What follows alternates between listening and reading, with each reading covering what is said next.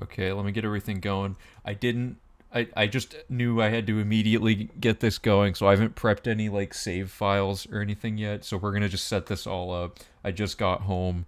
I had to be. I had to leave today, like after every like right after this was discovered. So I'll try to explain it. I don't understand it fully. Why does my camera look like so much worse than normal? I don't know. Lighting maybe that's probably better. Um, yeah, so this is gonna be wild, and I gotta get everything set up. So okay, I made a save here, and we need a save at the end of the sewers probably.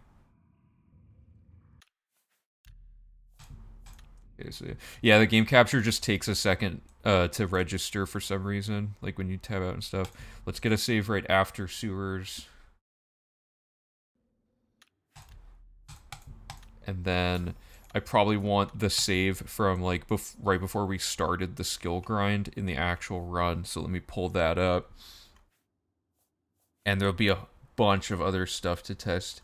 I don't even have like the clearest plan of how to go about testing this. Also, thanks Freddie LaChance for the follow. Like 3 minutes ago, right before I started this. So yeah, thanks for that. And it looks like Brian P. Bosch, which is, I believe, the person, Mr. Bosch, on our Discord, and Carbon 2009. Also, thank you both for following within the last day.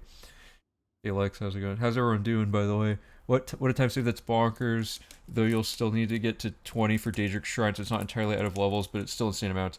Yeah, so it's gonna be crazy. The setup requires getting to a pretty high level, but we can skip the buying training part, which sucks. That part's annoying, right? So we just have to grind level ups with the infinite level up glitch up to a certain level. I'll explain it more in a second. It should save like a crazy amount of time, depending on how we can get this to work. So I did not find this. This was found by Phoebus, who just joined our Discord today. And a few people also tested it and verified that it does work. So I'm just trying to find like the save right before skill grind. Okay, this is books. Would it be right after books?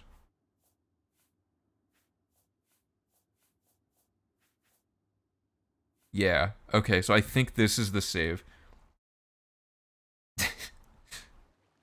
Yeah, they joined today. Yeah, and just like they joined to tell us about something they just discovered. Okay, so I have, I think, all the saves we need for illustrating how this works. Let me make sure my skills aren't already like. Okay, so my major skills are maxed. So keep all this in mind. Here's the first thing we need to do. So I haven't tested this myself, but it should work based on multiple people verifying it.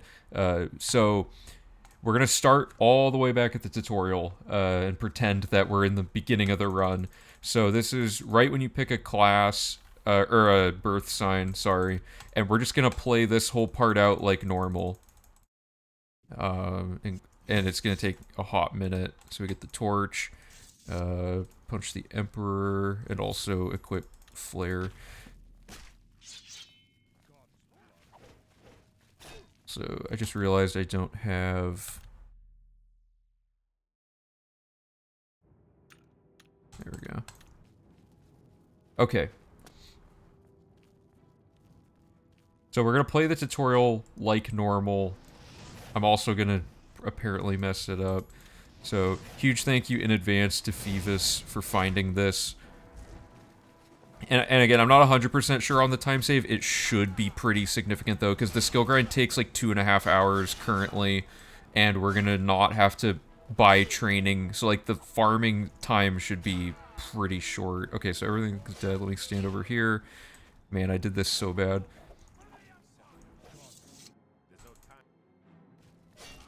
But basically, de-aggro everybody and get through here. So we need to pick a class for like stability reasons. So we're gonna do that. Save clip. I'm gonna try to do everything like as legit as possible for testing stuff as well. There might be a few situations where we have to console command for the sake of time, but we'll see. So this, and we come over here, flare that guy, and this triggers a whole sequence that skips the cutscene here. So Emperor's dead, and then we can go talk to Boris and get a class picked out and all that, essentially.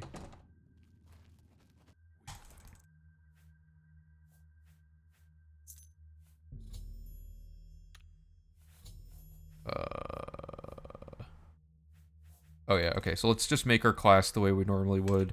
It is magic, and you want speed and... Hold up, I gotta...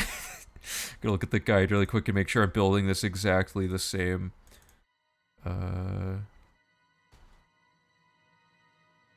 Once we get these saves set up, this will go a lot quicker to show things, but I want to show the bigger picture of what's going on here. We want the steed, yes, and then we want strength and speed, and then all the magic skills. So, and acrobatics. We want that, and that, and that, and that. And this, nope. That, and that, okay. We'll name it Corn Man. I'll be showing the skip in 1 second. Okay, so we made our class. We do want to be a Corn Man. Okay, so we've started to deliver the amulet and everything. This all worked great. It's kind of funny that that didn't do that. Okay, so I'm going to set up permakey off of this door as well, but this is not part of the requirement.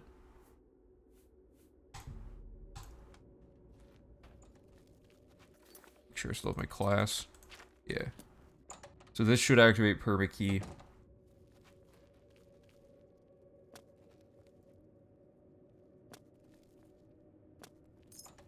Yep. Okay. We want to make a save here. This is crucial, and I might have to remake all of this depending on how things play out, because we might not want to be a red guard at the start anymore. We might want to be female high elf. So basically, when we're doing the tutorial now, the logic is going to be that we make a save there, and then we're going to exit the sewers in a different way. So the way we're going to be... this has nothing on the amount of time rat skip will save. Ah, true. So as we normally would, we're going to do all of this stuff, because we're going to load warp here in a second. But basically, we go through here, we exit the sewers, and we are going to load warp the character that hasn't exited the sewers into our first location once this wears off. Okay, oops. So, as you may recall, in the route logic, first step is to go get scrolls for duping, which we get from Kalindal. So we're going to load warp into Kalindal's place. This might not work because of the door being locked, but with permakey we'll see. I haven't tested certain nuances of this. So let's just wait till it's possible to go in. And I'm going to make a save here just because we might need to refer to this. So we're going to load warp this save. This character has not exited the sewers, but has a class, has the tutorial, or has the main quest started, everything.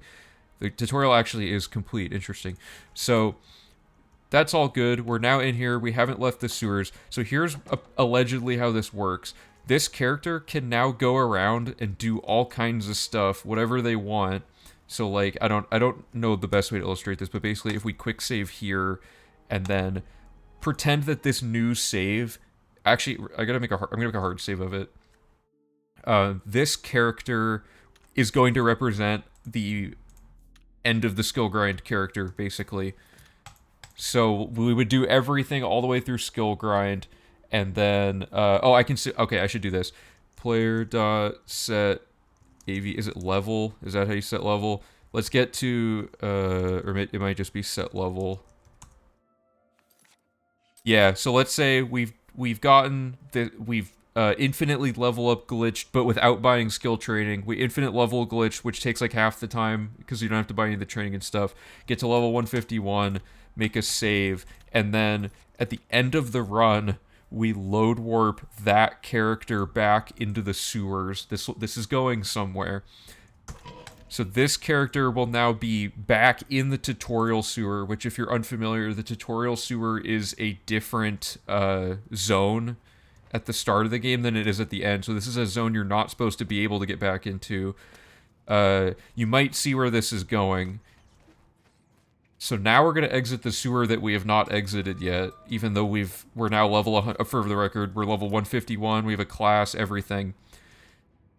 So let me look at exactly what he does here, but this is the save we need to set for testing this. Let me pull up the notes I have here. Players to power level to 151 and then use the class menu at the sewer entrance. A level 151 high elf with stealth specialty and all combat skills as a custom class should have everything maxed out. Let's see. So we go here. So it should be a female high elf. And there might be some weirdness going on here. But basically, you want female high elf. You'll notice we're able to pick this pop-up because we have not exited the sewers. So in the game's mind, we should be level 1 and we should be exiting the sewers even though we've finished everything in the game. So now burst time probably doesn't matter. And then we have to make a new custom class. So we want stealth. And we're gonna, these don't probably matter yet. We'll do some testing. But then we want all the combat skills, which is gonna be armorer, athletics, blade block, blunt, hand-to-hand, heavy armor. Name our class, pick this, and then I'm gonna make another save for that. And then I think, so this should work, and if it doesn't, people in chat that have tested it need to verify. But if we now go to our skills, oh my god, it works. Okay, so these all shoot up to 100, and then all of the stealth skills shoot up to 100 instantly. That is crazy. The bad part is it downscales the stuff you didn't pick, because it undoes those ones. So even though these were at 100, these went back down. But we had to do skill grinding anyway, at another point in the run anyway, so like now we can only have to grind these magic skills and alchemy. So it goes from having to farm 1 2 3 4 5 6 7 8 9 10 11 12. It goes from having to farm 12 other skills to manually farming alchemy, which takes like no time at all. And then you pick these 6 skills and you farm those back up by buying training. And you're probably thinking, how are we actually going to do this, like, now that all of our stats are maxed out and stuff? Conveniently, it seems to, depending on, and we'll get into this, depending on what you do, it'll downscale your luck and another attribute, which gives you a bunch of free level up. This is like 300 level ups, basically, right here, or something, to allocate towards getting these skills leveled up. So the goal is to mathematically figure out how to get the most gains out of this, the fewest losses, how to allocate our attribute stuff, or not allocate attributes, how to allocate our training at the end for efficiency, etc. So this is going to be an open forum, like, brainstorming session. Levels are not infinite, so they cap at 100. So what's happening is when you, does that mean we could, no, if you redo this, will it downscale luck? Okay, let me add that to the list of things to test, because we could, no, because once you've done this once, like, if I have this character that has done this glitch now, and I quick save and I load warp them back through, that trigger has already happened, so it shouldn't let me do it again, but we'll double check that. Because the goal is that you're skipping this pop-up that's only supposed to appear once, is how it's supposed to work. Okay, let me... Okay. See, it thinks we've left the tutorial because of that pop-up and stuff. Skill books shouldn't be affected by this. And I don't... Yeah, we might be able to reach a higher level, actually, because it's lowering our attributes. The problem is, no matter how high we get these up to, they will downscale. So this shouldn't... Yeah, this won't give me the pop-up the second time. You can only do this once. So now, there's going to be a lot of doc mode today, and a lot of, like, black box testing here to figure out exactly what's going on. People have tested stuff on the Discord, so we're going to use their discoveries as, like, a jumping off point, and then continue. So let me read chat and see if there's any brainstorming ideas to chuck into here.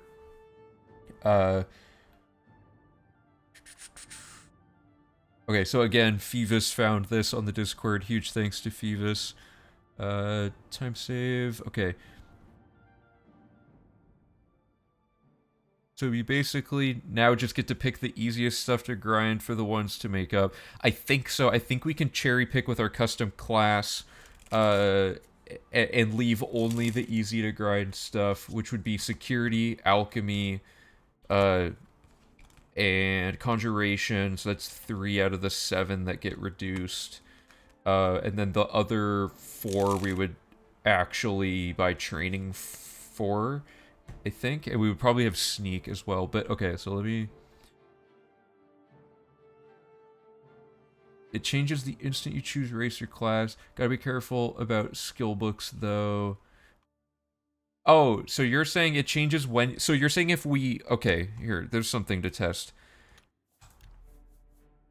So you don't have to exit sewers for this to work, which brings up the point of this save should already have it happen because we already made the thing. Yeah. Okay, so you're saying that, oh my god, okay, oh, so this pop-up is still here. We could just load warp out without closing, like, actually, okay, so this is maybe, okay. So if we quick save, and then we load warp this through the Mystic Emporium to get it out of there, and then go back, we can do it again, which I don't necessarily know the benefit of that yet, but it could be an interesting idea to loop back through the sewers repeatedly. Okay, so we're here, and then we're going to go back through the sewers. Actually, and out of curiosity, I'm going to see if it's tied to the front entrance as well, really quick, because we might not have to do any load warping after the first load warp. Like, if I go in here, and then... Okay, so we don't even have to load warp back in. That's interesting. So that's an improvement, like just small routing improvement. We can just fast travel to the sewer at the end. And I don't think we have to go through this sewer for anything else, and if we do, we'd have to just load warp out in that situation. Okay, so let me write this down on the spreadsheet. So just gonna get some ideas. Okay, let me bring up dock mode, which should be here. Okay. Here's some ideas. Fast travel to sewers to enter from front without load warping after initial setup. We have looping repeated... oh my god, I can't spell. Looping repeatedly through sewers could yield higher player level and more skills, maybe? We're not sure. We have to be cautious about skill books, maybe. If we just read all the skill books early enough in the run, it shouldn't be affected by this, but we should make sure no other things are being broken here by this for sure. So you want to pick combat for specialization, then pick stealth magic for stuff that's slow instead. Yeah, so combat is far and away the most annoying one. Okay, you're probably wondering mechanically what's actually happening here. So for some reason, because Bethesda, when you leave the tutorial, or when you pick your race and stuff, it's modifying skills based on like your it's scaled. It's not flat. So when the UESP, let me see.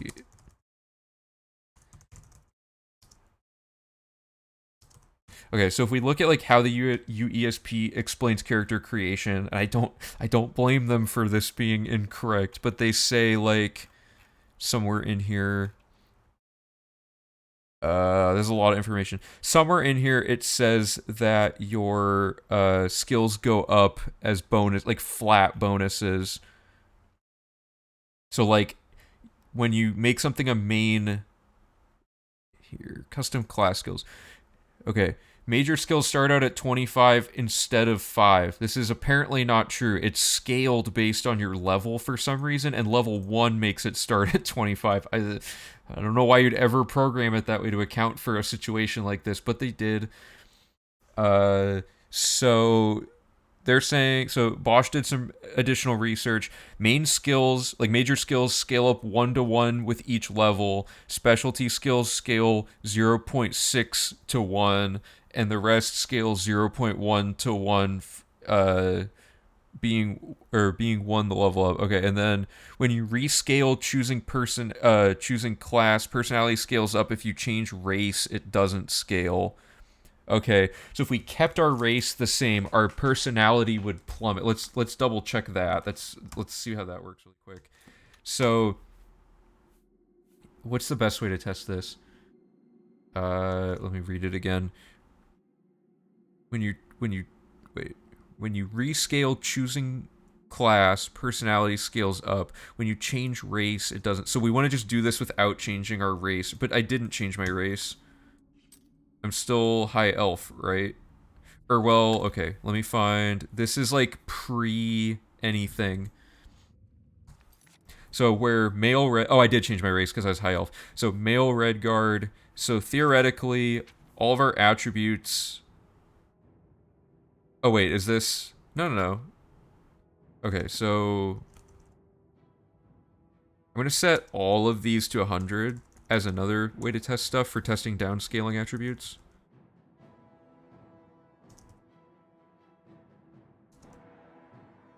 100.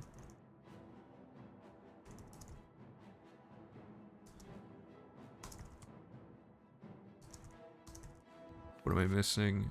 Endurance and personality. Whoops. It'll be good to have two different test cases here. So the goal is to have the lowest stats possible for this next part, which should be 30. But if we change just the class and do the custom class thing again.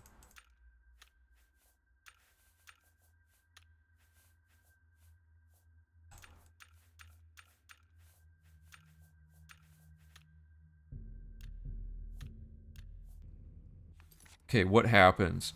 So luck downscaled. Speed went up? No, that must be from other bonuses. Let me hold up. Okay, so question, it seems like it makes every skill that you get bonus points. What about racial bonus skills? Right, so we're gonna look into that as well. Bosch says that racial skills bonuses stay the same because it's a static bonus. Need to get Phoebus to look into rat skip. You enter the sewer for Dark Brotherhood, but with load warp or with permakey, we can kill Valendreth without doing that. I think with door key glitch, right. Steed is not active right now. Wait, what? Wait, okay, that chat was probably a while ago. I think your speed stat should have appeared to be 120, not 20. In this case, it is 100. So if I change my birth sign to something else, it'll go down. Yeah, sure.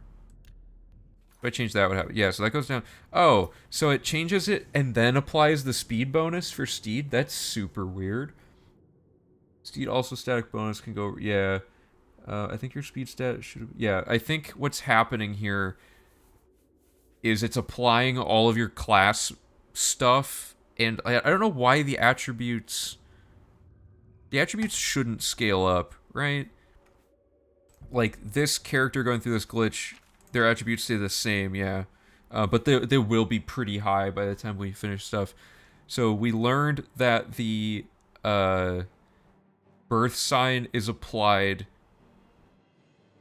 to the base stats upon exiting. Wait, how exactly is this working? Could we do this to pump like infinite speed bonuses at the start? When does it apply this thing? Because I have the steed right now. Or is that... I don't know. There's something weird going on there. This is going to get real confusing. The scale math thing is made in a way that it matches the round numbers with the level 1 that you used to have. Wait, what? It matches... If you change level to 0, you have a little less attribute and skills. Oh, like... Oh, no, I didn't want to do that.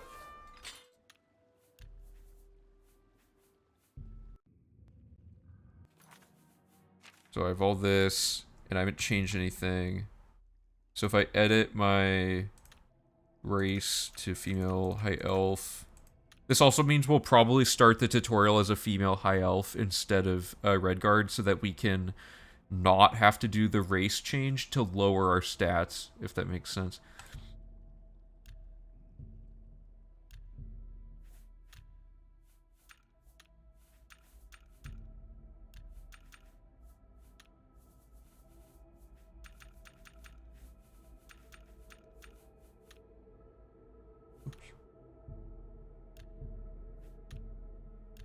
Make a save with this state as well. Okay, so we did this. So you're saying...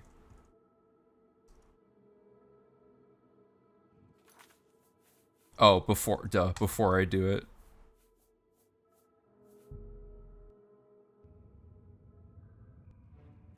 There's gonna be... I apologize in advance if I get really, like, dumb trying to figure this out. Because there's a lot of... I'm, like, slow to figure out how math stuff works, and then, I can pick up on it after I... Like, I have to have, like, an aha moment, basically. Oh, I scrolled chat again. Okay. You're saying if I do... this...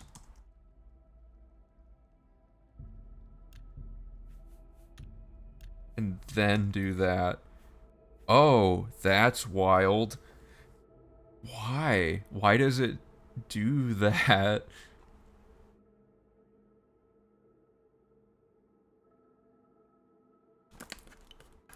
So it scales your attributes, like, is that up or... I think that's down, because my personality is not supposed to be below 30. Why is it all scale-based? That's ridiculously weird. For fast check, you can choose race again to rescale everything.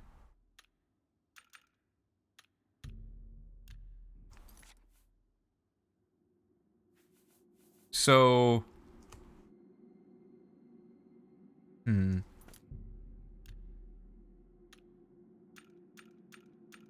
I know female orc has, like, the worst stat of any of them. 25. Okay, interesting. Oh, I keep scrolling chat. How does Oblivion even work? I don't know anymore. So how does the skill grind work? The way the skill grind's probably gonna go now, and again, this will change as we learn more info, but we'll probably...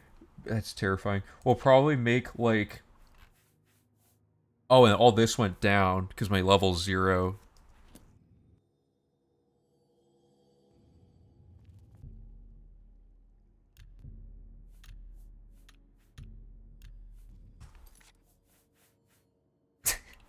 So weird. Wait, these are all... Okay, so these are all at 20 now. Oh yeah, because it's all scaled. So getting stuff to 100 throughout the run actually would technically help. Just click done, don't change race, and it updates. Oh.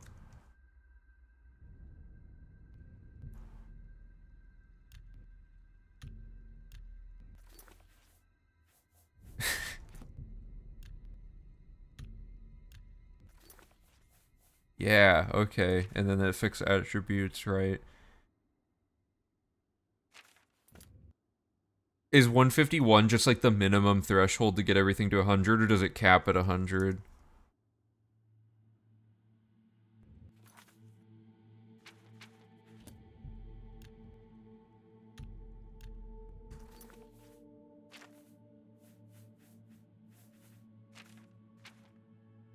One 151 is optimum, okay. So if I did 150, this wouldn't work.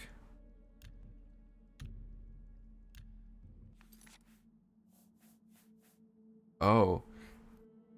Okay, so why is it 151 to get everything to exactly 100? And it increments mastered skills, that's good.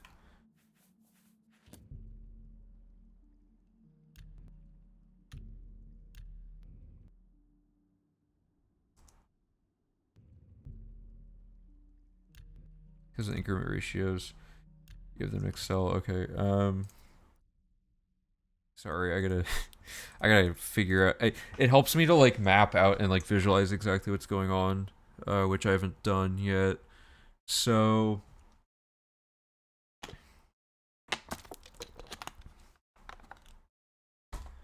it's scaling up from what? Like the base value irrespective, or like with race bonuses included.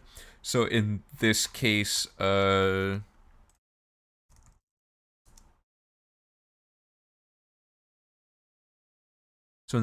a female orc, and I get like, oh, these are all going to be combat, aren't they? So if I didn't pick combat in this case,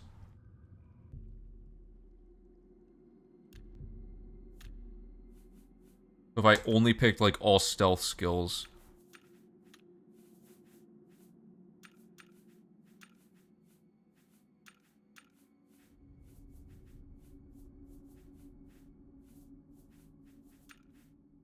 what am I forgetting?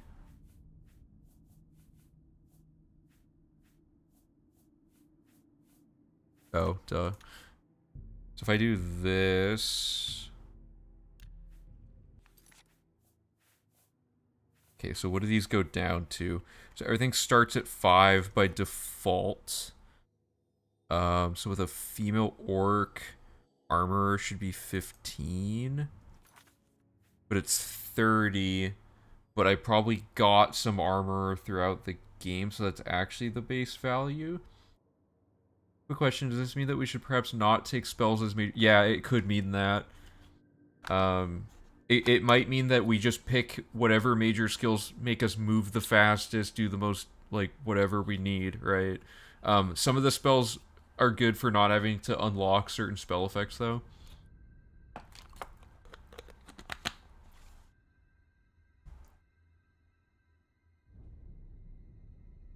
Strength and endurance 3-1, intelligence, willpower, and agility 0.6-1, speed. So why do those scale? Do we know why those scale like that, or does it just so happen that they scale like that?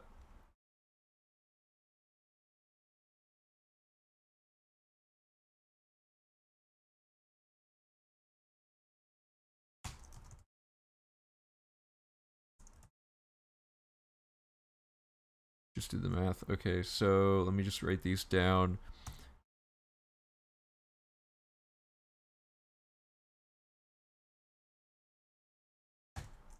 Well, okay, so strength and endurance are 3. Intelligence, willpower, agility are 0.6.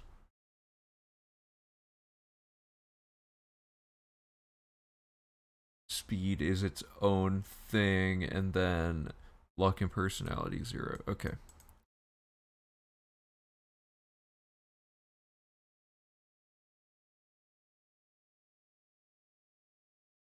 Please tell me you'll be turning this into a video at some point in the future, because this could be a skip for having to farm spells in order to make custom spells. Yeah, I mean, once we 100% map out how every single thing works about this, I can make a video about it. Yeah, I'm confused too. Bosch knows what's going on, so I gotta catch up to what Bosch understands. So each level you scale 3 points of strength and endurance. Oh, gotcha. So this is points per level and attribute. Okay. So, but I need to look at. I need to look at a skill that I know I didn't level up at all. Blunt. I never touched blunt, so shouldn't blunt be at 15? Why are these at... Is the scaling down the same ratio for skills as it is for attributes? For the skills, it's the other thing. Right, okay, so this is attributes. And then we need one for skills.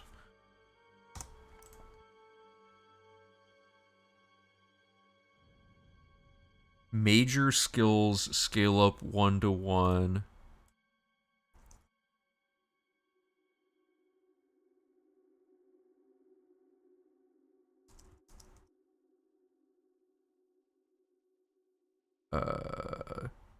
Per level. Specialty 0.6. Does that mean major specialty would scale up more so you could actually get certain skills scaled up really quickly if you change to a new specialty and major? You can do SDD10 to show. Oh, yeah, right. Okay. Oh, and then TDT.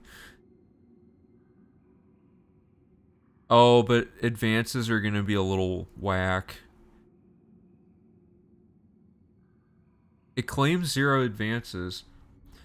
What's the lowdown on the skill grind skip? I'm not even like entirely sure yet. Bosch knows the most about it, and Phoebus figured out like the main thing. Or Bosch and Phoebus know the most about it, and Phoebus found it.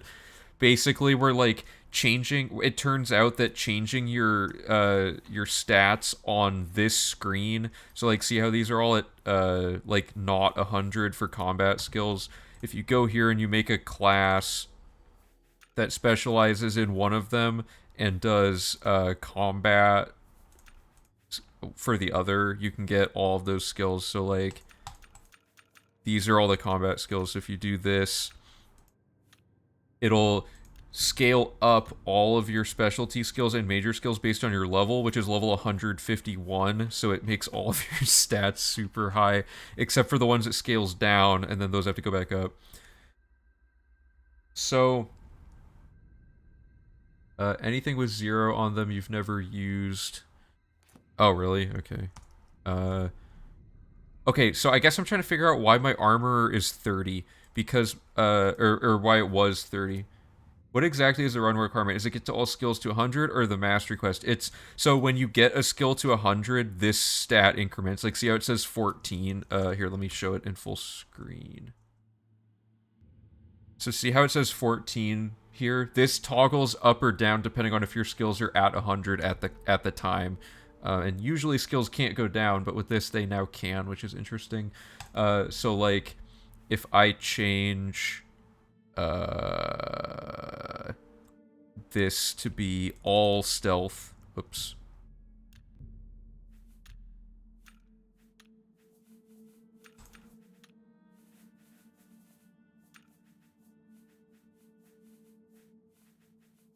I'm so bad at finding these. Okay, there we go.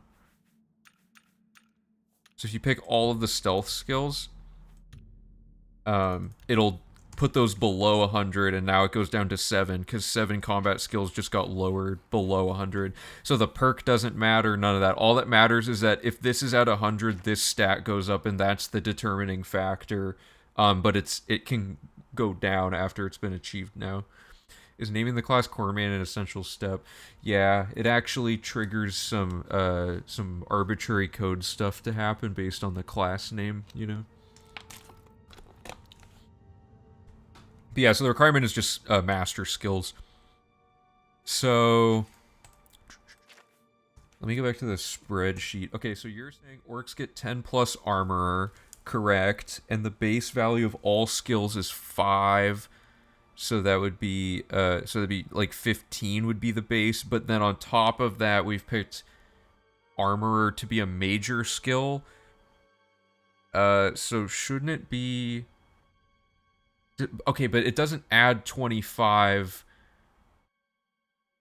Yeah, okay. So I'm still thinking in the old way of thinking. I'm like, but major skills start at 25, so shouldn't it be 35 armor? No, because it scales down now. So the downscaling... Oh, man. Okay. So the rest scales 0.1 to 1. Oh, they go... Okay, I'm dumb. I thought that said reset. Like, the reset scaling goes down. Okay, so... And then anything that's not a major skill goes up by 0.1 per level. Like that.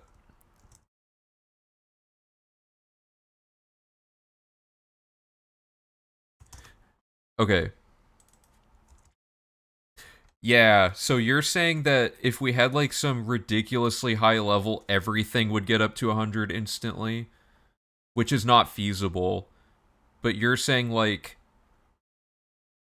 so if my starting skill is like 5 for something, and my character level is X, and my goal is to get that skill to 100. It's solve for X, right? So, are you saying that it's literally just this? No, I'm stupid. I can't do math. Your character level doesn't have to be oh, but it's times 0.1. Okay, forget that was embarrassing. Don't clip that or anything. I can't do math under pressure. Uh, so if it starts at 5 and it's plus 0.1 per level, like that, then we want. Okay, what's the formula here? It's 100 divided, or no, it's how many 95s does it take to get to 0.1, right? Yeah, 950.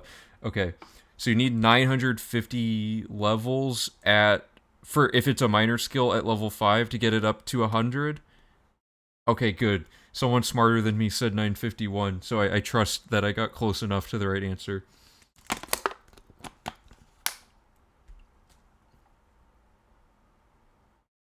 It's one based, so 151 is 150 levels. Oh, are you saying my approach to it was dumb? Or are you saying that the skill itself, like the fact that this exploit exists, is dumb? Okay.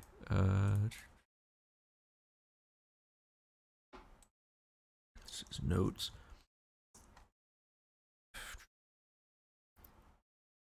Oh, okay. I have to add one. Okay. So it scales 1.5 to 1 if it's major and specialty. It doesn't scale 1.6. Interesting. I would have assumed those are combined.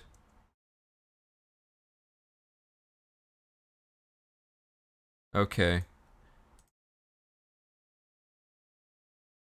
Great. So the math just straight up isn't consistent across. So I guess you can't have any other combo, but yeah.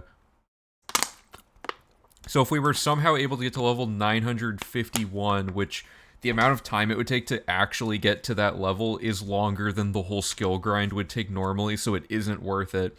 But yeah, that would get all of your skills to 100 like instantly by doing this, no matter what class you pick. Okay, so the thing I want to focus on is trying to get our personality downscaled, or not personality, whichever stat gets us to 30. We need to get that downscaled. So if you change race, it doesn't scale. So we'd want to stay high elf when we do it to lower the other thing. But that would mean we can't take advantage of race bonuses, which wouldn't really matter. Because ultimately, it works out that we're high elf. Because all of the skills that you get bonuses for are ones that you're going to be buying training for, right? So that'd actually be a good thing.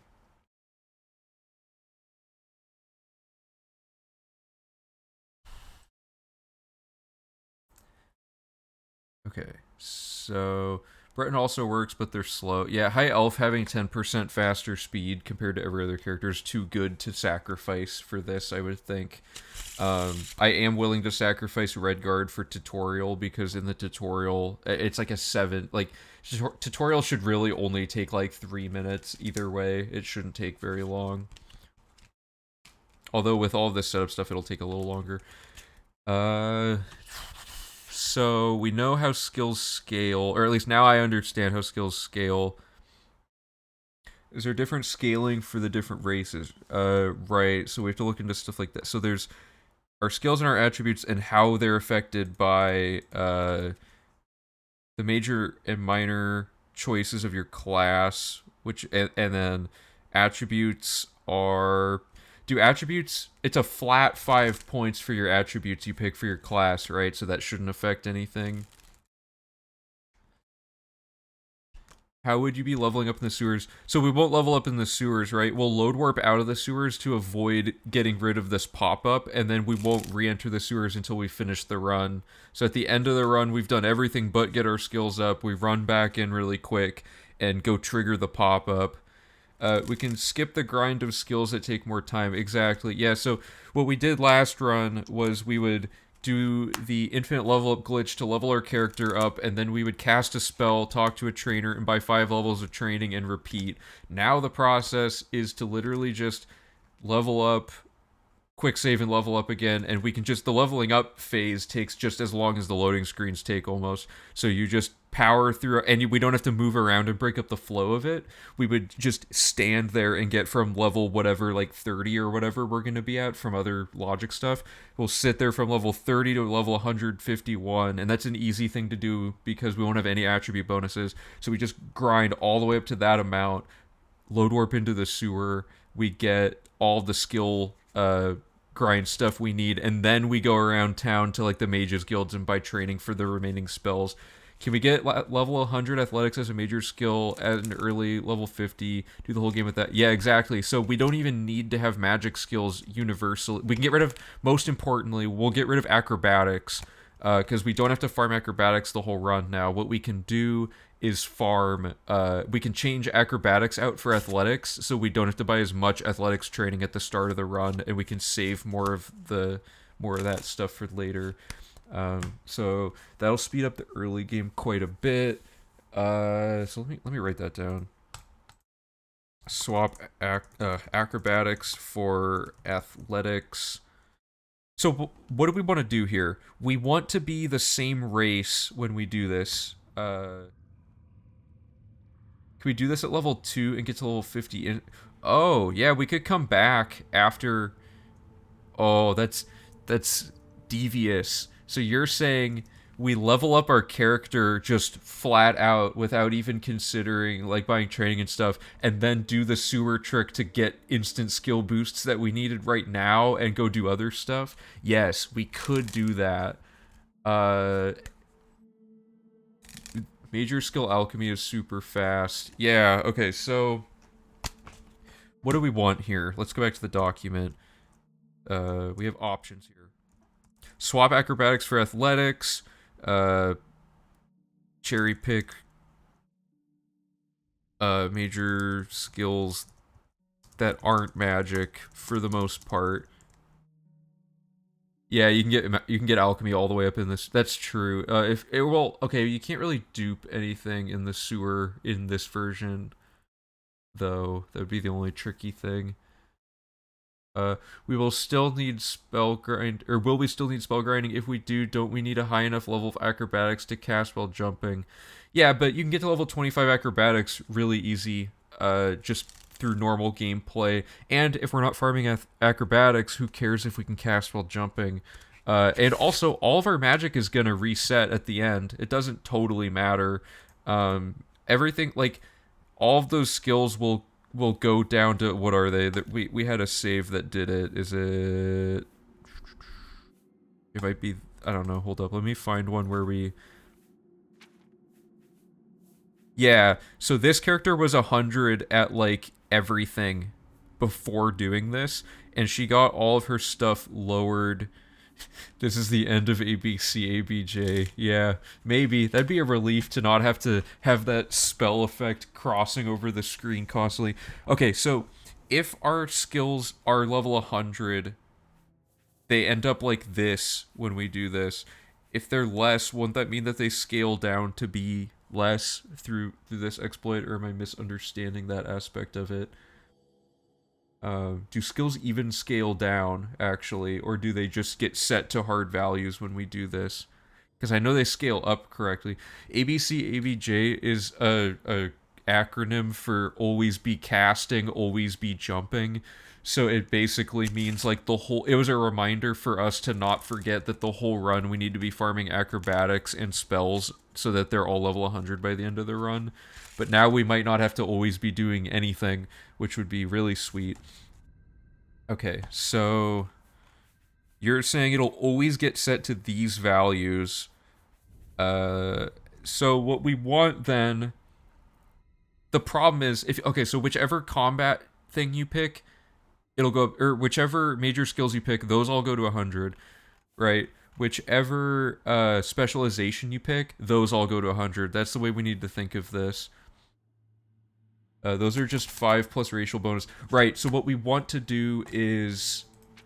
We need... Okay, so for some reason, my personality didn't lower. We need to solve that. That's the first step. We need to solve personality. So... where's the information about that?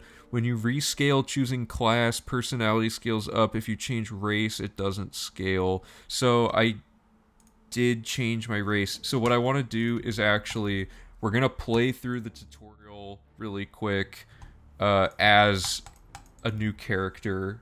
Because we're going to start as female high elf so that we don't have to change our race. So if I'm...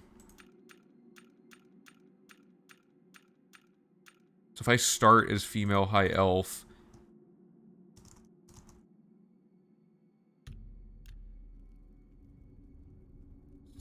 and I'm going to just console command through all this because it doesn't affect anything. Yeah, this is the full run. Here we go. So the optimization will come from picking the specialization that has the most skills that are difficult to level. Exactly, which is combat. And then our major skills will cherry pick based on our race abilities and stuff. We're going to basically have to find a balance. It's like, we know that we're going to get a set value of all skills at the end of the run, no matter what they were before. When you change race, not skill but reset. If you change class, reset and scaled. Okay, let me add that. Okay, when you...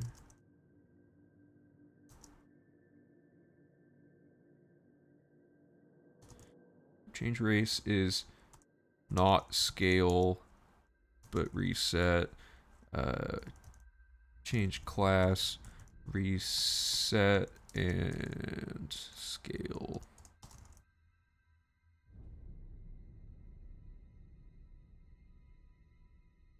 And that's for attributes, specifically?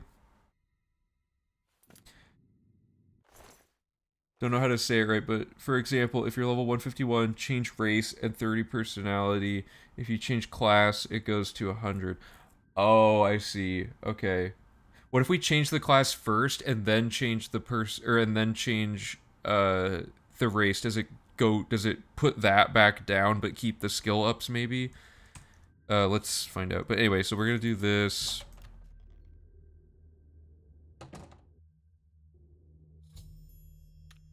See, here's the thing. I like getting really into the math of how this stuff works, but I'm really stupid.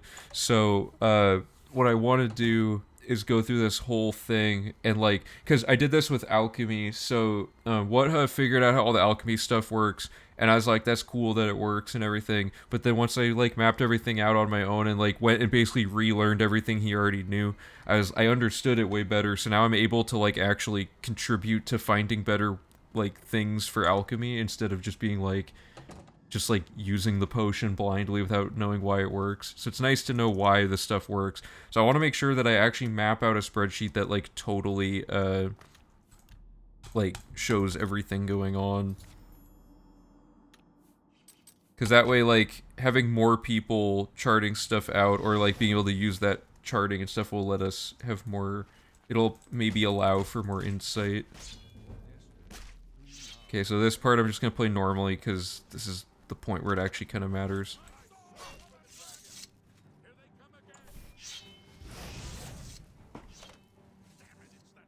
I'll show you guys the alchemy spreadsheet stuff at the end.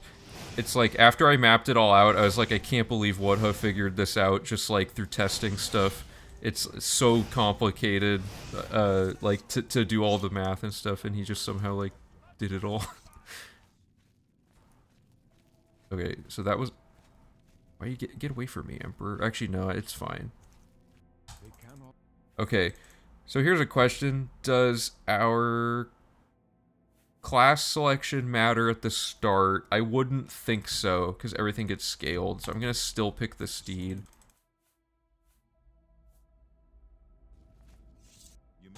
We gotta get the torch so Boris doesn't hound us for life.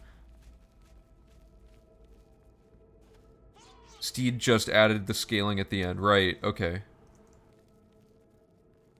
Oh, I forgot to punch the Emperor.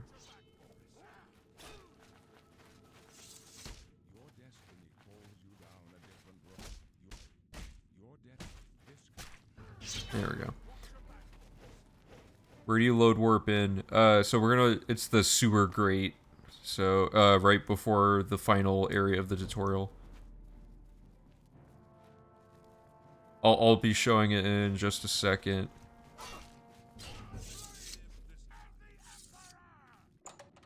Okay, that's good.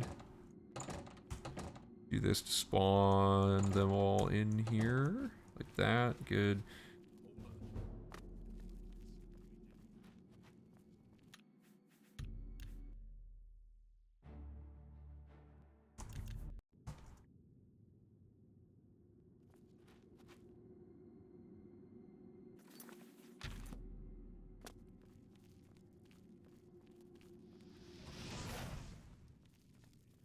Okay, so that sets all this up. Boris should talk to me automatically.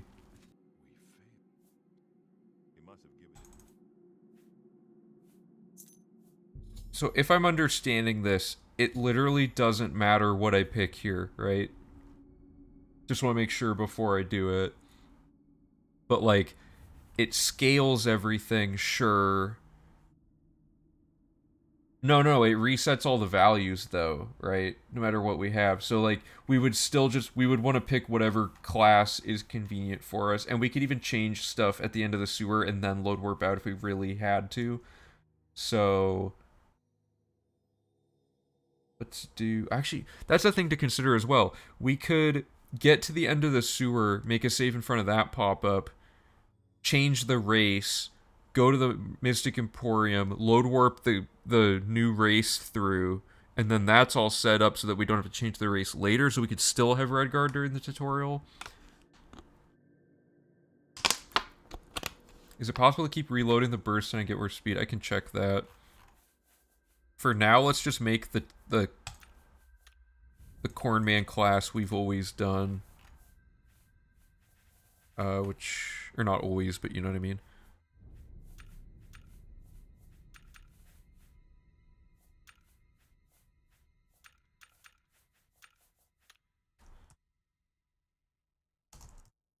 Wouldn't you still need to need the build you want to get the first 30 levels or whatever before doing, right? So we're gonna have a few, depending on route logic stuff, we'll have a little bit to consider about the character build. We'll definitely want a few of the skills we normally have for various reasons. Like we need destruction for the horse farming, or the horse vectors, right?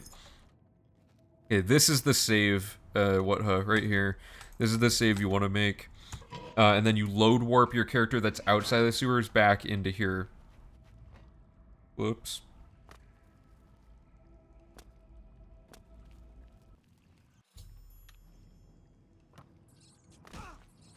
Whoops. Okay, so then theoretically, I call it static values to the ones that you can change at any moment and won't change any other value. So changing burst sign or race perks doesn't change the scale thing. Okay. Whoops. Okay, so here's what I'm saying. We make a save, like, here, and then if we were a red guard, we could change the race here and whatever. In this case, we don't. But we could change the race and stuff here, and then exit the sewers and go load warp, and make a save there after changing the race, and load warp it to the Mystic Emporium. But I don't know, it might not even be worth it to be Redguard at the start, like, to have to do that trek all the way back, you know what I mean? Oh wait, why am I here? This is the wrong spot. I guess it doesn't matter where I load warp, but basically we could. So like, this save would represent the post-race change here. Load warp that character through. And then when we load warp back into this grate later, we could do other stuff. Because now if we walk back over there again, the pop-up's still there because we never left the sewers, right? At least I want to double check this.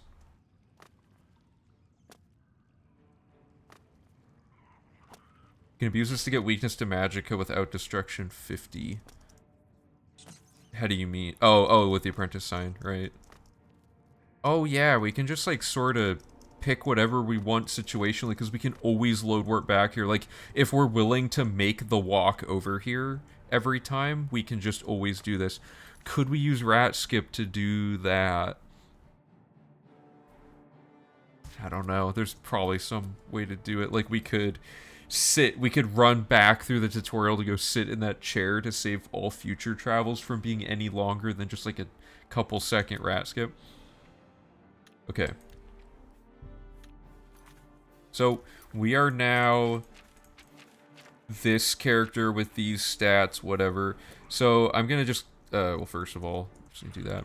So with like console commands and stuff, we're just trying to check how things scale. So if I go here and I don't change my race, or if you do that, does that count as changing your race? I guess it kind of does.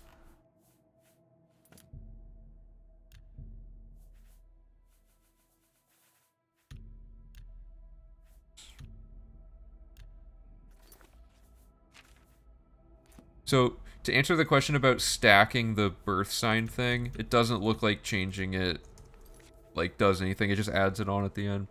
Can you load warp from outside of the sewers? You can enter the sewers from the outside and trigger it on the inside, but you then have to load warp out, because if you ever do the finished exit sewers thing, it gets rid of the pop-up.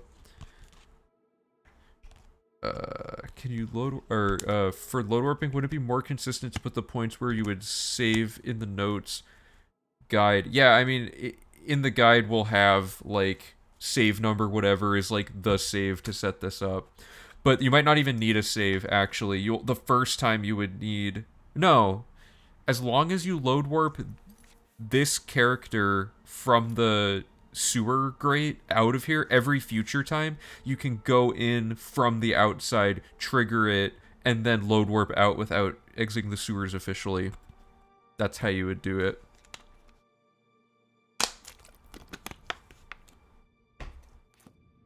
So...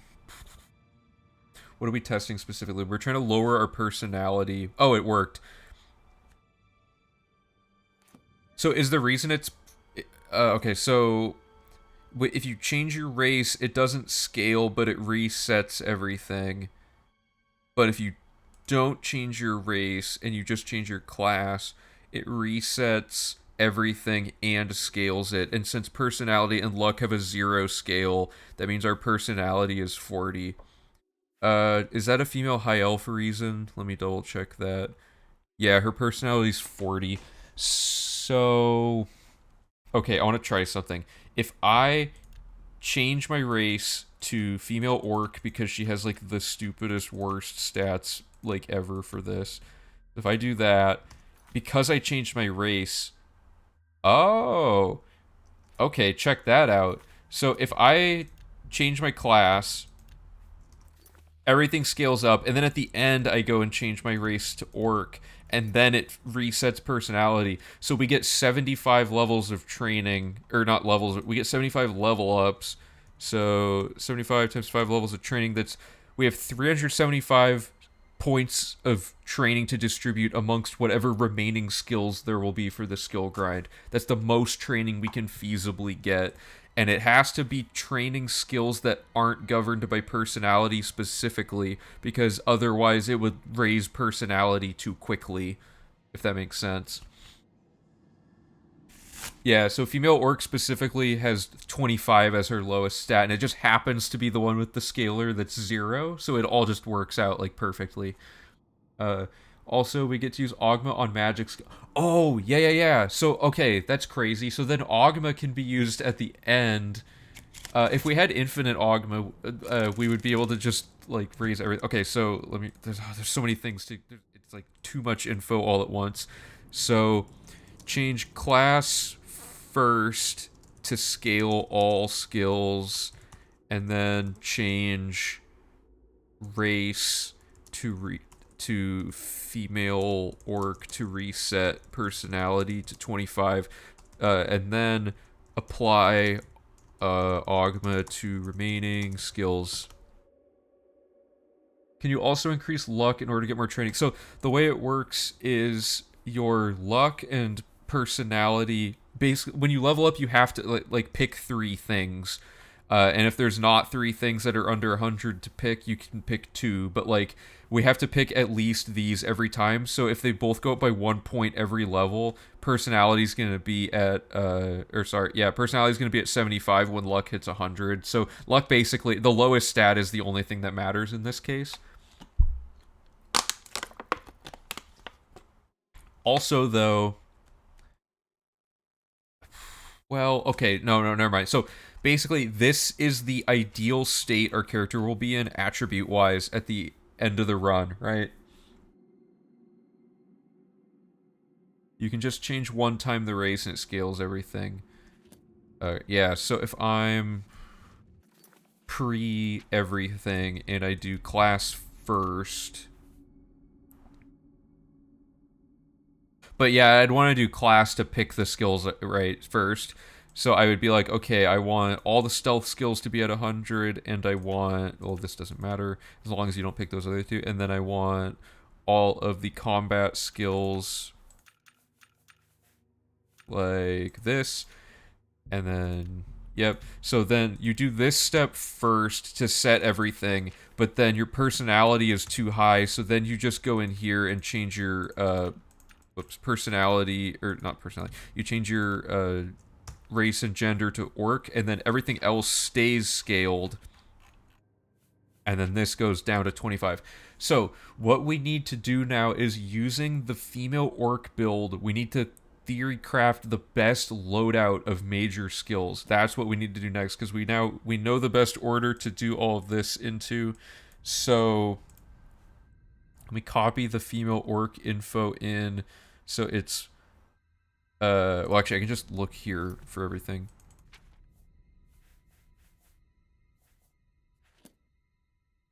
So, okay, I can't look there. Okay, so we want female orc, and we want, so our attributes are going to be 25 personality, which is good. And then as far as we need to pick our major skills, so let's look at our skill bonuses. So we get plus 10 to armor, block, and blunt.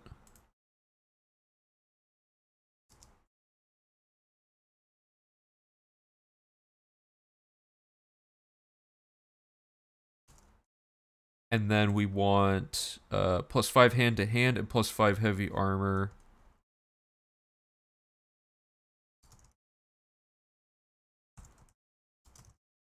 Right.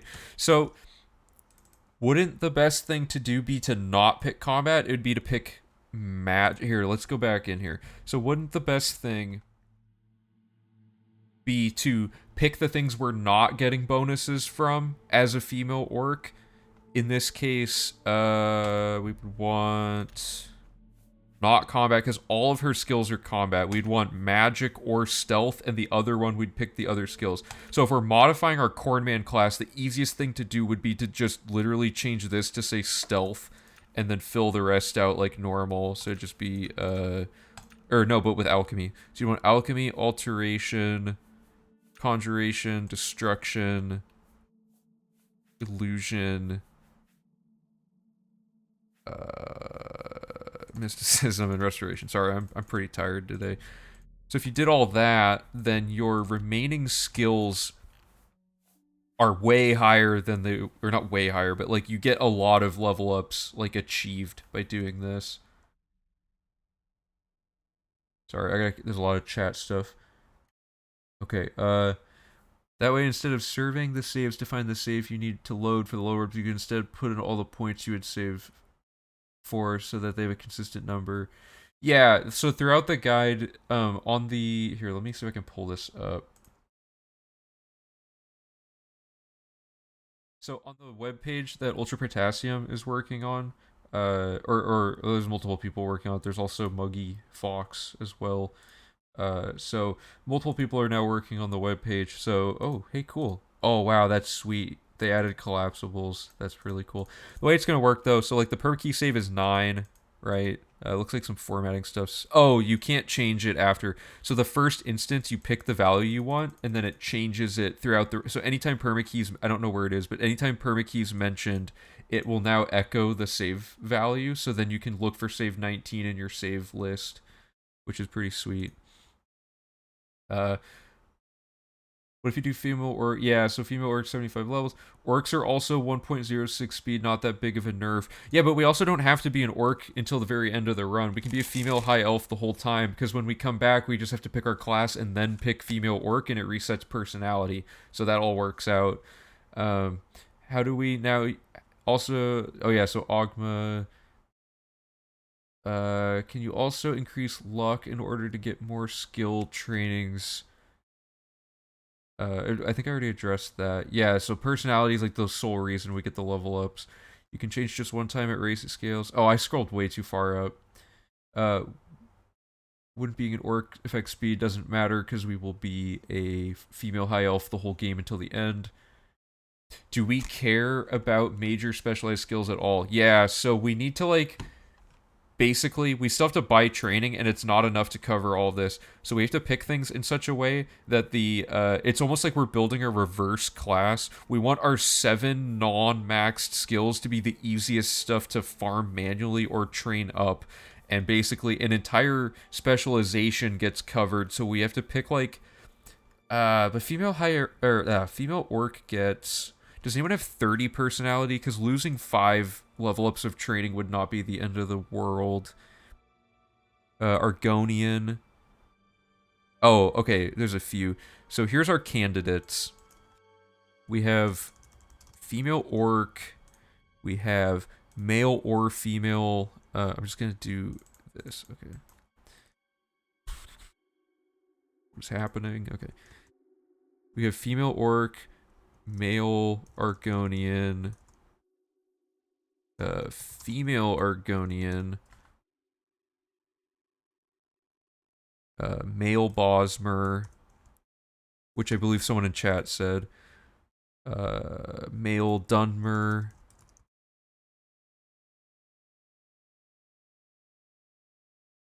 male and female Nord have low personality. I thought they were like, don't they drink and stuff, which raises your personality? That's not lore friendly.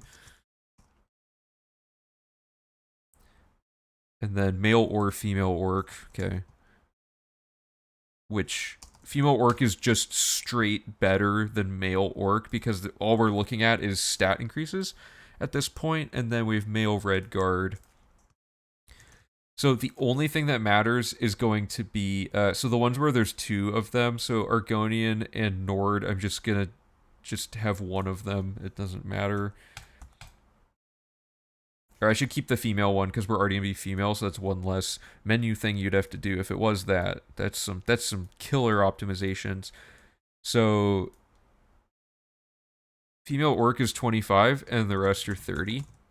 So the theory I'm thinking of here is, oh, I really got to catch up on chat. The theory I'm thinking of is this is only 25 skill level ups. If there's a better allocation of these bonus values, because it's what is it, 45. If the 45 skill allocations for a race equal a better skill grinding experience than the female orc, it would be worth it. And our money skills, like the easiest ones, are alchemy, conjuration, security. Those are like farmable in like a sitting without it being painful. Okay, see you later, Yeti. Just so you remember, the player height affects speed. Yeah, okay, so that's again. We need to minimize the amount of skills that need to be trained, such as combat skills, because they take forever. Things like alchemy take no time to level. Basically, you want the specialization or major skills to cover as many of the, yeah, exactly. So we can't change our race ever. Yeah, you change it during the tutorial, but what if you pick magic as a specialty? Then you could pick an easy to farm skill like security. Okay, so that's what we're looking at here. Okay, the specialization with most hard skills should be the one picked for specialized. I agree. But keep in mind, we're buying training, so the grind difficulty probably is not a factor unless we can find a way to get one of these 3 skills incorporated. And then, yeah, the other hard ones we'd cherry pick as major skills. In lore, wouldn't alcohol lower personality? I thought it raised it. Oh, maybe I got it backwards. Oh, no, you're right, because we have to do that for the Namira quest. How many levels do we need? Okay, good question. Is it 375 or less? Because if you can do... yeah, magic skills are easy to level. The problem is they're easy to level in the short term, or I mean in the long term, like as you're playing the game. But keep in mind, we're going to be at a point in the game where we're at the end and there's nothing to do but get these to 100. So ideally, we wouldn't be sitting there like casting the alteration spell like 1,000 times, to get alteration back up when it gets bumped down to a low value. Uh, Difficulty should be well defined. Staying female for that 2 second time save. Since none of the combat skills are easy level, wouldn't we want to pick combat as a specialty and find a race as bonuses elsewhere? Yeah, so I'm thinking stealth and magic. Some blend of that is going to be the case because none of these are combat skills. There's 2 magic and 1 stealth. So let's vet each of these. So female orc has armor, block, blunt, hand to hand, heavy armor. So let's look purely at the number of combat points you get. So for her, it is 0 combat points. Or not combat, sorry, non combat points. She gets 0, and it's out of 45 total. Every race gets 45. Argonian is. So we have alchemy for 5. Illusion for 5, mysticism for 5, security for 10. So that's 25 total for Argonian. That's nice.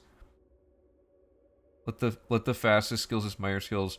Yeah, so the one basically we'd want to force all of our non-boosted skills to be all of the easiest ones to manually farm right away, but there's only a few where that's even the case. Most of them take like or have a really easy way to farm early on in this.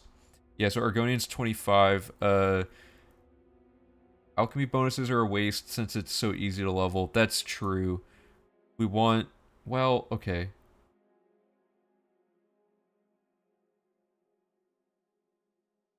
Why would I want to Oh yeah, yeah. Okay, so I'll just call this useful bonuses. So it's excluding. Okay, so Argonian usefully, alchemy no.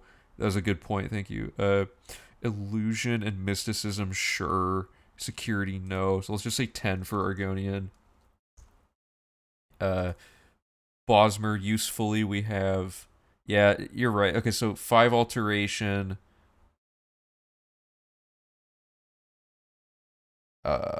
Okay, so this is 10, 20, 30. That's 30 for that one. Like for useful ones. I don't know, but oh, this is so hard to think about this. It's all like reversed logic. Because it's like, does having plus 10. No, that doesn't help. Okay, so 5, 10, 20, 30. But if. Okay, so. Okay, what I'm going to do. I got to visualize something really quick. I cannot do things without visualizing things. If we have. We want. We have female orc, sure. All we care about is this. So if we pick a class that is combat because it's objectively the hardest thing to do. Yeah, 25 bonus skills is the same as 5 personality, exactly. What makes Conjuration so fast? It's only 1,000 casts total. I guess it's really not that fast sitting there at the end of the run, but I'm pretty sure Conjuration is like 15 minutes to farm all the way up. So if we farmed like half of it and then bought training for the other half, that'd be really good. Breton. Oh, did I look at the wrong thing? Oh, I don't have Breton listed.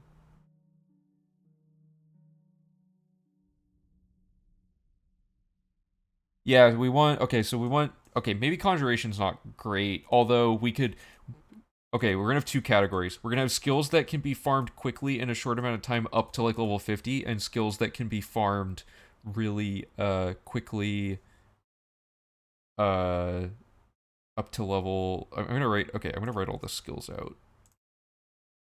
And how each skill is going to be used. So we're just like Don't want to manually type this because I'm lazy. Please be a data table. Oh my god. Okay, whatever.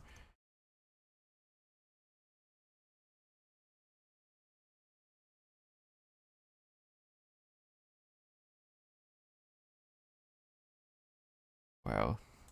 This couldn't have been in a less helpful layout for what we need.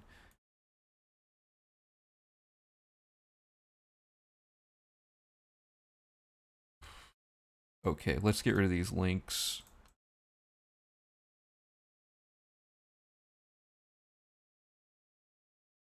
Please move. There we go.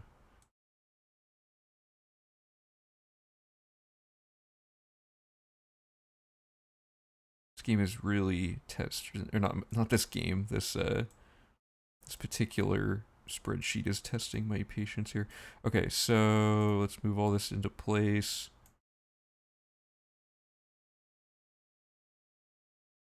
So these are all the skills. So these ones are going to be from the specialization choice. So none of these are worth farming, even in the short term. So this is the top candidate for the method, and these are the skills. Oops. Right.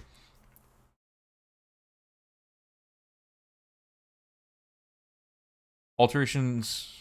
Yeah, conjuration. Oh, conjuration's only 729 cast.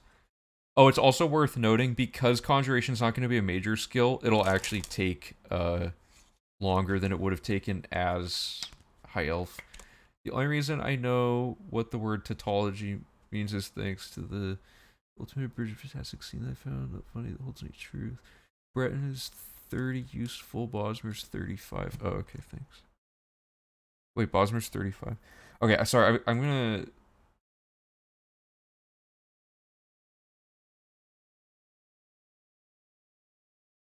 Hold up.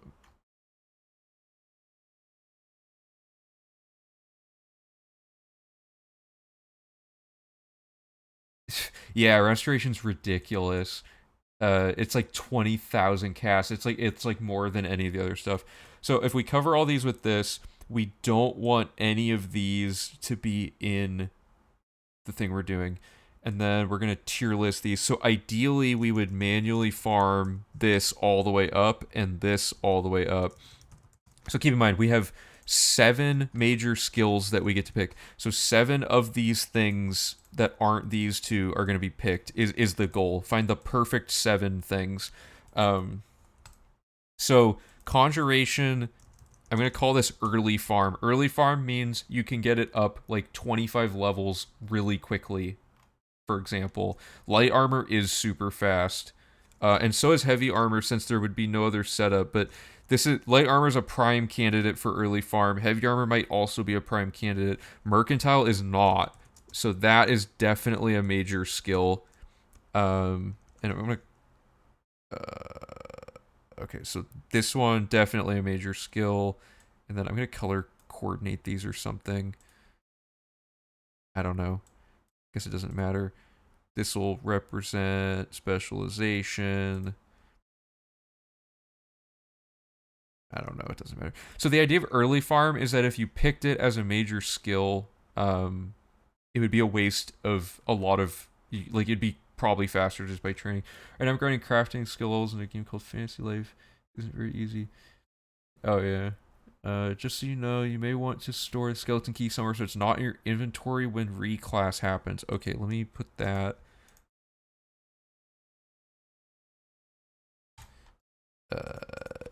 Skeleton key during class change. Yeah, that's a good point. Do I have skeleton key on me on this save though? Let me. Oh god, get me out of this menu. Okay. There is a save. One of these saves is me as the actual Keith the Baby Ledger file, I think. Or something close enough. This is okay, this is pre-skill grind Keith the Baby Ledger. So, like, if we had just straight up gone right out of this into this, load warping business. So this save file, we have to fix it up this way because we haven't. Or no, sorry, we can't even do it on this one because this Keith the Baby ledger is already left. So what we need to do is do the pre Keith the Baby ledger thing.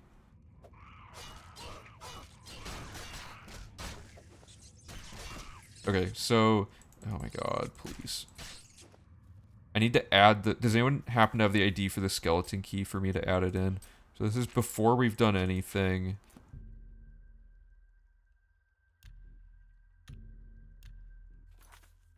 Right, and then we want.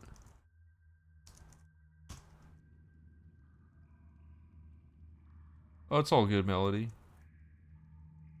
I think Bosmer might be the best with 35 useful skill bonuses. So let's continue our. Is it literally just B? That's funny. Okay, so if we have Skeleton Key, for reference, Skeleton Key changes your base stats, like, as you get it. Like, when you remove it from your inventory, it lowers stuff. So the question is, are stats scaled based on the Skeleton Key or not? So if we do, looks like Bosch has already tried this. Skeleton Key doesn't change anything. What am I doing? I'm changing specifically the class to reset skills.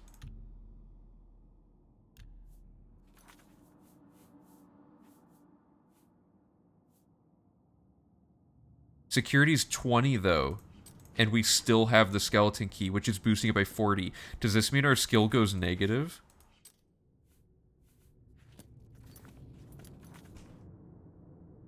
Oh my god.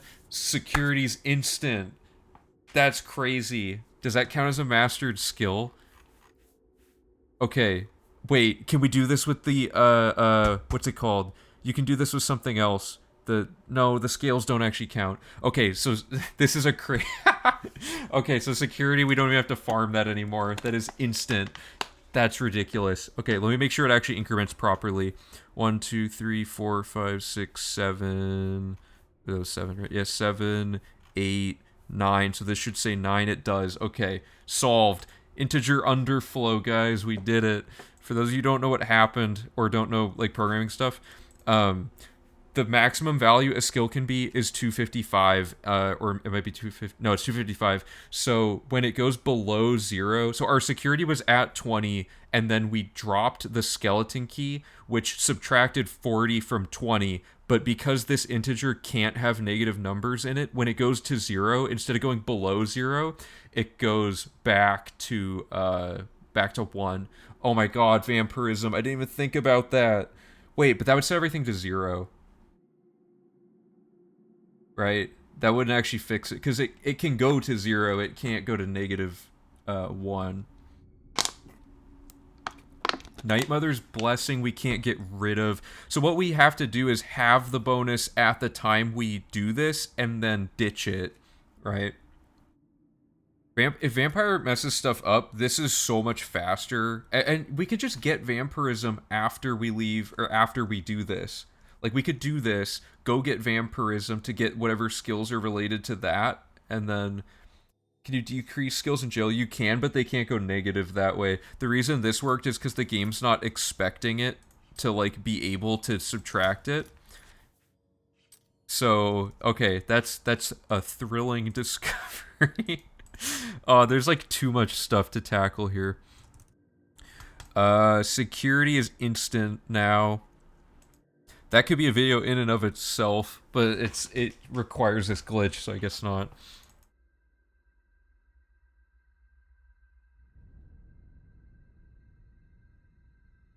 Good call on the skeleton key. Okay, so we want to do have skeleton key, do class change, drop skeleton key. Instantly 200 plus. Okay, so we definitely don't want security to be a major skill. That would be a complete waste. So let's make that, I don't know, let's do green for, like, that. Specialization will be blue. Uh, just to make this less confusing, I'm just gonna. Oh, sorry, I'm not on dock mode. My bad.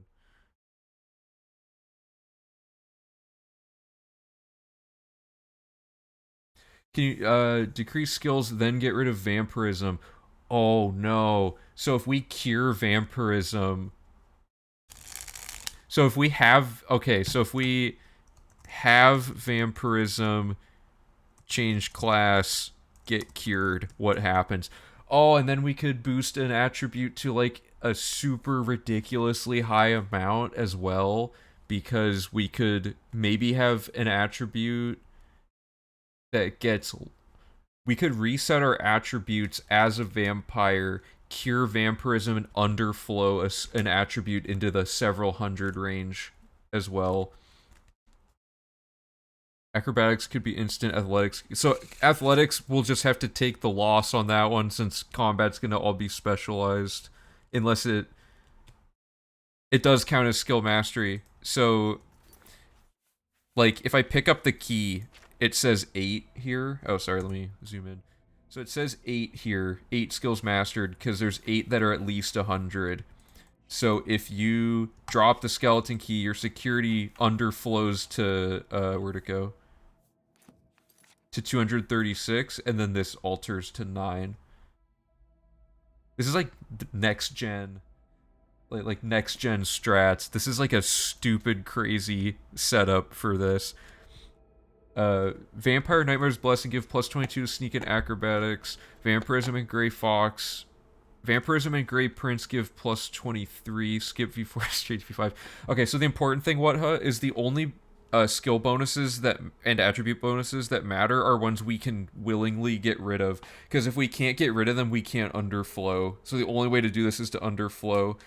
Let me look at the full list just to double check as well. Oblivion, because there's 2 pages. There's free skill boosts, or it's all on 1 page. There's free skill boosts, and then there's free attributes as well. So, at least I think it lists attributes. Let me...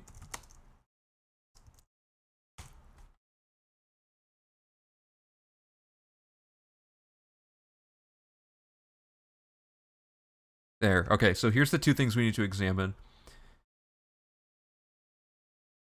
Wait, what do you mean you can get rid of vampirism twice? How do you get rid of it a second time? Does drinking blood get rid of vampirism, or does it lower the stage that you're at? Because, let me pull up another page. Right, so 20 to plus 5 only lowers it 15. We need to lower it at least 20.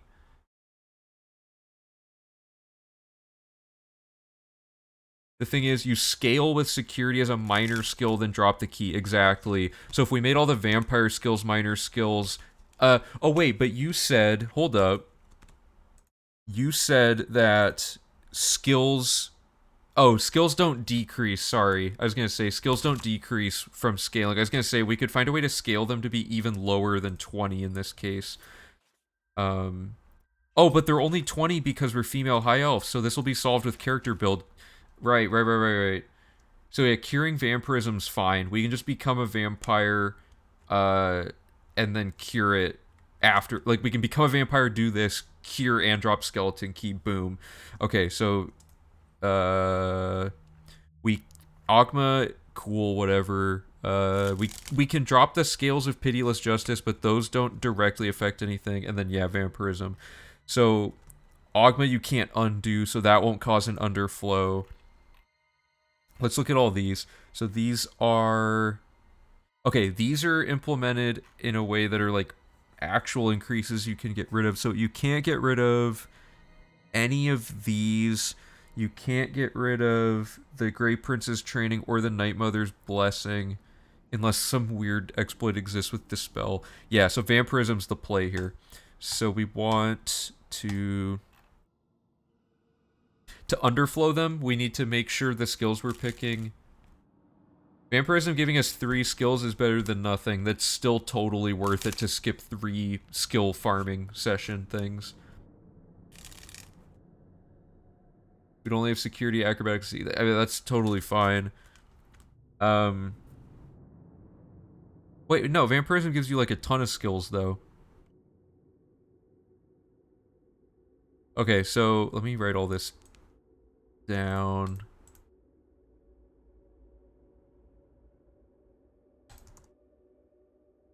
So vampirism gives you plus 20 to all of these. Oh.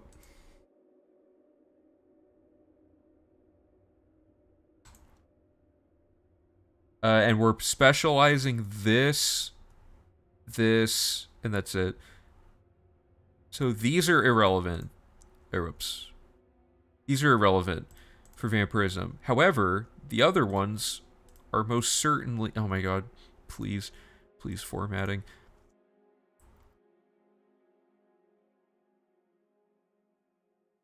You need 21 plus 21 total.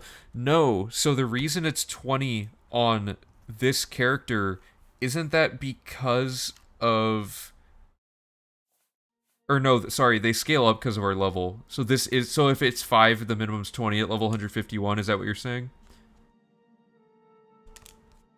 What if you fortify skills plus 30 with rings or whatever, then reset and take off all those rings? Those are, so those type of fortifications are not affecting the base stat. The skeleton key affects your base stat, is the reason why the skeleton key underflow worked. So any temporary skill changes don't get affected. I mean, we can try it, I guess. What if we do skill books? Wait, what do you mean? Why are we at level 15? That's just, we're 151. We're at, okay, so 150, so the reason we're 151, from my understanding, feel free to correct me, Bosch, is, where is it? Your skills scale like this, and the lowest scaler that's reasonable is 0.6 per character level. So at level 151, all of your specialized skills are at 100, where if you're at level 150, they'd only get to 99. So this ensures that both of these type of things get maxed out. You could be a lower level to only get major. You could be a really ridiculously high level that we can't actually get to in game to get to level, or to get all of your minor skills. So that's how that would work. And then major specialized would be kind of a waste to merge them, but you could get those up. But that's good to keep in mind for if we need to mess around with our character's stats at various points in the run for certain things. So a lot of things to consider. Oh yeah, major skills are duh, sorry. Okay, so major skills are 15 plus. Maybe we do a slightly less than level 151 to only get 19 on miscellaneous skills. Then we use skill books to max out the specializations. Interesting. If we can underflow all of this, that'd be cool. And then you're saying just go buy a training of each other thing. Before we do that, let's see if we can actually cheese our way through this, though, regardless. So ignoring vampirism for now. We'll come back to vampirism, but let's just see what would happen if we were to allocate these to their categories. So alchemy is a manual farm, and security is no longer a manual farm. But basically, here, I'm going to move this type of stuff over here because this is a minor skill and this could be a minor skill, but we're not sure yet, and we know that this is a minor skill.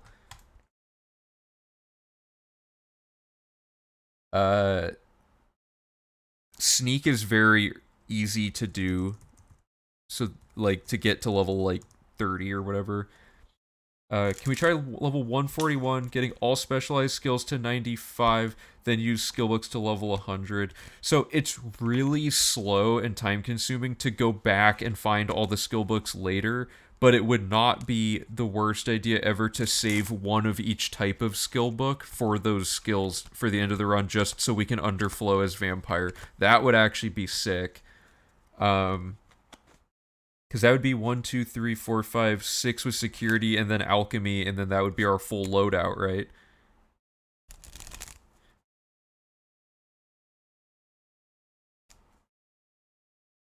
Isn't it an issue to be level 141 during the run? Is it better? Yeah, we're gonna do all of this at the end. Yeah, exactly. So if we okay, so let's test this.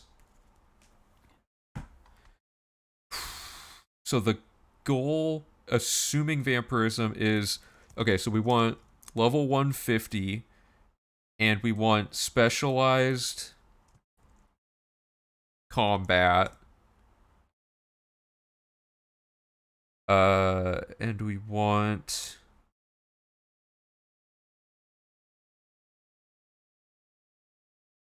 Okay, we want. The attributes don't matter. We want acrobatics to be minor. We want destruction to be minor, because that's vampirism. We want illusion to be a minor skill for vampirism. So acrobatics, destruction, illusion, mysticism, minor skill, and then sneak, minor skill, and that can be vampirism. Okay. And then we'll have this be a minor skill because we can do skeleton key.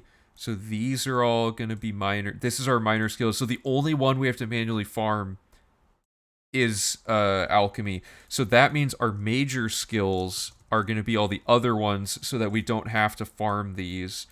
So this gives us this loadout. And we want... Yeah, you can have 8 minor skills. Or did I not? 1, 2, 3, 4... Wait, what? Oh. 1, 2, 3, 4, 5, 6. Oh, did I put too many?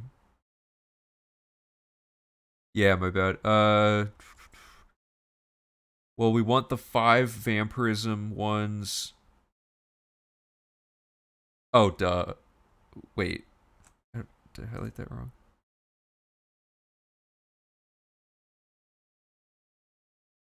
No, that's 7. I just highlighted the wrong color. My bad. So you have your... Let me just double check. You have 7 there. You have 7 here. You can underflow 6 of them. So our loadout is going to be combat, attributes don't matter, and then we want... The race doesn't even matter anymore, which is interesting. Training and all that doesn't come into play at this point. And we want alteration, conjuration, restoration, mercantile, light armor, marksman, speechcraft. Okay. I don't know how to simulate this with console commands, but what we want to do is let me find the best save to jump off of here. I guess it doesn't really matter. What's this? This is level 1. For the record, I imagine the skill scales go for 0.1 base, 0.9 if major, 0.5 is specialized. Just make sure the race does not interfere with the underflow of vampirism. Security has enough leadway. Oh, right. Okay. Because the race... Oh, ooh, good point. It's amazing how underflowing skills is something that came up during this stream. Yeah, I've theorized that underflowing might be possible. That's why I thought, like, as soon as we mentioned skeleton key, I was like, ooh, I should try dropping it and, like, underflow it. Because, like, we know from, like, studying Ogma duping that underflowing attributes and overflowing them is a thing that could maybe have been done through some avenue, but now we finally have a way to actually do it. And... Okay, because there has never been a way to, like, adjust your skills like this. So this character is level 1, and we haven't changed anything yet, and none of this matters. So let's load warp this character out of the sewers. Whatever, I'll just do this one. Can you explain this new tech like you would to someone who has no idea what's going on? Yeah, after we get a better understanding of what's going on ourselves, we will fix this up. Why am I moving so fast? Oh, I'm dumb. This is a load warp. We need to pick a race without bonuses in vampirism skills. So yes.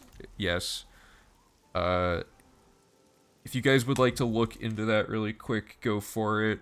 Just make sure. Oh yeah, sorry. It's amazing how. Yeah. Can you explain? I read all these. Sorry. Did you not already know that skills overflow?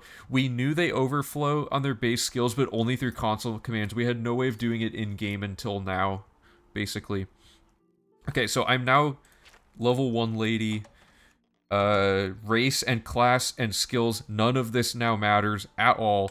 So what we can do, actually, I'm gonna make the save like in front of the sewer.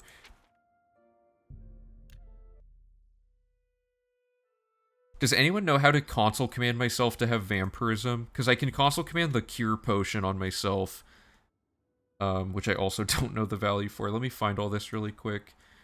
Oh, sorry, I didn't have the gameplay open. Anyway, UESP vampire, you can be Imperial, Nord, Orc, or Redguard. Okay. Yeah, I mean, we could pick... Oh, so we should pick female orc because we can get the, movement speed. So, okay, which one has the fastest movement speed? Let's look at races really quick. Of those 4. To clarify to people who are a little lost here,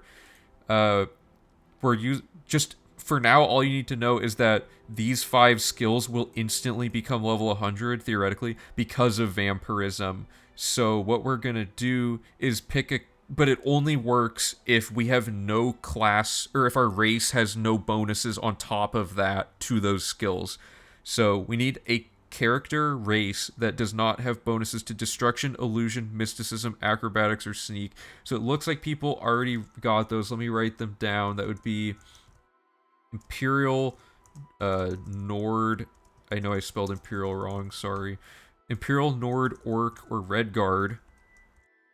And then what we want to do is look at each of those and find the one with the tallest height. So we have Imperial's height is 1.0.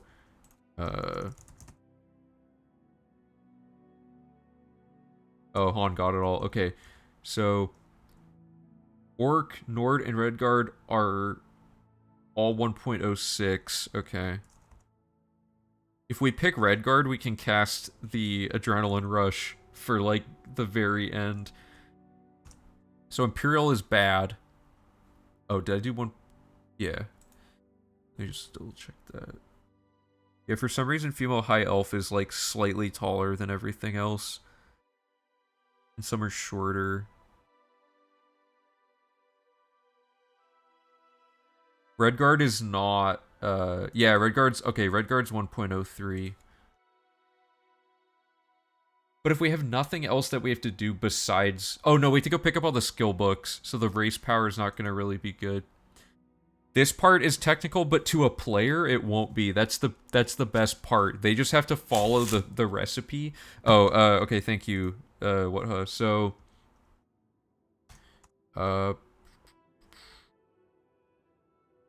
Set PC vampire 1. Vampire dot has disease to 1. Did I spell something wrong?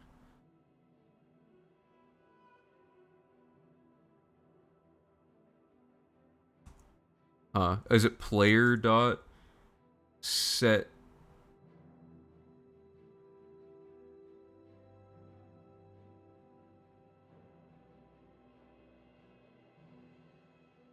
Oh, you have to type the word 2 into it. That's weird. I didn't know you... Why does it make you say set it to 1, like, as a sentence? That's weird. I'm not used to console commands functioning like... Okay, so we should be a vampire, or at least we should have vampirism, and then we should be able to, become a full-blown vampire. It didn't work.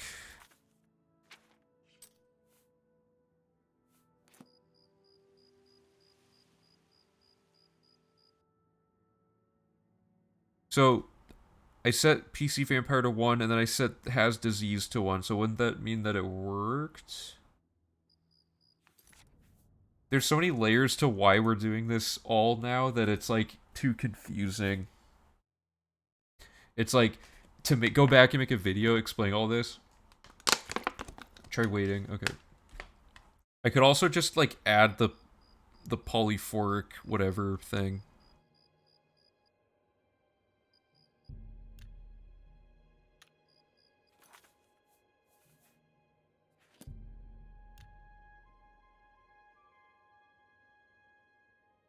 Also trying to figure out why my camera's so blurry.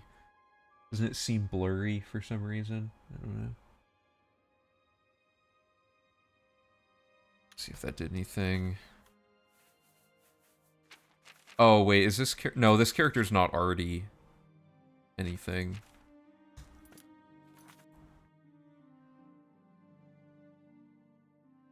Oh, you have to sleep, okay. Can you put a fortifier and do the reset just to verify it actually doesn't work? Yeah, I can do that. Let me find a potion that does that. Or no, I have spells that do that. Are you talking about skills specifically or for attributes? Because here I can demonstrate it.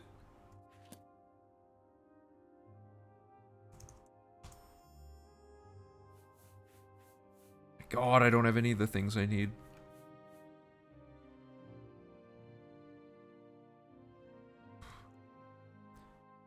Okay, I'll try it in a second. What, huh?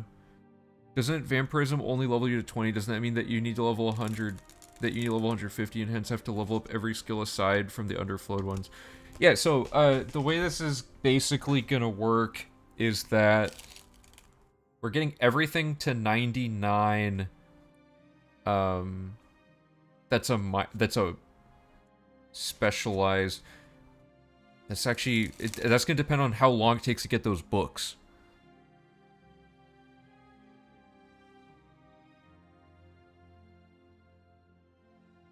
Is it player.add effect? Is that how you get that?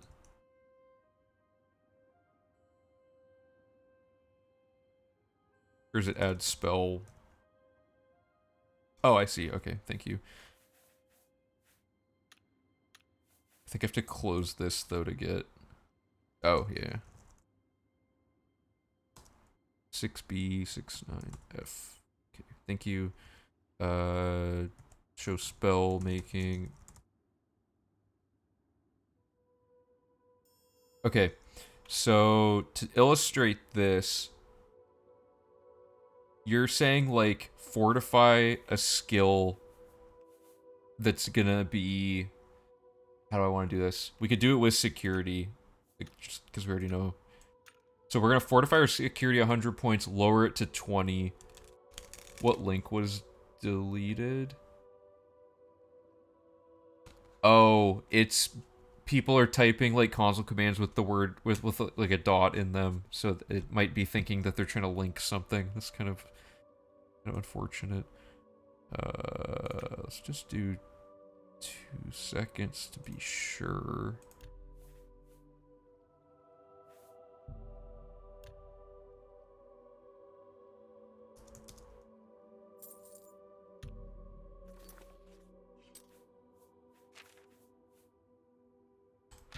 First of all, can I cast this? I can. Oh my god, I did it on touch.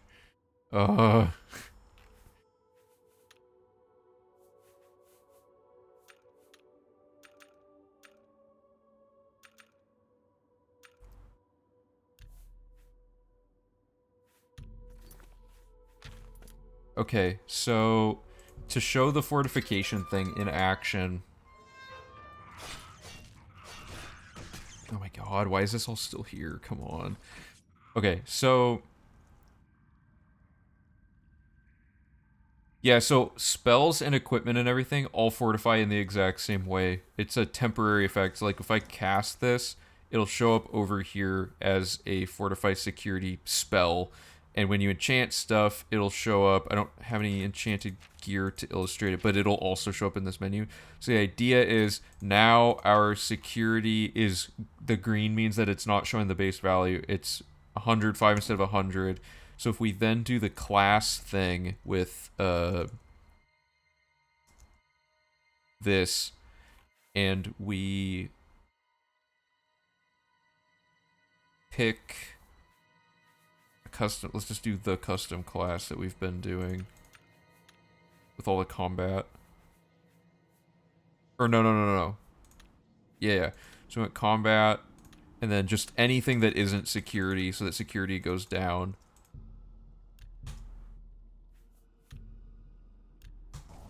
So that changed it.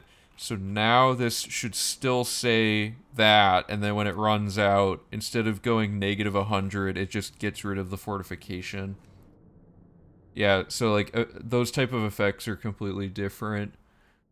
Wouldn't this mean it'd be possible to overflow every single skill as long as you can cast a spell? Yeah, but the spell doesn't work, is what I'm trying to illustrate. Underflowing stuff is crazy because you can't, you have to like affect the base stat. There's two displays. There's the base value of something. How did I lose? Oh, I quick loaded. Okay, what were we testing before that? Yeah, I had to get rid of the ability for people to put the dot in chat because or like because when people would try to do links, like bots would just spam malicious links, so I had to get rid of that. What level do you oh right, okay. Thank you, Han. That's what we're checking. We're going in here and we're setting our player level to 150 and seeing if it sets our minor skills to 90 or to a 19.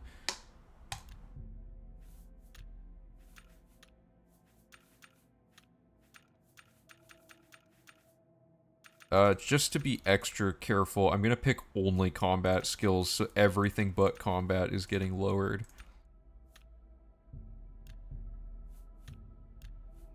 Okay, so this should have done its thing. Good. So these are all at 100.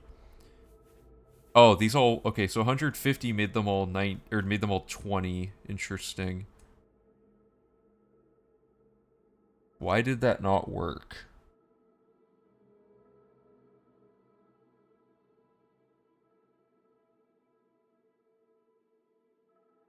Shouldn't minor skills be? Yeah. Okay. Let's min-max this until we arrive at the exact amount that this needs to be. Let's try 140 and see. Oh, 145. Okay.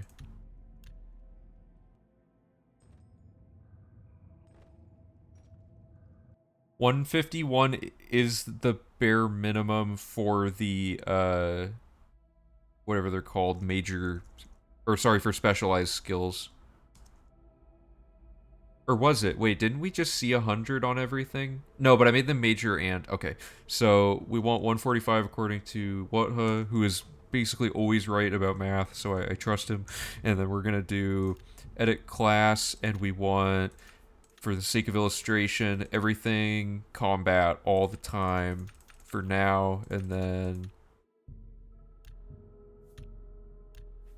you're wrong about this one. Oh, let's find out. No, you're right. So these are all the ones that already had values from our previous character build, or these are the values for the character build, and then these are, this is weird, we're trying to build like the worst character possible essentially. It rounds up at 0.5. That sounds about right for Bethesda. Yeah. What is the new skip about? We are, oh, there's a lot to unravel. Could you recheck 146? Yeah, for sure.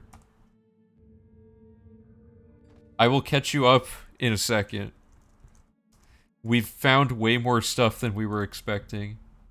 You were wrong about being wrong. There you go.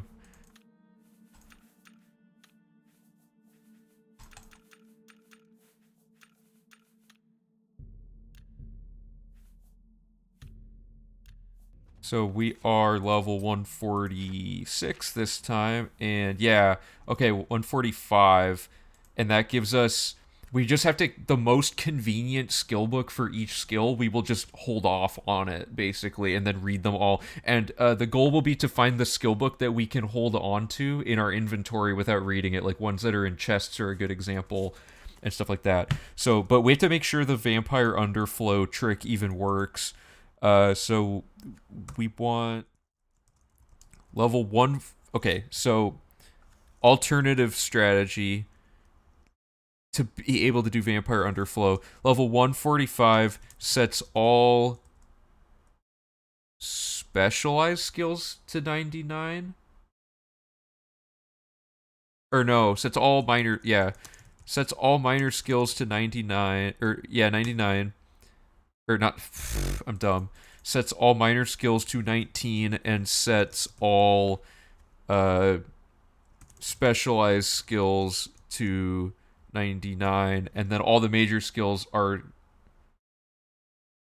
Oh, it changes it way more. Okay, let me try it again. Okay, so if we player dot set level 146, and let's build this the way that we're actually looking at here. We'd want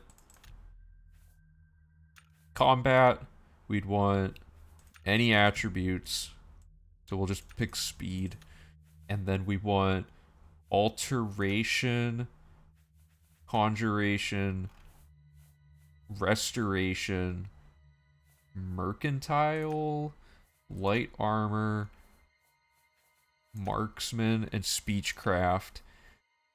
So to reiterate, what this is doing is this is picking all of the skills that we want to have immediately jump to level 100. These should go to 100 because their scalar is higher. Oh, did I type the wrong thing? I think I can... If this broke, I can just reseed it. Okay, so it applies it after the menu. Just to be safe. Okay. So all of our major skills that we pick go up to 100. Oh man, these... Okay, so these all go down to 96. And then all of the minor skills add... or go down to 19, which is what we want.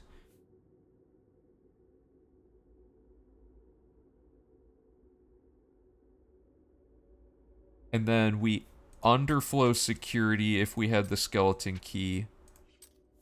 And then we underflow all of these other ones with vampirism, assuming no race bonuses. And then we get 4 levels of each of these specialized skills that we could actually just go train them. That way we don't have to hold off on skill books. We can just go to the trainer for each of these and buy 5 levels and then do the infinite level up glitch in front of them. Oh, race. Oh, right. Okay, so race can now patch up a few of these. Oh, man. Okay, before we get too deep into that, let's make sure the vampirism underflow works. Because it would be mad embarrassing if we get through all of this math and then it doesn't work. Orc is basically perfect for this. Okay, so people are saying orc. Does that change the skill levels? Orc and Nord work equally well. Okay, so before we do any of that, let me test vampire underflowing. So, but yeah, I guess we gotta pick one of the races. So let's start with orc.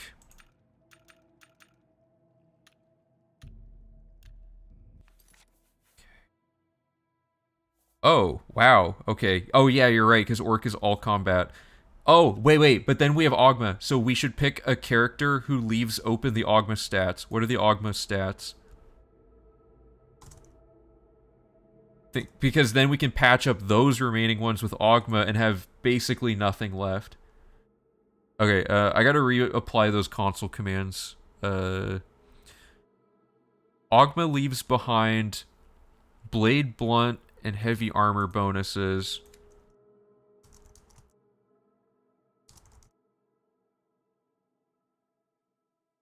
So, do we have a race that gives us all the combat skills except for these 3? Because what this does is it would give us Blade... Oh, no. Well, I guess, I don't know. This gives us Blade And this, keep in mind, this only saves like one small backtrack to a trainer. Um, and then we would underflow all of these, right? Is that correct? No, we would underflow all of them except alchemy. What do you mean Ogma won't work?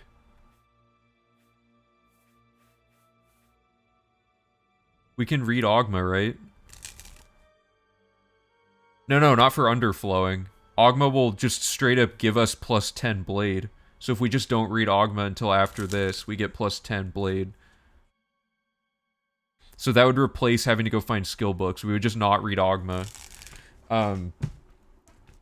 And so okay, the goal, oh man. We're looking at the race options. So why did we have to pick these four? Can someone remind me? I'm a little lost. We picked these four because their major skill increase. We don't even have to pick one of these, right? These are now irrelevant because of vampirism. Because all the major skills get to 100. Oh, these four don't give bonuses to vampirism skills? Okay, perfect. These don't boost. I feel like I'm in Memento every time I do stuff. I have to like write notes down about how to do like literally everything. Okay, so center and merge this. So these don't boost vampirism. And let's take a gander at. So the concept of useful bonuses doesn't matter anymore. Races still matter because of vampire boosts. You gotta tattoo the whole guide so you don't forget. Yeah, exactly. Okay, so you just talk to Raminus Polus down my arm. Okay, let's take a gander at these. We got Imperial. So Imperial gives blade, blunt, hand to hand, heavy armor, mercantile, speechcraft. So all we care about is combat skills. So in this case, it's and any amount will put us over 100 because they all start at 96. So heavy, hand to hand, blade, and blunt.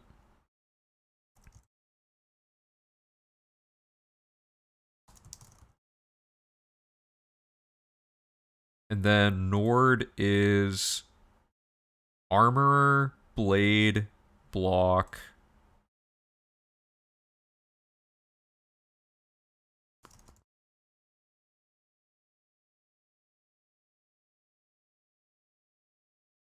Blunt, heavy armor. That's a good one. And then Orc is armorer. Sorry. So armor, block, blunt.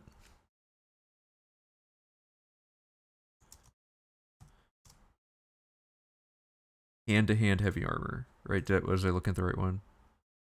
Yeah.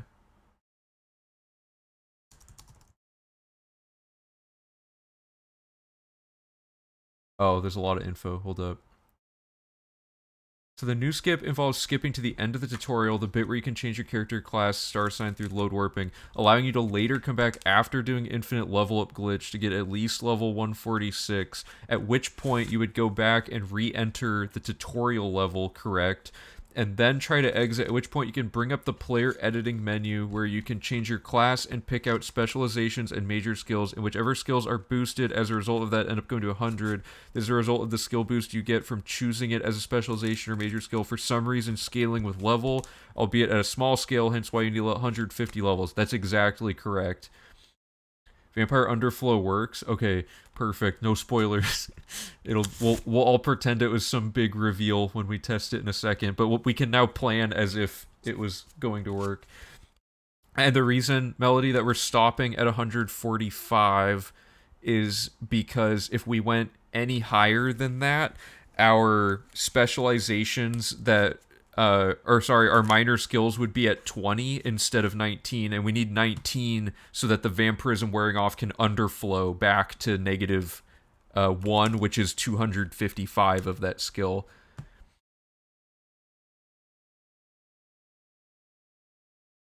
A drain effect has to be active for it to work.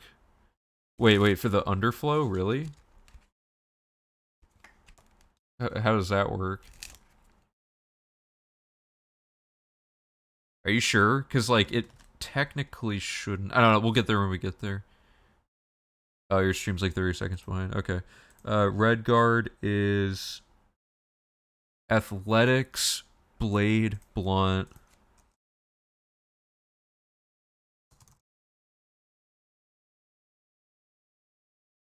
Heavy armor, and then those don't matter.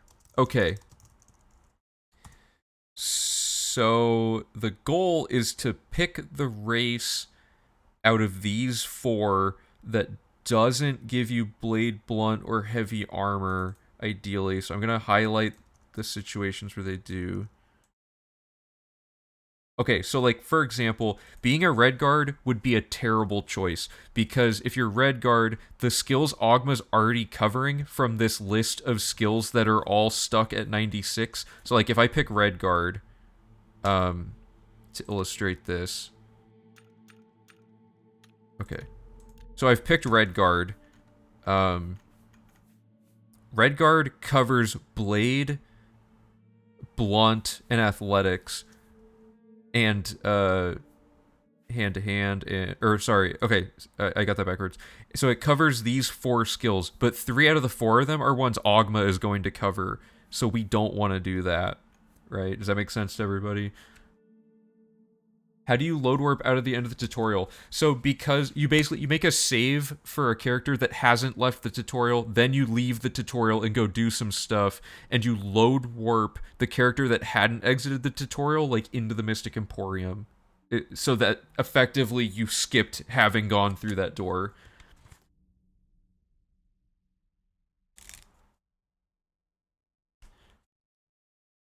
Level 144 is the optimum minimum. Another level doesn't give you another. Oh, good point. Okay.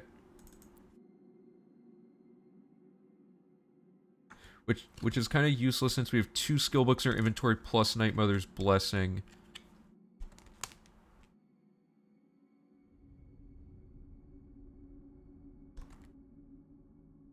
Oh, does the Night Mother's Blessing add on top of the current thing, or does it? I feel like the Night Mother's Blessing gets rounded down into it, but we'd have to. How do I add the Night Mother's Blessing? Sir Slaughter, thanks for the follow, appreciate it. Yeah, the run is definitely still valid. There's nothing controversial about this as far. I don't want to speak too soon. So Night Mother's Blessing should just get straight up rounded down. So yeah, believe me, thinking backwards about this is like crazy. Every aspect of this is like confusing to figure out because we're building the worst class possible with a race that gives us the wrong bonuses, to read a book that gives us bonuses for minor skills. Like everything is like the whole thing is falling apart here, but this will all be crazy cool. So I don't know why that one is there. Okay, so blade, blunt, and heavy armor. This one's blunt, heavy armor. This one is blade, blunt. I know that Whatha already mentioned in chat that orc is the only viable one, but we'll still just for everyone else to see. Okay. Imperial, terrible, because it only gives you hand to hand. Think of it like that. You're getting 1 bonus out of Imperial. So this is non-Ogma bonuses. That's the way to look at this. So Imperial has 1 non-Ogma bonus. This has 2. This has 3. This has 1. So Orc is the best choice. So we definitely want to be an Orc. And we're going to... So, okay.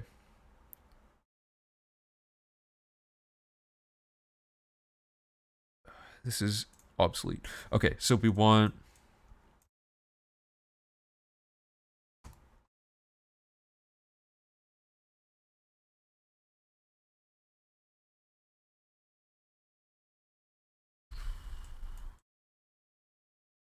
Okay, so we will be level 144, which sets all of our minor skills to 19 and all of our specialized skills to 96.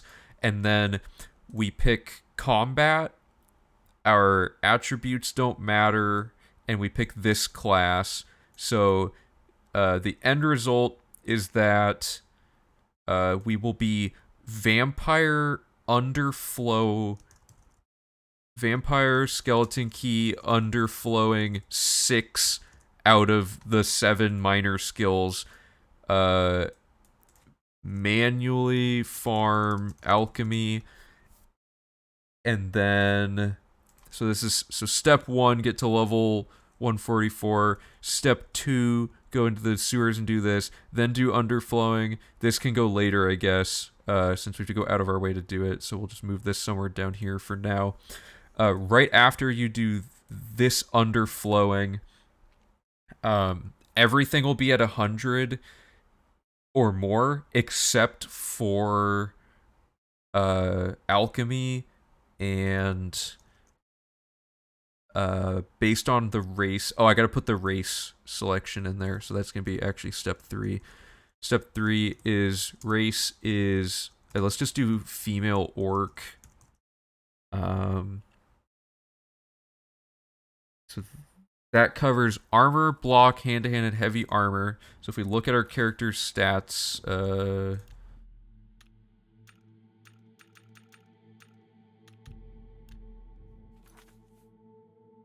amount of stuff I have to make videos about now to document everything, like, I have like 5 or 6 videos that I need to make to explain information to people, including one about route requirements once we figure out fame. It's just like, that's why the videos I've been uploading have largely been like more me talking on stream and like editing it together, because it's just faster to get the information out at the cost of like not having it be super cleanly edited. But these things have so many graphics and stuff, I probably have to do it the other way. Okay, so female orc covers everything except athletics and blade, and then you read Ogma to cover blade. So let me write this down in the roadmap here. Covers all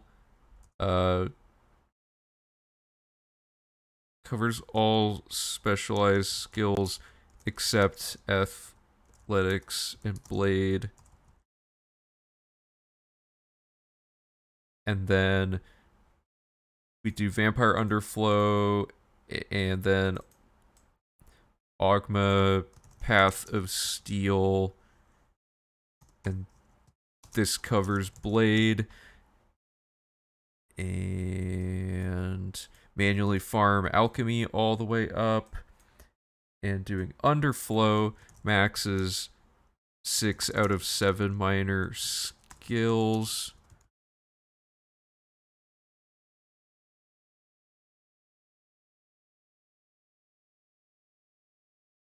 And finally, the final challenge is that athletics is at 96.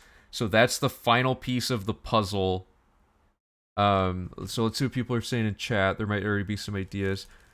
Specialized skills are at 96. Okay, so yeah, I fixed that. Orc will leave athletics and blade, right? So you're ahead of me on that. Good. 4 training levels, athletics 2. I don't think having to farm alchemy twice. I don't like having to farm alchemy twice for custom potions. There are 4 easy skill books for alchemy as well. The backtracking to get skill books is going to be annoying to have to do. That would be not great. Just in V1 and V2, we went and got all the skill books and came back, and it's just like a huge waste of time to especially with how tight the route logic is going to be for this version. Like,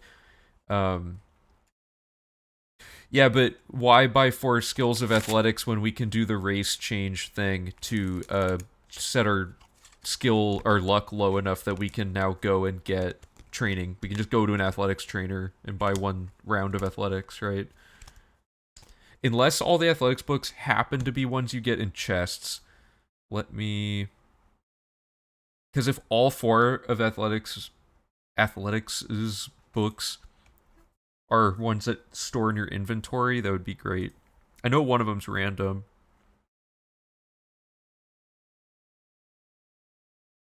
Argonian account book 1 is random loot, so that would actually be one in our inventory straight up. Dance,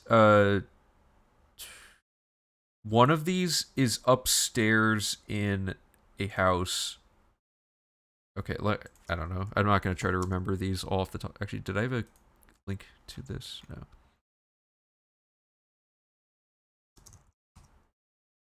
You get two of them. Then there's Urus. Oh yeah, Urus the Shepherd's book is out in the open. The Cloudroad Temple book is out in the open. There's multiple locations for certain books though, so if coincidentally there are ones in chests we can look at, then that'd be sweet.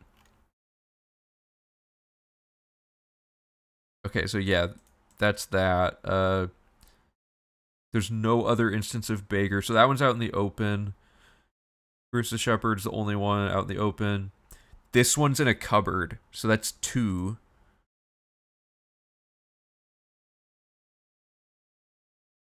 And on a desk out in the open.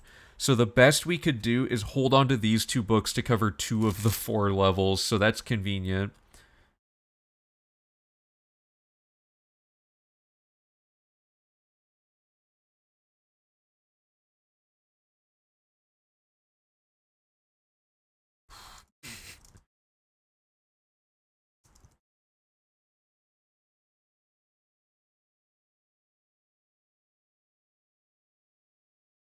Although the question is, you can buy all the training at once, so it might honestly be faster to not even have to find these in your inventory, funny enough.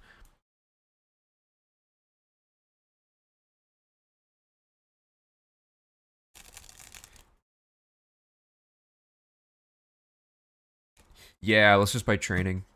Okay, yeah, it seemed like if we could happen to have 4 of them all be like that, that would actually be faster, but we'll just buy training from...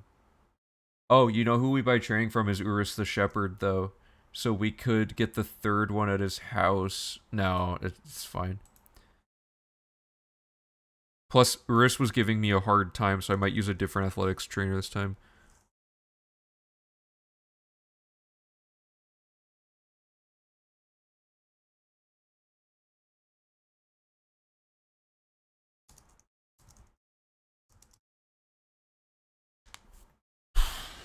It's only thing you need to buy training for anyway, and you'll literally just level up. Hauntatar's easier, faster.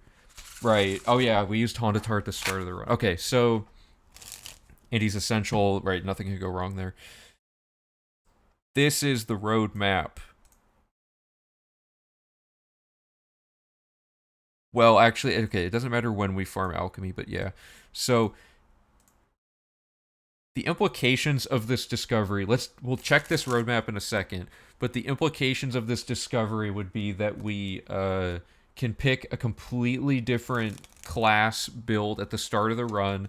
Our attributes and our skill values do not matter because at the end of the game we hard reset them to these values, which means that all we have to make sure we do is not fruitlessly spend our attribute points like so badly that we can't get to level 144, which technically is possible, so we still should use at least a simplified version of Lex's attribute allocation strategy. I might just make it because it's hard to like mentally calculate which ones to pick quickly at times.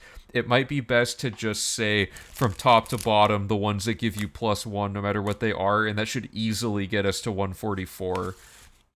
So let's... Okay, I have to figure out how to get vampirism, but other than that, we should have everything we need to test this fully. So... Oh.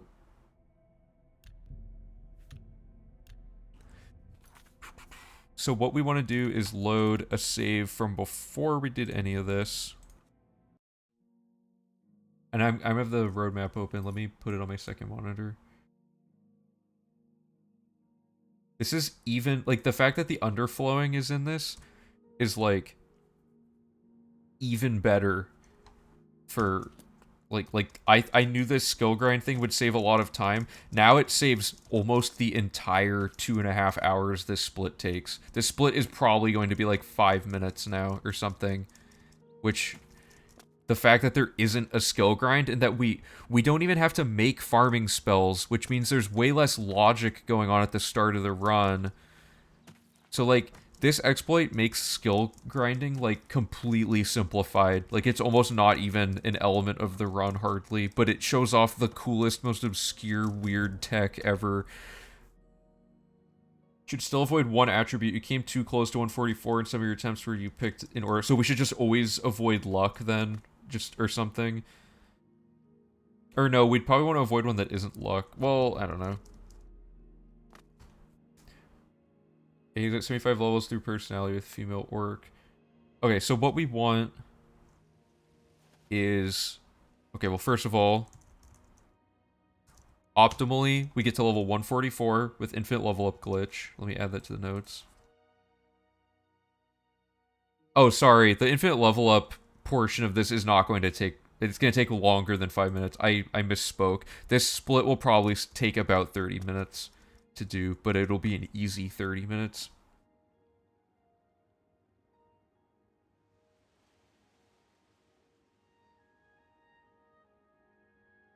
Okay, so we're at level 144. Now I need to add in those console commands to get vampirism. So...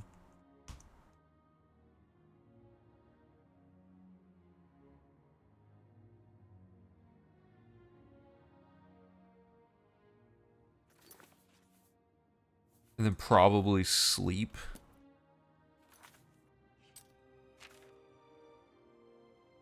Where's like a free bed? I don't know, the waterfront probably has something. There's a gravestone that gives full vampirism in a dev area. Ooh, that's really cool. We don't have DLC for this category, so we can't get to the dev area. Oh, but I see what you're saying. Right, I can just...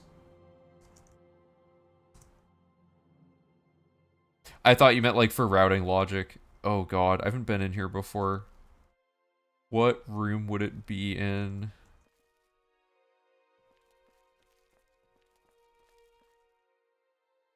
Blue door, okay.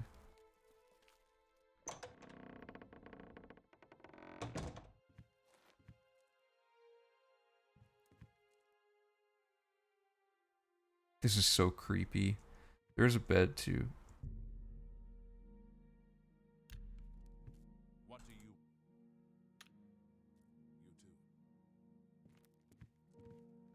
Oh, I should have done. Yeah.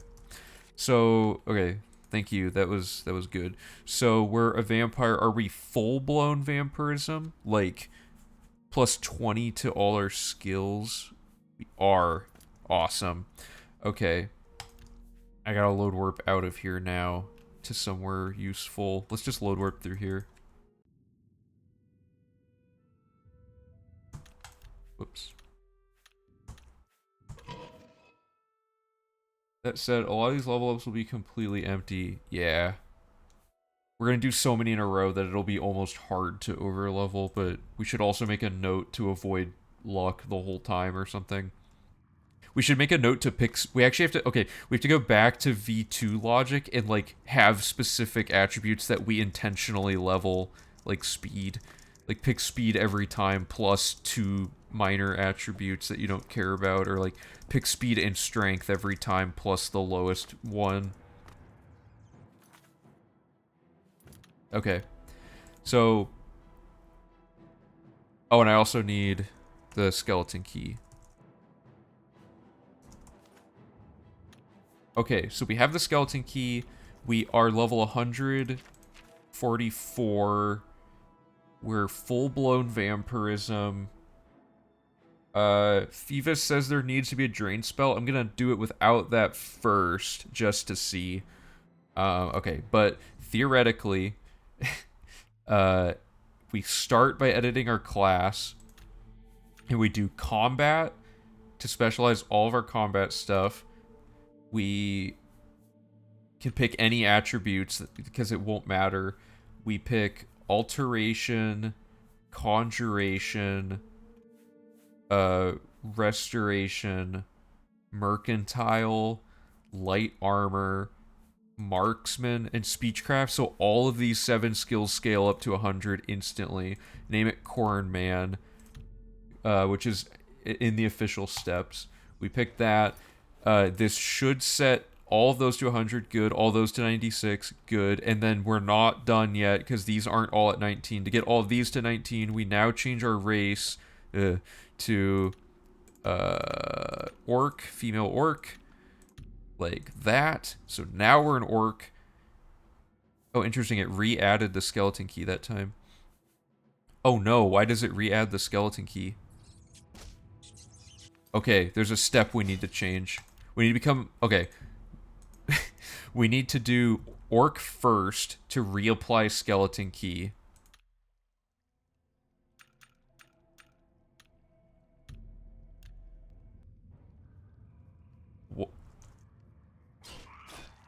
I have no control over this. This is just happening. This is just falling apart. Oh, and the vampirism potion. Oh my god, please. Okay. So we want to be a female orc. What is this glitch? Why can't I move or like...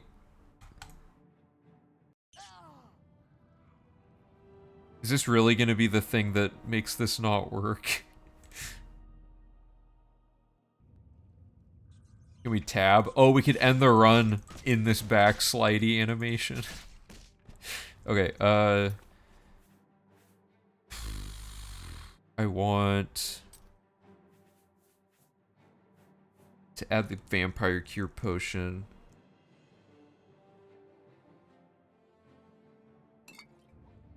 Okay. Does it change with any race, or is it just specifically...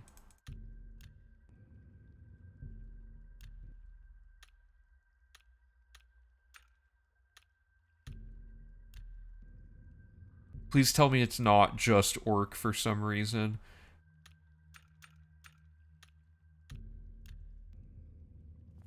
Okay, whatever that weird slidey glitch was, it wasn't happening. Oh, athletics is going negative.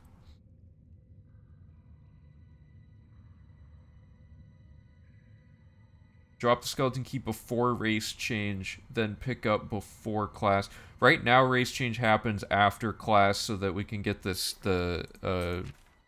stat decreases. I guess luck always goes to 50 though, right? So we want to do race, and then we change this to be our thing.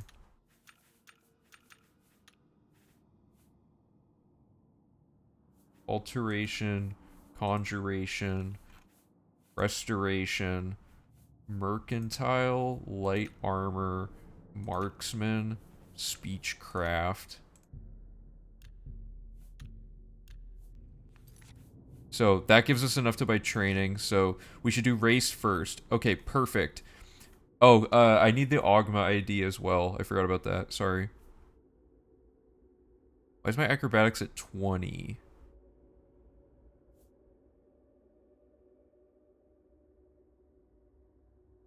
These don't go up based on, like, how much you've farmed, have they? Or do they? They shouldn't.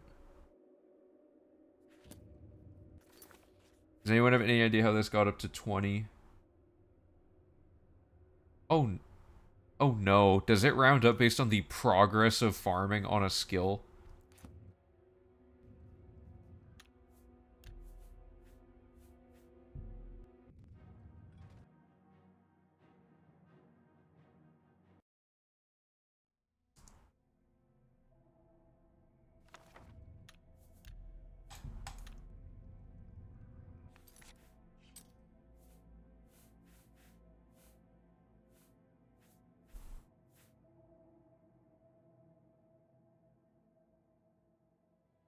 Training skills doesn't reset them using the glitch? Like, if you buy training for a skill... Wait, what do you mean? Oh, like the progress towards training a skill doesn't reset it?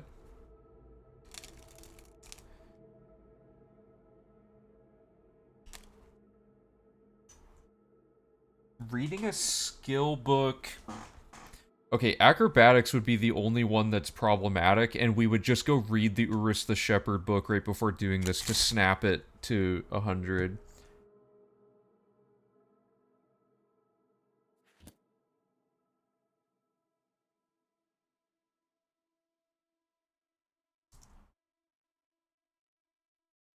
what was it, like 46? I guess the value doesn't.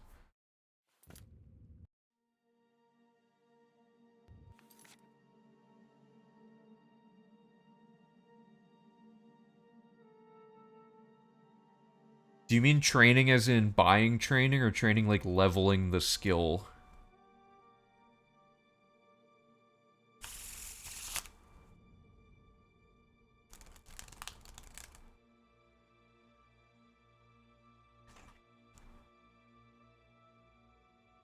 What? Oh, so it apply. Oh no. Wait, but then why am I only level 21 instead of, or level 20 instead of more than that?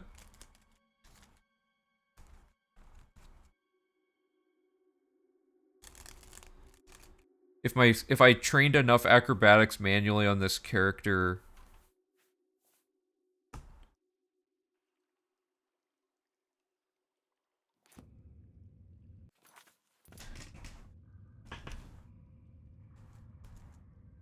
It says 2 advances, so it should be at more than 20. It should be at 21 instead of 19, but for some reason it's at... Acrobatics is 40... Oh, I changed it, though.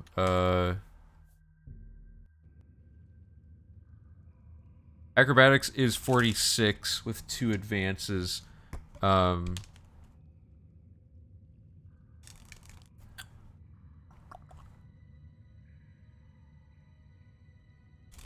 This is a hard one to figure out. I'm at 27. 27. That's athletics. That's at 27.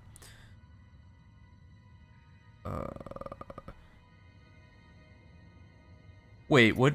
Okay. This might. There's the silver lining to this would be that the skills that are at 96 would actually be at.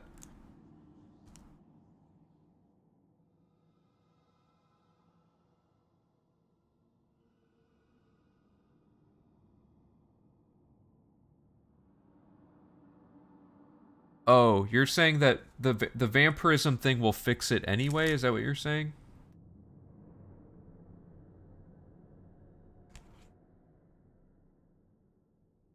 I don't know what's going on. You guys seem to know more than me about this particular thing. Ooh, okay. So we need our initial character to have lower skill values? I hope it's farming XP and not something else. So the easiest way to test this, because it seems like I should be way higher than 20 if it's taking all of my XP from this whole thing. It feels like it should be more. So what I'm gonna do is I'm gonna console command in the Urus the Shepherd book. Let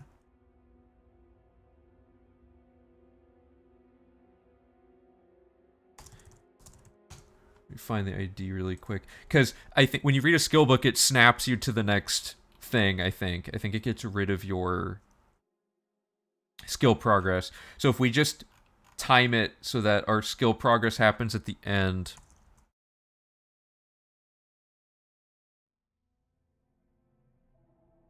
Two, 4, 3, DF. Okay, so if I read, not that, if I read this, my athletics goes up. Oh, I'm stupid. I didn't want athletics, I want acrobatics. Sorry.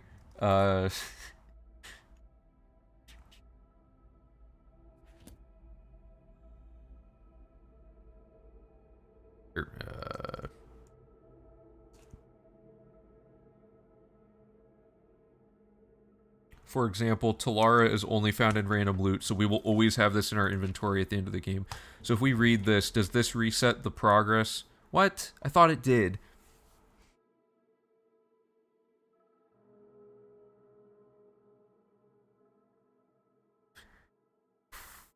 Is there a way to... I think it's this.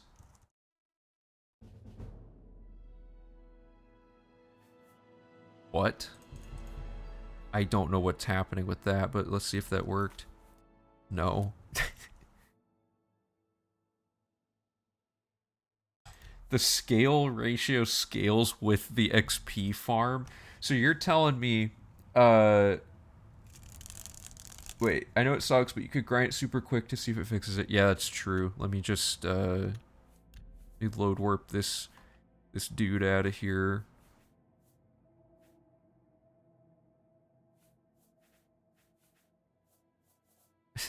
All my saves are like, okay.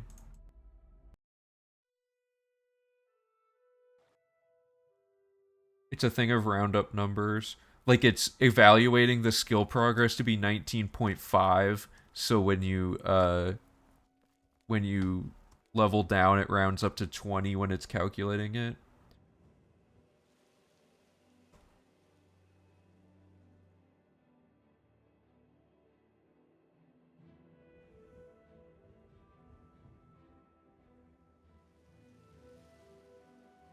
So trainers don't reset it either. Okay, so let me just go load warp our good character here. Oh, I hope sun damage doesn't kill me. Okay, so the best spot to farm free acrobatics training tutorial real quick. We can just go over here to farm acrobatics.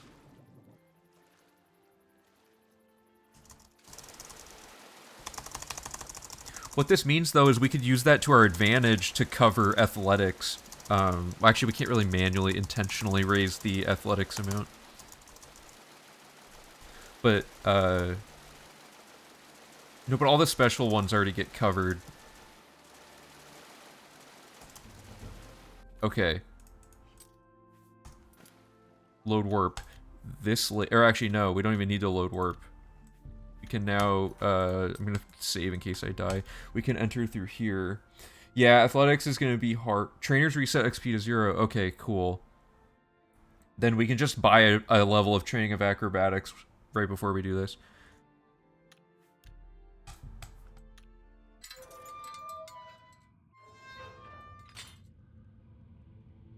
Have I done anything yet? No. Okay, so I want to follow the little formula here.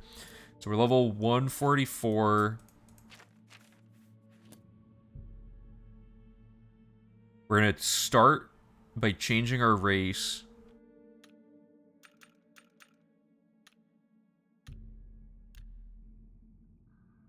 Okay. We have the skeleton key. We have vampirism.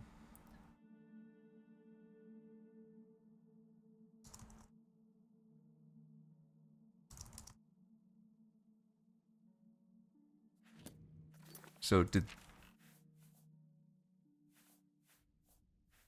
Where am I looking? Oh, I didn't change my class yet. Combat, these don't matter. And then alteration, conjuration, restoration, mercantile, light armor, marksman, speechcraft.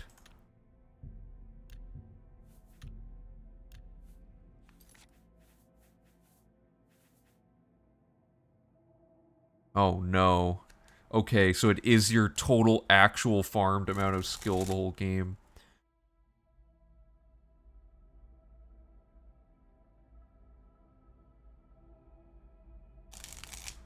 Well, this throws a wrench in things quite a bit, actually. Unless we did this at the very start of the run, and then just tried to kill everything with its super high levels, but I don't know if that would be worth it. So we have to find a way to eliminate this problem. It it was so close to being done, and then we run into this. Because it's now higher than before, so it takes the total amount of skill you've farmed on that character the whole game and adds it in and calculates new values based on that. Yeah, I did that. I read a skill book and then I did the thing and it didn't it was the same amount of progression. Or was there something else you were saying about skill books? Let me look.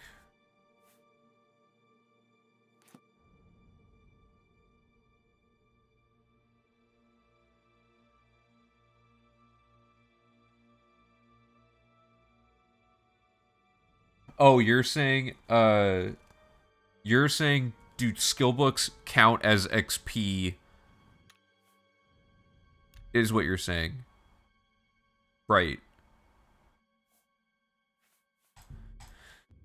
Well, okay, if we look at this screen, couldn't we tell from this by reading a book and seeing what happens?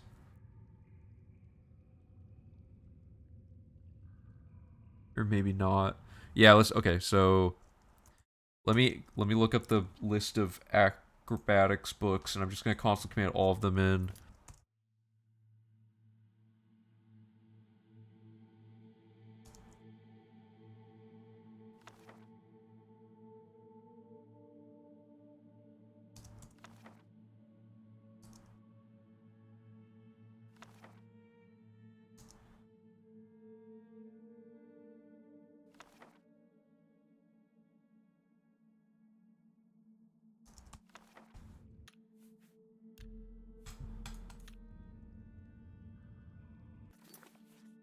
So when we okay, to clarify, what we're testing here uh is our acrobatics has some amount of manually farmed skill so far.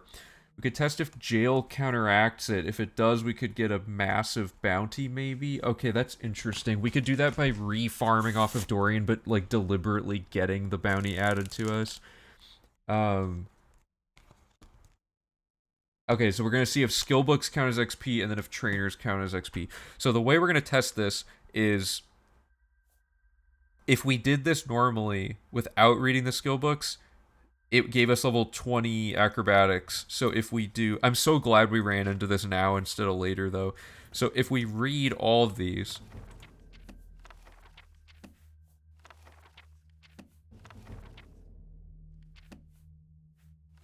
okay, so we just read 5 acrobatics books. Our acrobatics went way up. Now we're going to repeat the sequence and see if we get a higher value now. So we have level 44. We do I gotta hold up. I gotta switch to the notes to say to do the race first.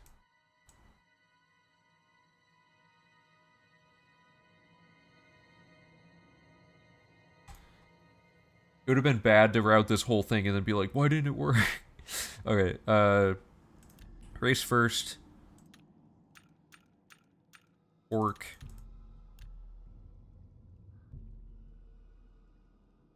Class. Custom class combat. Strength. Whoops. These don't matter, but whatever. And then alteration. Conjuration, restoration.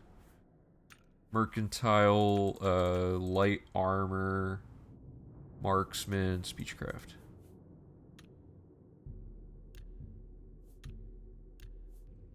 So the moment of truth here is if it's 21, or if it's higher than 20, that means skill books actually count as legit XP instead of just modding the skill by 1. Good. Skill books don't count. That's important. That's super important. And now we're gonna do it again with training.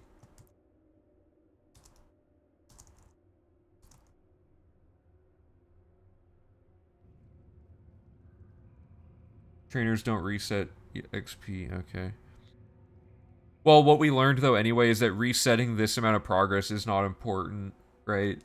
It's like resetting the position of this isn't the thing, it's that the game is internally tracking how much skill training you've done the whole time, right? Also, let me look. What is affected by this? Yeah, farm XP doesn't get reset, yeah. It's not about the position of it, it's about the running total the whole time you're playing the game. Like if I jump 1,000 times and then I get some training, read some books and whatever, the 1,000 jumps.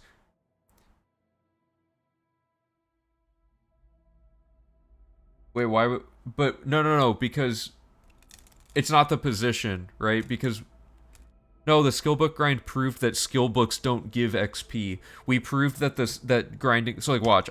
I'll go prove it right now. If I take this exact character and or wait, not this character, sorry. If I take, so this is the character that farmed the jumping. So this character reset the ticker position, right? I jumped just enough to bump it past that. So if I go back,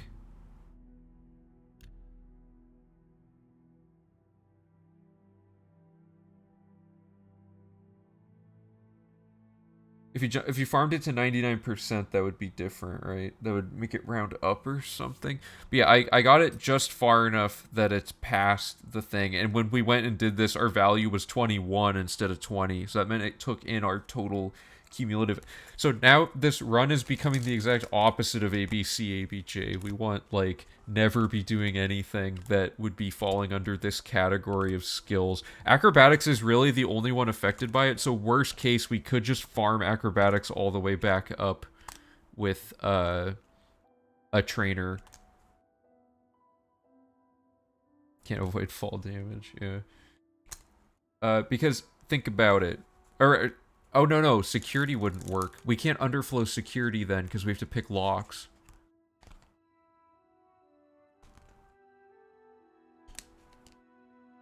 Yeah, we're trying to underflow acrobatics with the vampirism, but we can't because it won't go below 20 because we jumped. But you can do farming during the run, and at the end you just reset with some levels and get to 100.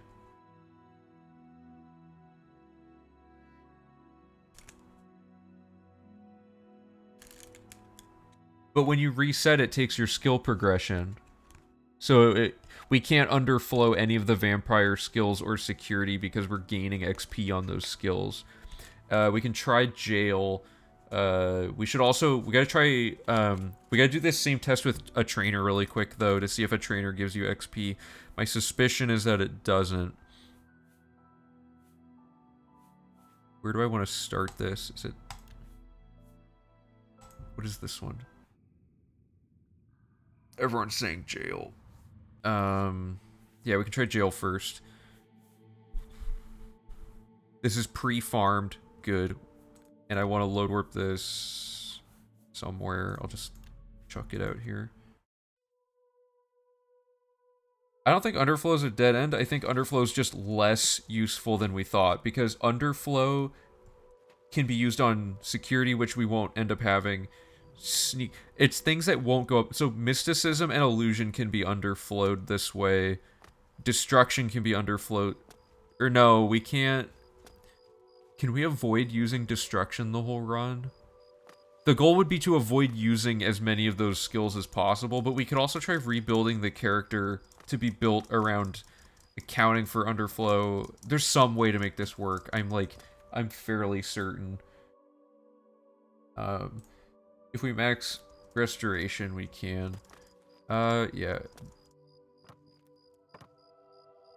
I'm trying to think of, like, okay, so I want to... What am I doing here? Oh, I'm load warping. I'm just here to load warp.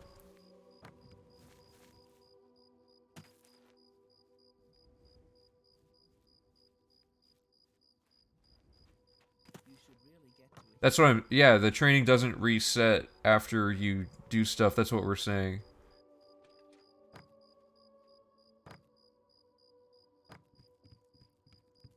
What we're attempting here is to see if jail backpedals your skill progression, which seems unlikely, but we can try it.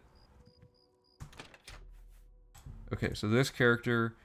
Actually, I don't even know. Only a few skills can be lowered with jail. I don't know what they are. Really quick, let me look it up.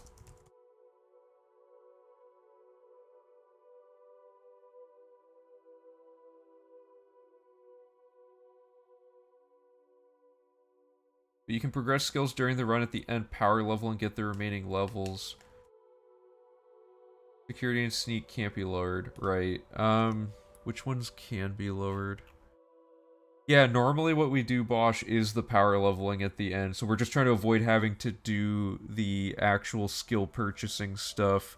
But worst case, all we're left with is just doing the skill purchasing. It's not like the end of the world. No, there's only a handful of skills that can get lowered. One of them's alteration. It's more... Okay, so it says in order of likelihood, only 10 skills can be... Or, sorry, you can lose up to 10 increases in a skill.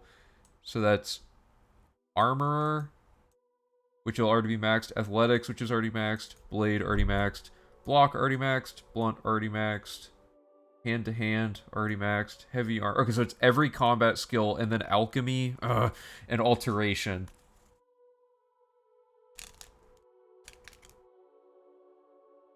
Let me write those all down.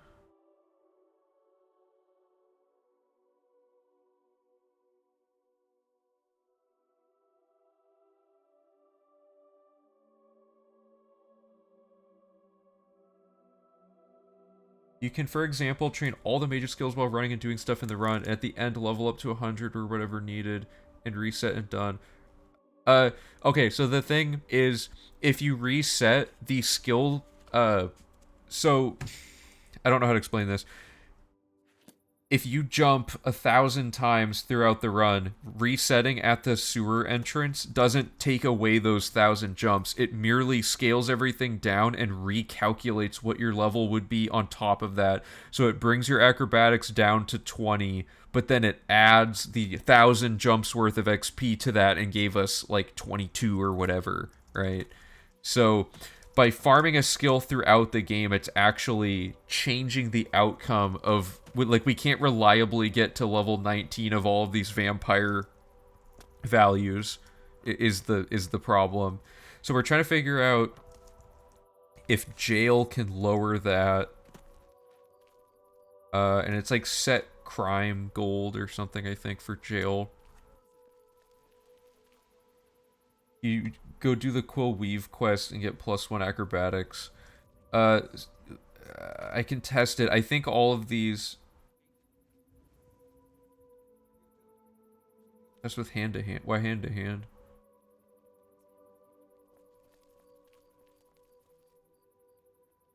You get mercantile from the Quill... Oh, wait. The Quill Weave quest gives you mercantile or speechcraft or something.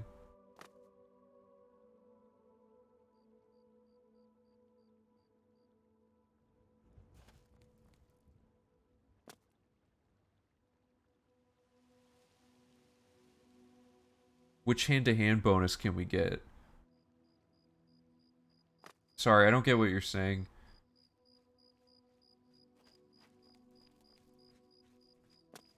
What are we testing?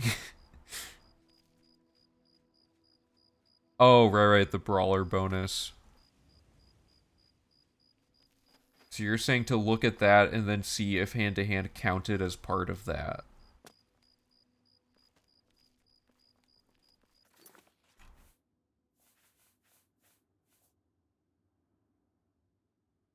But is it understood... Right, okay, I'll check that in a second. What, is it understood that you can do the thousands of actions for the minor skills left, and at the end go to level 151 or less and get everything to 100, right? As a worst-case scenario. Oh, you're saying some of our... You're saying some of our skills will actually scale back to being close to 100 anyway. Because we haven't been... Oh man, how do we add, like, actual XP farmed in as a console command? That would be the best option. Because I obviously, like, can't test it on the file we already left the sewers correctly with. Yeah, so you're saying we train mage to 100, and then when it scales down, it'll still be 100, so we can actually get other things up. Yeah, okay, and then we wouldn't even have to do underflow stuff. Because then we would just pick major and special. Although, major and special would take away some stuff, I think. Because we start so high at those magic values. Alright, see you later, Lex. That means you don't have to train alchemy. Let's try that. Okay, because that's a skill we can actually manually farm fairly easily. Let me go here.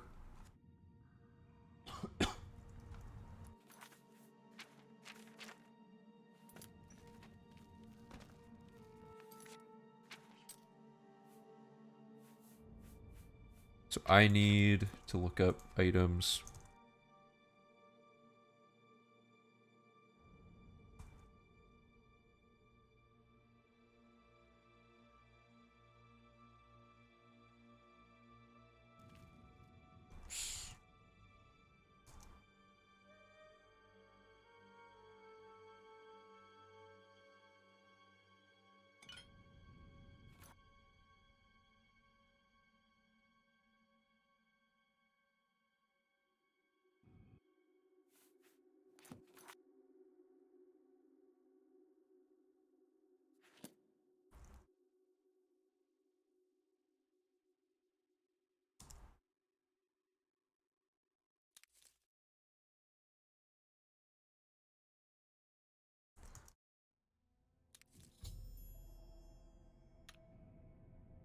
I didn't even know there was a tutorial pop up for that. Okay, so the test here is that our our alchemy is at 19 normally during this setup. So if in theory we were to manually farm it by doing this,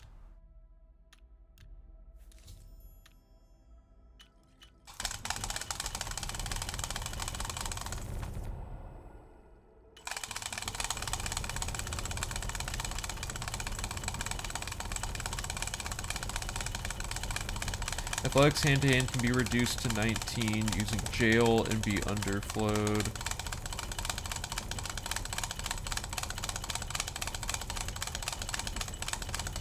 Hey, Vads roll, how's it going? No talking. Sorry, I'm trying to process, like, all the information we're trying to figure out here. We're all trying to figure out, like, a bunch of math, so I'm trying to calculate things and stuff.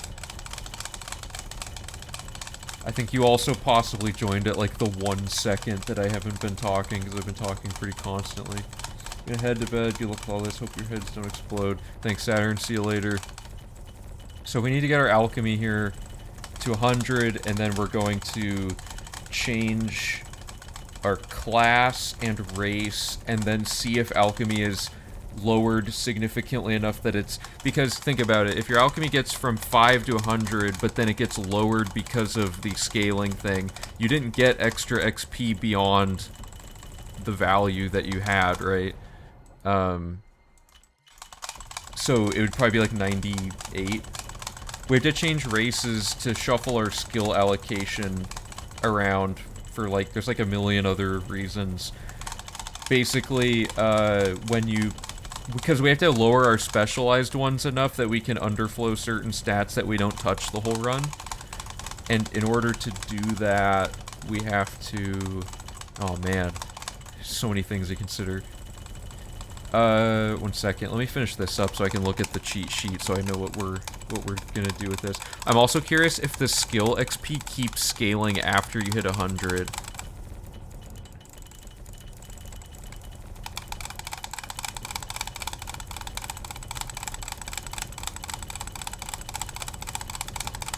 Okay, we're almost 100 here.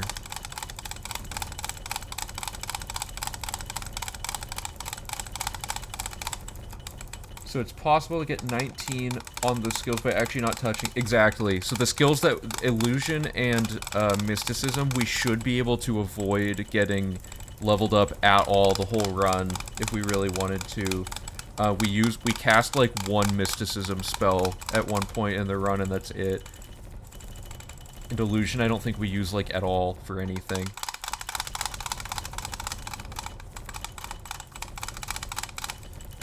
Did I hit the master pop-up? There we go. Okay. And let me just drop all this. So what we just did is we manually farmed alchemy. Okay, 1 second. We manually farmed our alchemy all the way up to 100. So now we're going to go through this whole reallocation process and see what's up with that. And see if it lowers alchemy below... there we go. Below, if it's higher than 19, that's bad. If alchemy is higher than 19, that's bad. That's what we need to pay attention to here. Okay, so this is post-alchemy. So let me get the cheat sheet up. We're going to... change our race. Female orc.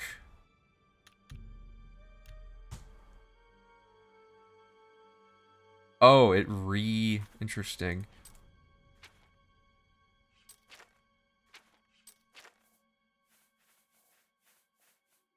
Yeah, okay, that stayed at 100. That's, oh man, this is good but bad news that this is all working out like this. Um, why?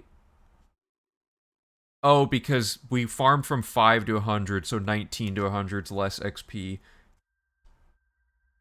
Vampirism skills, though, will drop to 80, I think, if you choose to do that right. But theoretically, we would have maxed out alchemy before becoming a vampire, so this amount of XP would have been sufficient to keep it at 100, right?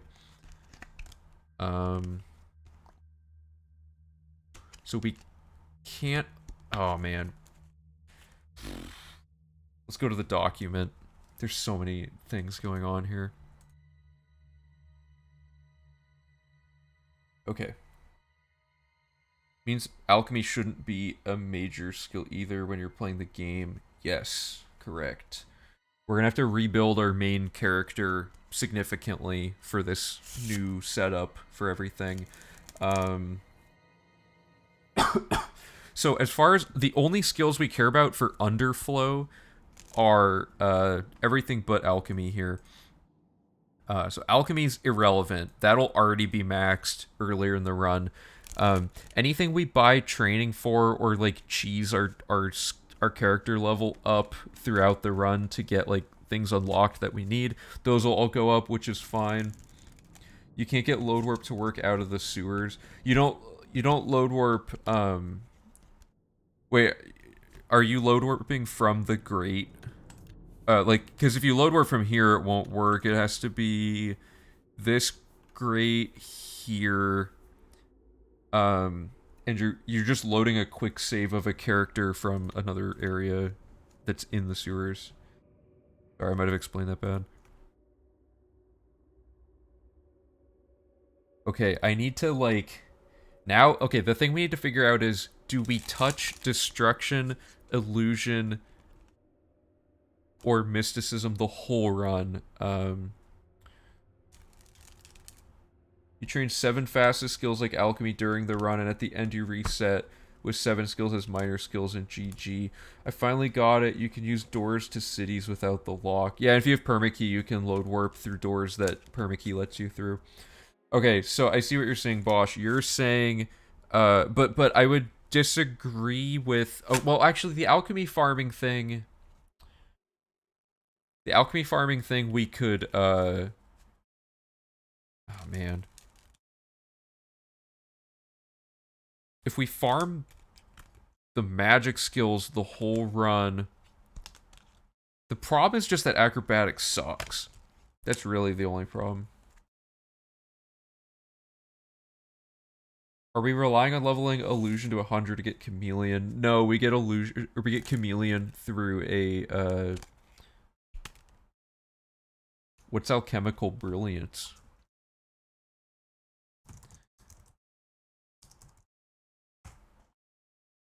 Oh, we don't have DLC, so we can't use that. This is a vanilla 100%, so it doesn't include DLC.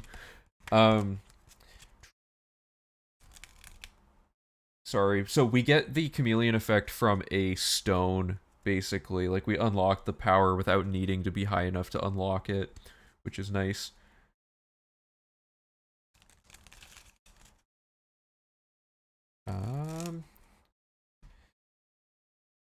So, knowing what we know about the passively trained stuff, inevitably acrobatics will not be able to be underflowed. So maybe that should be a major skill. Sneak would be very hard to avoid getting a level up for it.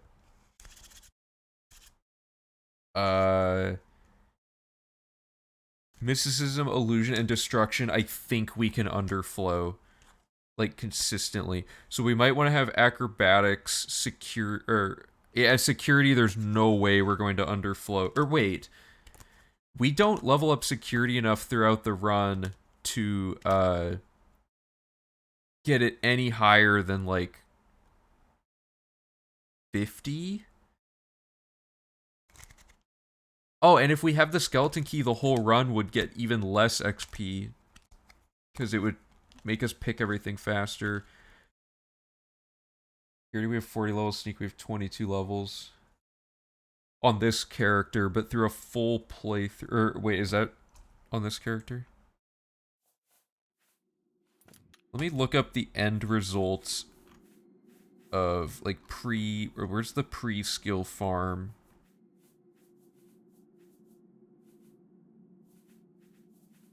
Where did this go? This? Yeah. Oh, I see what you mean. We can afford to level up Sneak 22 times. Yeah, oh, actually, Sneak won't go up that much then. Okay, so Sneak and Security can probably be overflown or underflown. I'm a little worried about Security. Because there's a few very hard locks we could get unfavorable luck on. Oh, can only level up 2 levels. Okay. I think Sneak... okay, Security and, Sneak will definitely level up at least that much. Darn it.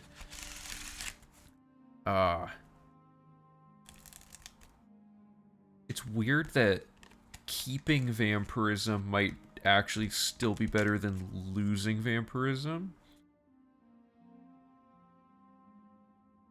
Yeah, we level up Security, like, to 25 pretty early in the run, because you can't pick very hard locks, so that's your 20 level ups right there, and then after that you'll inevitably get at least one more level up.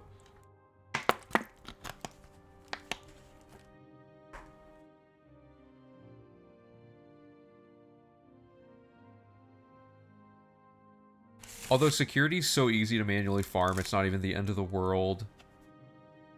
Yeah, it's the total, like, XP earned through actions that's being applied to this, essentially. Okay, so at the end... Okay, this is not the end of the run, but this is our natural skill values at the end of the V3 run from doing everything. So we had manually farmed all of this stuff up to 100. And keep in mind, skill books are a factor in this, so there's some aspects to it that are different, but armor never got touched.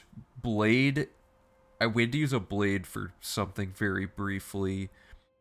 Athletics went up quite a bit, but like none of those ones matter. Which ones matter? It is, let me pull up the cheat sheet.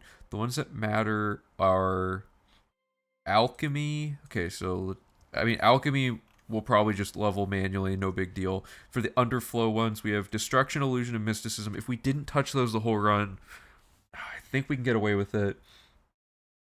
There's something destructive we're casting.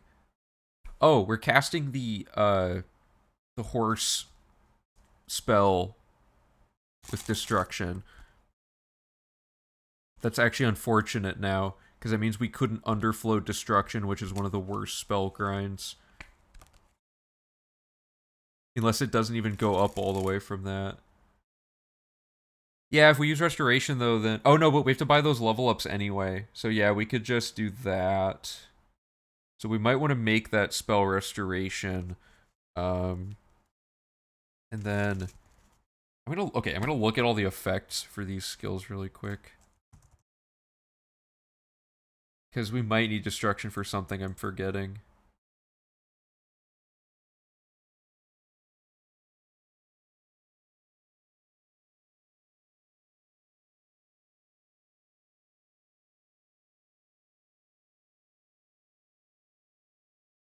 Do we use...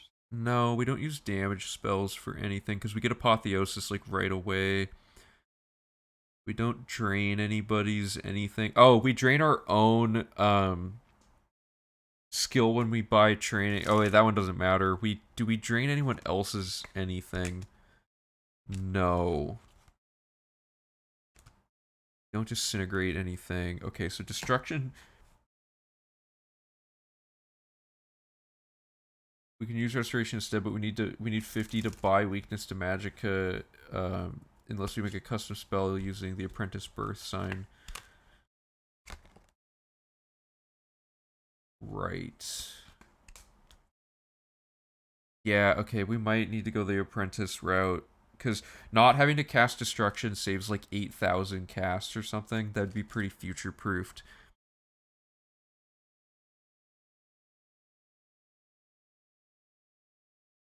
Okay, so destruction, and then we need mysticism.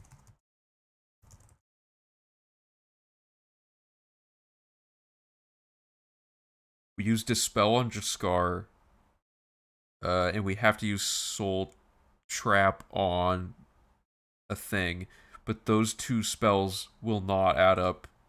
So mysticism's fine, and then illusion. And if we needed one of these, like absolutely needed one of these things, for example, we paralyzed Dorian once, but we could use, and we have a staff for that. Or no, we don't have a staff anymore. We use an actual spell for that. That one's fine because it's only once. Command humanoids only once. Yeah, I think we avoid. Yeah, we can also train those most of the game. Uh.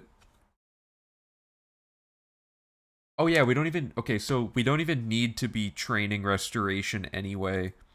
The whole run. I was just trying to avoid having to worry about skills at all, because that would be nice. Because the less effects and stuff we have to get from the Arcane University during that phase, the better. I feel like there's more to this, though, that might get us out of this predicament. Security's easy, alchemy's easy. Destruction, illusion, mysticism. Like, destruction's the really annoying one to avoid. Worried about vampirism reducing us to 80 of things. Um. Oh. Oh no, you're right. That would lower hand-to-hand and athletics 20 points. So you're saying underflowing might not even be worth it because the end result is hand-to-hand and athletics. Do the races rat us out on that? No, it doesn't matter. Oh, this was so close to being like literally perfect, and then this one small annoying aspect of the mechanics. There's a Dark Brotherhood quest that brings us back to the sewers, as does the main quest. Lock us out of sewers. Is that going to be a problem? No. The Dark Brotherhood quest we load warp. Or no, we perma key to not have to go back. Does the main quest lock you out of the sewers for something? I don't think there's a main quest where you have to go back into the original sewer, is there? It should be fine. Because you have to keep in mind, this is a unique cell only used for the tutorial. Or actually, wait, that's not true. We don't have to come back here for anything, and if we did, we could load warp into the area to get past it. Let me test the vampirism thing.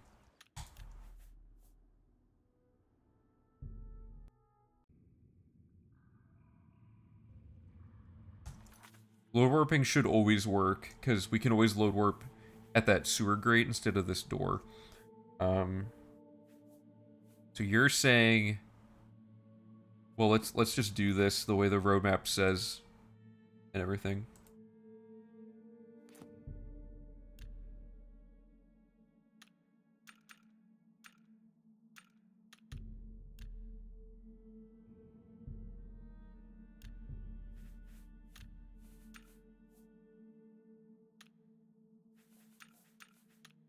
Okay, alteration, conjuration, restoration. Oh my god, it scrolled like...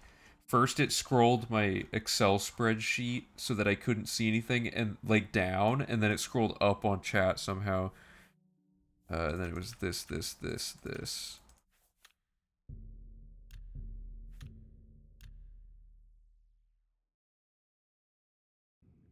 funny. Okay. So you're saying that when it does this, that by... What? That time it lowered alchemy. Wait a minute. Why did it lower it that time?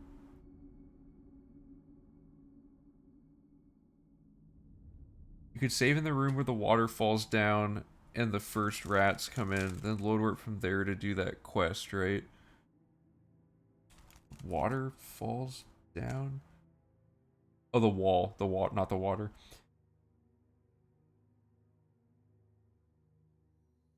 Why do we have to come back for anything? I'm confused. We never have to come back here. This area is untouched the whole run because we can just load warp and stuff to get out of areas. So this did lower our alchemy this time. Okay, let's just test the underflow of vampirism. So theoretically, if I drink... Let me quick save. If I drink this... Oh, I'm not a vampire. Oh, I else have plus 10 alchemy. Okay. Yeah, it's probably... You're probably right. Okay, where was the one where I'm a vampire? I swear that was it.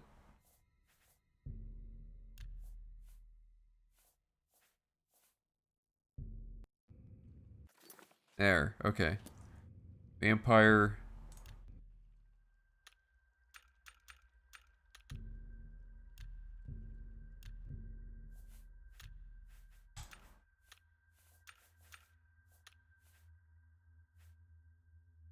Okay.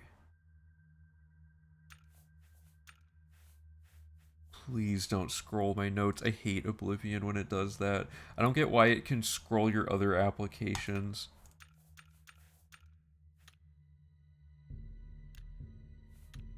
Okay.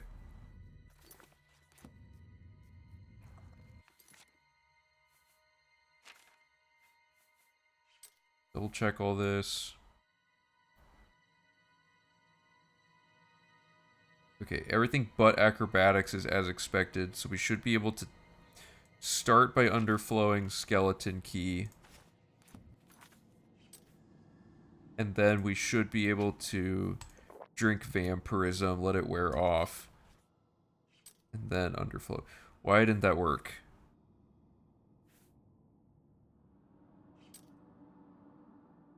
What was the drain effect thing you were saying earlier, Phoebus?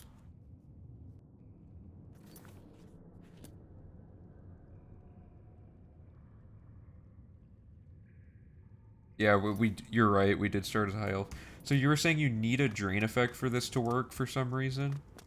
What drain effect did you do?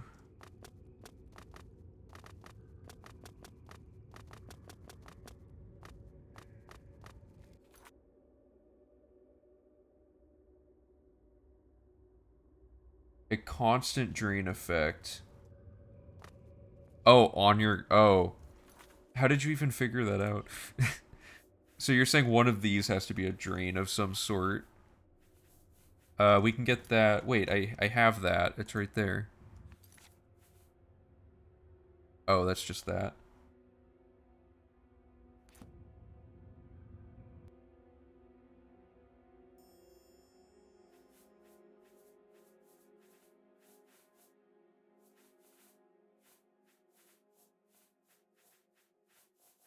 I don't have drain skill. Hold up.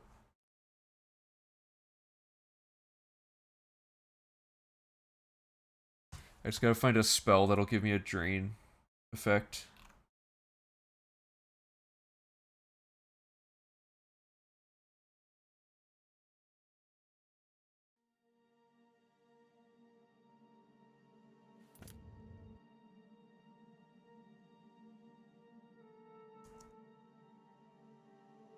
Here, whoops. 8 4 B1 4. Okay.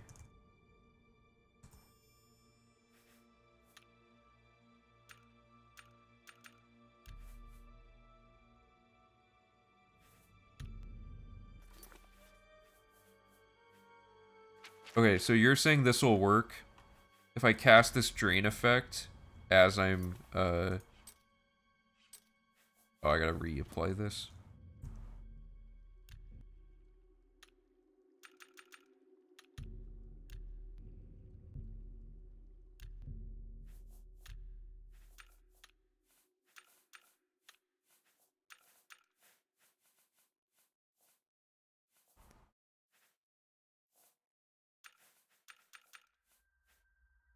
Is that it? Oh, no, I messed it up. How can I not remember this? Alteration, conjuration, restoration, mercantile, light armor, marksman, speechcraft. Oh, okay, I was just missing restoration. So this should do everything we needed. And then we... Am I not a vampire anymore? Does it get rid of... Wait.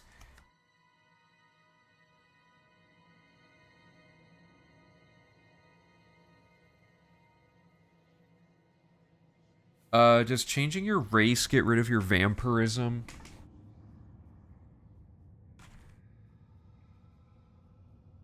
I think changing race cures vampirism.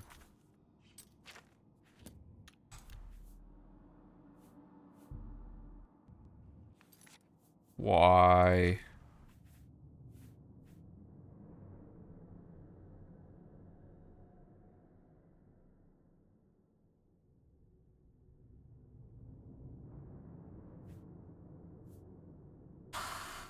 I mean, we could still use it to we could still underflow. No, we can't. Ah, man, we can't underflow anything? That's ridiculous. After all this, we can't underflow a single skill. And I can't believe our bad luck.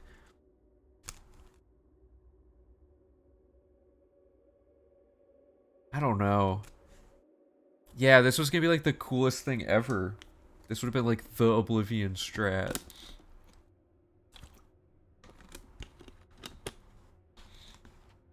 Oh, that's disappointing. I mean, we can still obviously the really cool thing of getting everything to 100 is really helpful either way. The underflow thing was just gonna make it that we don't have to farm like anything except alchemy. So now we have to theory craft the best character. So the underflow stuff doesn't matter. We have to ignore it, unfortunately. So we have a completely different set of parameters we're now working under to develop an alternative strat. Um, where do I want to go from here? I feel like, are we missing anything? Why does changing race get rid of vampirism?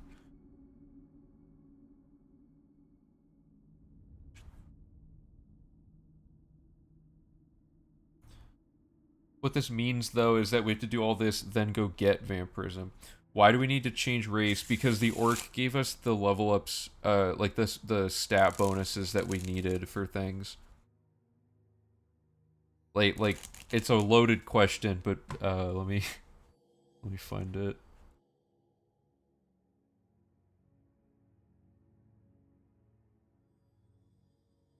In your race, reset your active effects. Why can't we be orc the whole game? Because then we move uh we move 4% slower the whole game, which actually adds up. And female high elf gives us the ability to have the magicka pool that we need to be able to have a minimum of 100 magicka to cast things, which means we wouldn't be able to farm the horse, or we wouldn't be able to use the horse spell. Along with, we wouldn't be able to use any of the farming spells because skooma would ruin our brain with intelligence. And then with the intelligence being 0, the solution would have to be to get rid of skooma, but then, well, no, it's not 10 speed, right? It's 4% of whatever our stacked potion speed is at the time, which is like thousands of speed. 4% of that thousands of speed, right? Because it'd be 10 speed throughout most of the game, sure, but once we get the super speedy potion that we can drink a bunch of. Sigil stones for what? No, like farming sigil stones to get the right effect just takes way too long. There's so many possible things you could get a sigil stone for. Um,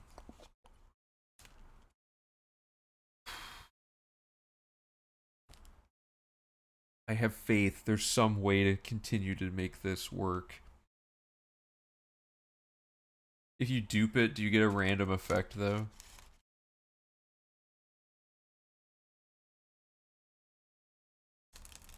Okay, but here's the thing. Isn't a magica thing going to be negated by the intelligence issue? Or do I misunderstand that? Why do we need to change race? Right. So let me try to deconstruct everything that led up to this. We pick combat as specialization because combat is dumb and takes forever.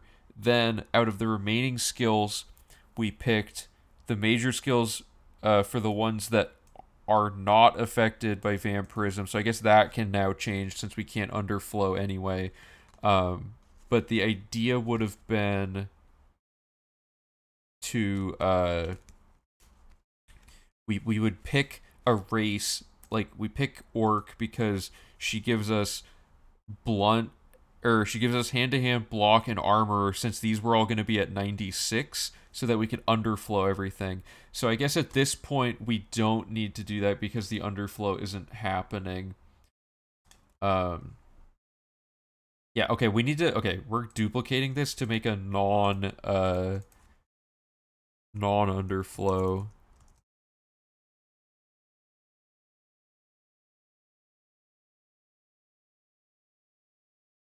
So we now want to be level 50, 150 again, so that we have the minimum level to still get, or is it 151?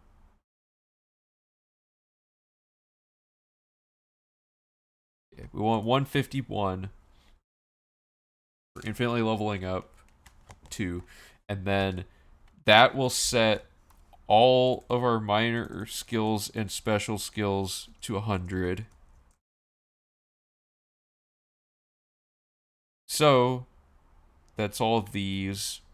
And we could get vampirism after we do other things. Any of that. Okay, so changing the race at this point would make us have to farm more alchemy. It would make us have to get all of our spells up a little more because the high elf gets bonuses to all of those, so they would no longer all be at 100. um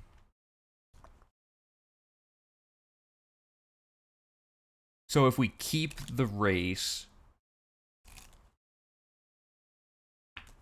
we get vampirism after changing our race. Yeah, the underflow would lower our other skills to 80. That was a thing I wasn't realizing. So we could try to keep the security underflow thing in there somehow, but I don't think there's a way to do it. I just really wanted there to be. So we could get vampirism after changing our race, because being an orc now is not the play. Because if we're an orc, these all, or but we don't want to change our race, because if we change from high elf to something else, uh, the all the skills we've been farming passively now don't have anything put towards them. Uh, okay, so let me. This is messing with me. I gotta clear this so I don't. Okay.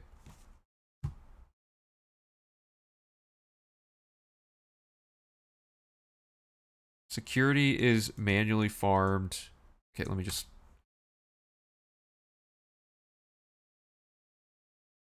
Security manually farmed, so that means minor skill.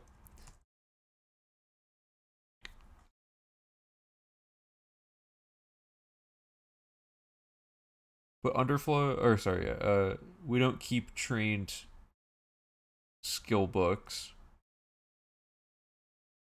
Oh no, you're right. So if we change, everything's gonna go down by like 5. But with the modifier thing, none of that will matter, right? Because the whole point of this is that inexplicably, where is it?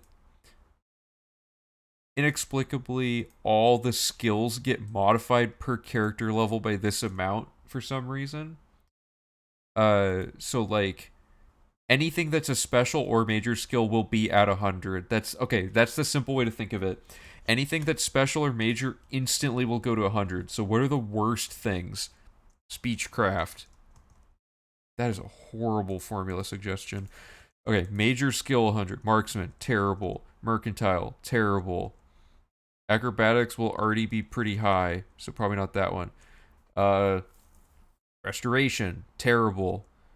And keep in mind, we'll have way less magic farming going on this run, so it's actually important to probably allocate some of these. And then we could skip light armor. What if we did that? Or we could make it be acrobatics, since acrobatics is slowly going to become like not valid. Okay, we know we want this to be a minor skill.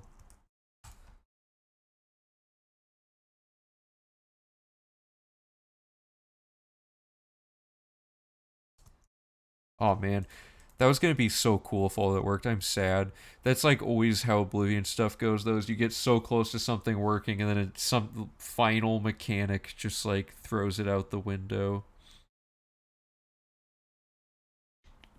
So this will likely already be farmed all the way. Although, if it's a major skill that affects the farming amount, could you repeatedly change race to get an arbitrary amount of level ups? Does luck reset each time?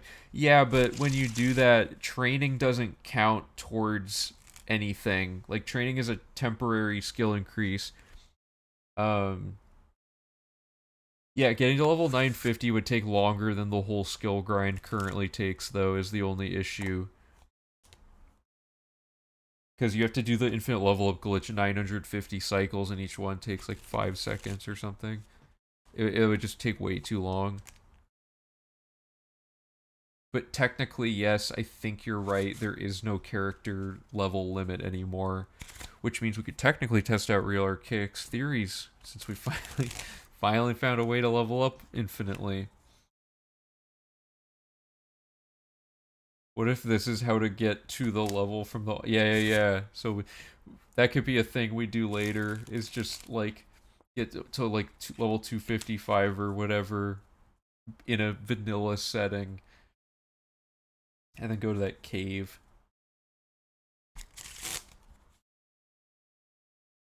Okay, so Conjuration will not take long to level back up. And keep in mind, minor skills we can just buy training for or some other thing. We have Ogma at our disposal. We have skill books we can hold on to as well. So anything. Well, actually, no. Ogma's not going to be helpful anymore. I mean, it will be helpful, but not nearly as helpful as it was going to be. See if we can dupe Ogma, then this is perfect. We almost didn't need to dupe Ogma. This was going to be so good. But we're also spoiled because, like, you know, we're going to be saving, like, still over an hour and a half on this no matter what.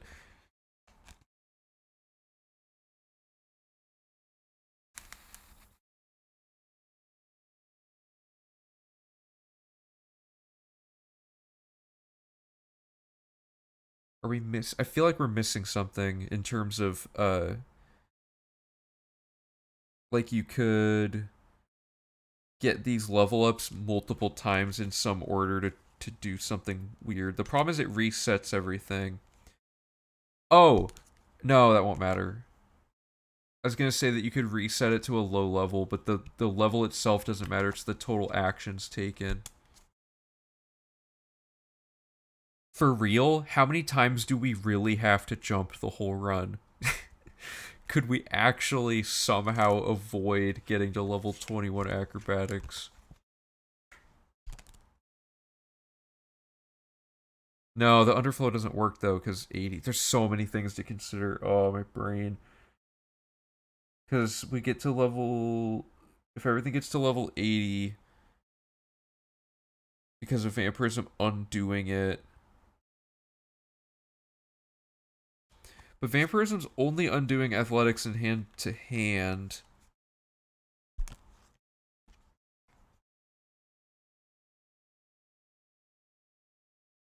Something could maybe be done here. No, it's across all skill categories. I would say go high elf with max combat and stealth. Use training on destruction and restoration. That could work.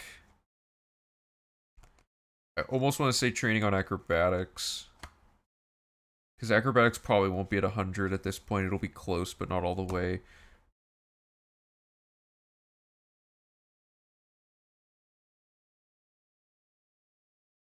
We also buy destruction training earlier in the run, so maybe to not have to redo that, we make it a major skill. Um,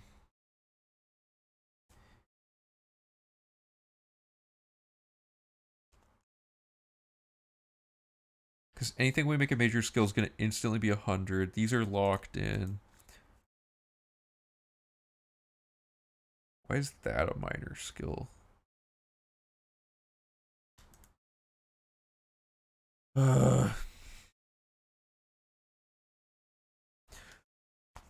Okay, let me look at the high elf.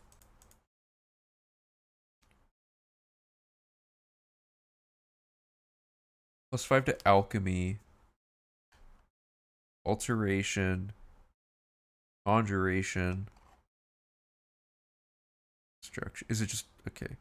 It's everything except restoration, right? Or, mysticism? Yeah, okay. So female high elf gets everything except mysticism from the magic tree. So if we, in other words, if we didn't pick those skills, they will go down some amount and we'll have to repurchase training for them.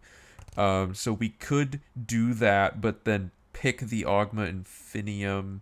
Or wait, no, but we're not changing our race. I'm stupid. I'm overcomplicating it now because of how complicated this roadmap was.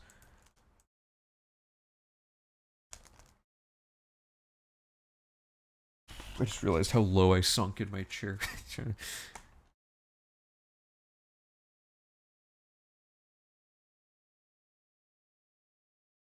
50 training levels might be enough. Yeah, I think it will be enough to cover everything. It's just a matter of... Because we get some points from Augma, for sure. I'm just trying to think of, like, the fastest way to allocate this. Because technically... Oh, I see. Okay, we want to make the ones minor skills that have bonuses from our female high elf, right? Like, if we make alchemy a minor skill, it'll still be at 100 because we farmed it earlier. Oh, that's okay. So farmed. Yes, that's the way to think of this. Okay, and then this would be a major skill.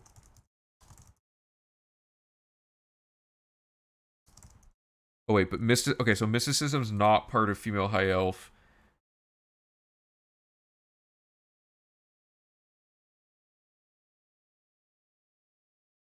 I think if we were to, does anyone happen to know if there's a console command to bring up the window for picking your, like, changing your race and stuff, similar to how show spell making shows the spell making tab?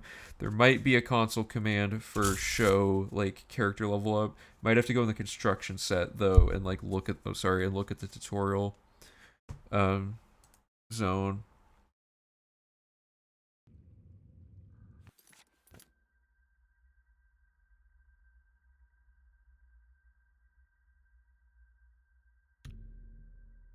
Oh, okay, cool. So that changes race. Good. How do we? Because what I was gonna do is just load the Keith Ledger save. Oh, and then after we do this, we can get vampirism. So certain things that end up becoming a minor skill could have a bonus to them that tips it back over. No, not advanced level. Like, I specifically want to bring this menu up at will and be able to pick what I want. Or at the very least, be able to also bring up the class. It's probably show class menu, right? Because this is show race menu. So what's, yes. Okay, we can, okay. You've missed so much. Like, so much. We fell down like an hour and a half long rabbit hole of trying to use underflowing to get, because I don't know if you, did you see the underflowing? It turns out underflowing won't work with vampirism and like the game basically tracks, so it scales the levels right down to what they're going to be and then adds the total number of actions you've performed of each of those skills into XP that then levels them up from there. I guess so that it accounts for when the tutorial you might level some skills up. So like if we farm alchemy to 100 and then change our skill lineup and stuff, it'll reapply the amount of alchemy we trained to it, so it won't go all the way down. That means we can't reliably keep all of these underflow statistics at 19 to do the vampirism thing. And then the other thing we figured out is that if you take vampirism and you remove it, it'll underflow these 5, but it'll it'll lower your athletics and hand to hand by 20, which is pretty rough. And also changing your race removes vampirism. There's a lot of things that became extremely annoying about it after we got into the nitty-gritty. So skill underflowing, unfortunately, we aren't going to be able to use it in the run unless people find some wild stuff going on. But what we're trying to do now is just max out all the skills that suck. So anything that we manually farm should become a minor skill because all that XP will be applied, I think. Vampires are a separate... Oh, they're... Wait. If vampires are a race... No, but it doesn't recalculate. Yeah, okay.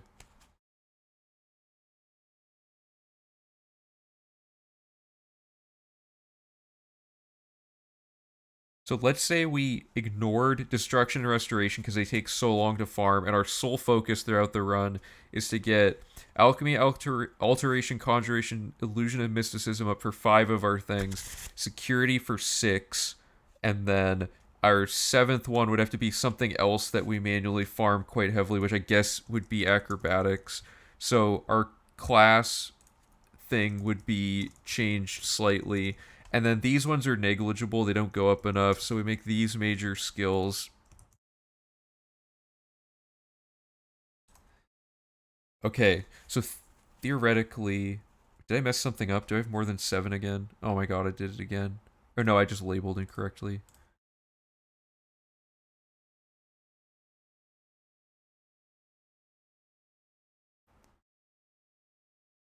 So we don't change our race. Okay. We want to do combat as our specialty, any attributes, and now we want destruction, restoration, sneak, mercantile, light armor, marksman, and speechcraft. And then after all of that happens, we should have almost everything all the way leveled up then, yeah? Like we wouldn't even need underflowing? Wait a minute. We wouldn't even need underflowing if we manually farm this stuff. It would just mean we have to go back to farming manually throughout the run, which kind of sucks, but and vampirism doesn't count for anything, so maybe we don't need vampirism anymore. And then skeleton key would make security trivial to farm up to 100. Would already have alchemy. Okay, so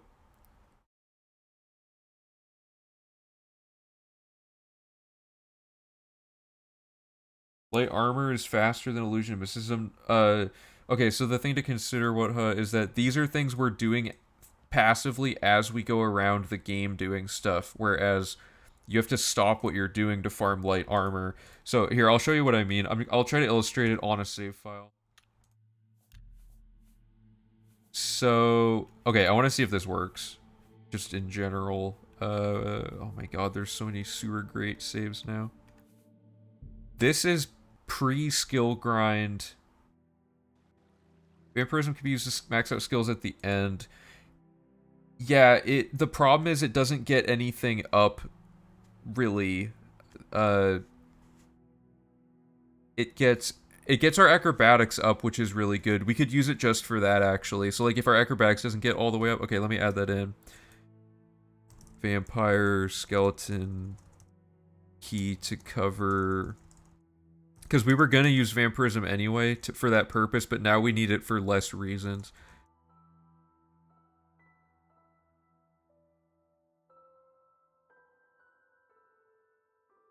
Covers security and... Or not security. Yeah. Covers acrobatics and security. And then we have Ogma as well, which we may not even need at this point.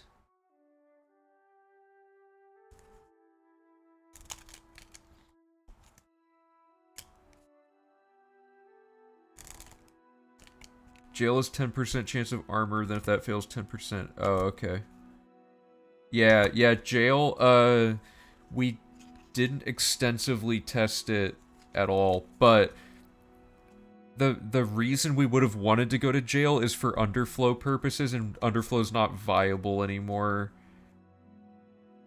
Okay, and then alchemy's already farmed. Okay. Let's test this recipe out. Okay, so we are the version of our character from the actual 100% world record file. So, like, this is legit actual stat gain. Now, some of this is going to be a little wonky because we have different skill layout and stuff than normal, but what we should see is everything except for alchemy, because we haven't farmed it on this file, should go up pretty high. Let me get it ready here. Oh wait, I have the wrong... Yeah, okay. So step 1, we need to be level 151. And to simulate all of this...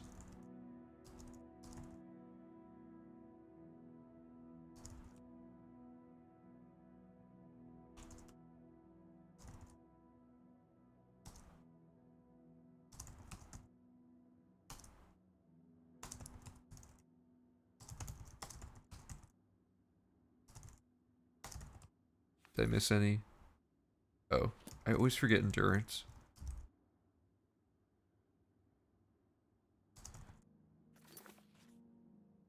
So all of our skills are at 100, like, internally. So if we now bring up... Oh god, I didn't want to do this. Okay, that was bad. Let me...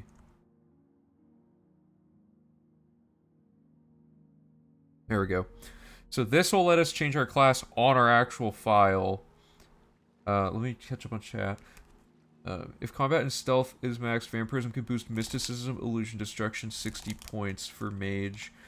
Yeah, so it boosts stuff, but we're already going to be having these skills farmed from playing the route normally.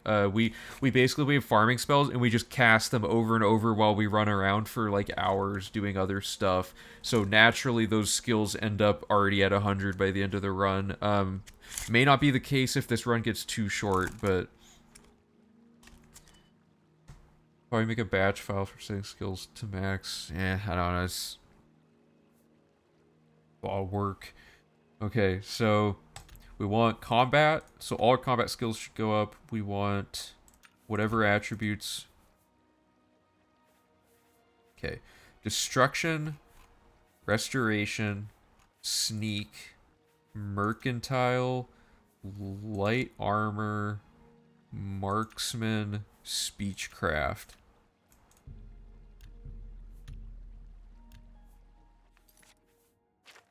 So this sets all of those to 100. It sets all of these to 100, and it leaves us with these values of everything. Wait, no. Hold up. I manually farmed all this stuff. How is that going down anyway? That's actually just not even correctly tracking those, right?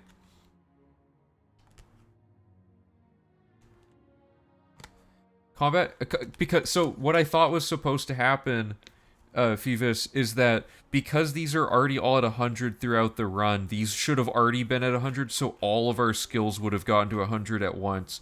Because basically, we ignore all these skills the whole run, and then these ones were supposed to all get set to 100 from our running total of skill increases. But somehow this has not happened. Did I change some of the commands? No, this is from our actual playthrough. Sewer menu's different? Oh god. Yeah, I mean, it could be.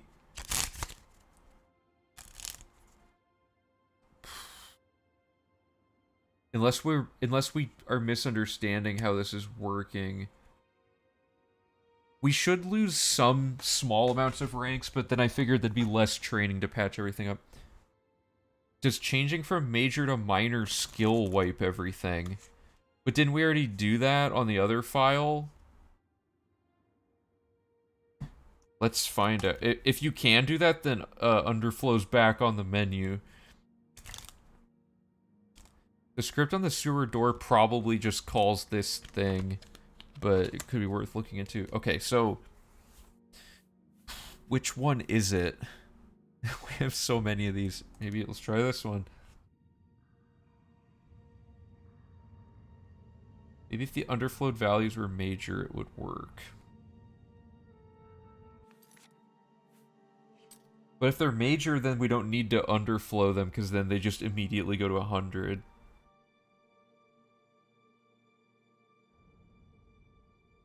Yeah, why does... So Alchemy manually farmed didn't reset, but the other ones did reset. So now we know nothing again. We're back to like not really entirely knowing how this works. Let me just like double check that file wasn't different than I thought it was.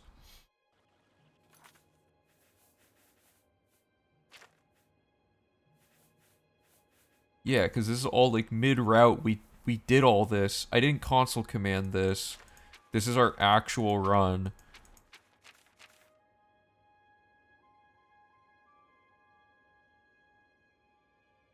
Yeah, I think it might be shuffling things around, might change it, but I swear, so acrobatics was a major skill and then it wasn't, and that wiped it. Do you think going from minor to major wipes it? That might be it.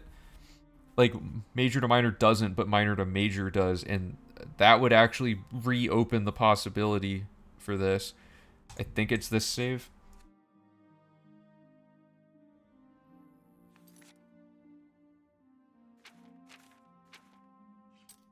No, it's not. Which save had the acrobatics thing? Oh, no, it's this one. Okay.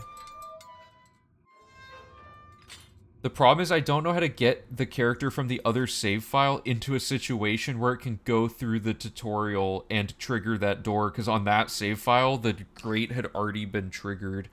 So the only way to really do it would be to like legit actually farm it all, unless there's a way to add skill XP as a console command. But I don't know if they have something that specific. Set the quest stage. We could try that. Before we do that, though, let's try this minor and major skill shuffling thing, because this is a good idea. Oh yeah, okay, let's actually do that first. Okay, the save with the alchemy is this one, I believe. Let me look. Yeah. Okay, so let's load warp this one. Oh yeah, so you're saying finish exit the sewers. Okay, good, and then this, and we want to do the other roadmap, which is going to be that. So we're going to do the old strat now. Alteration, conjuration, restoration, mercantile light armor, marksman, speechcraft.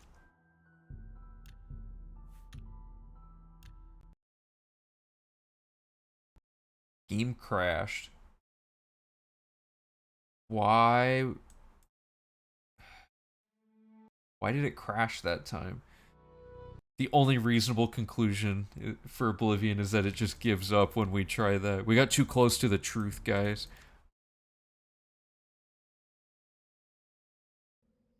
Okay, let's try it again. So I can go back in here, right? Yeah, it could be a random crash.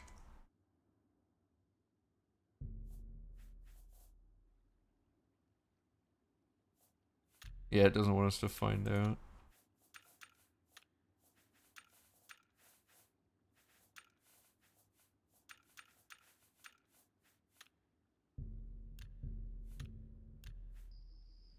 That was a random crash. Why did we look... Wait, something... Did I mess something up? No, but see our alchemy... Oh, and then I have to do...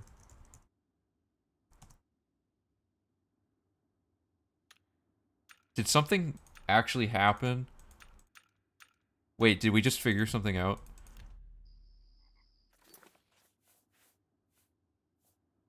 Oh, okay, so what happened? Wait, no, this is bad because that means console commands. Wait, what? Didn't it not reset when we did console commands?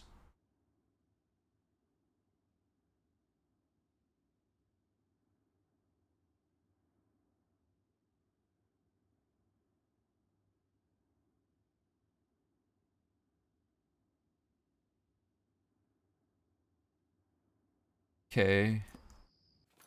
I don't. Okay, you guys know what's going on. I'll be the guinea pig that just runs all the testing.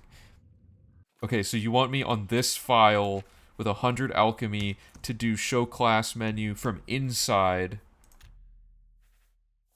with combat and all the business.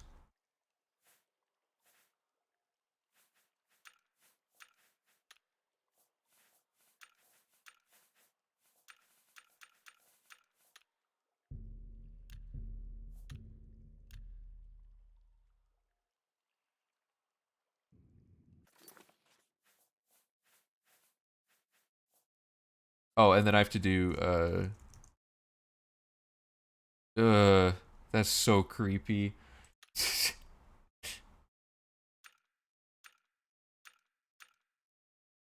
Something was unnerving about that.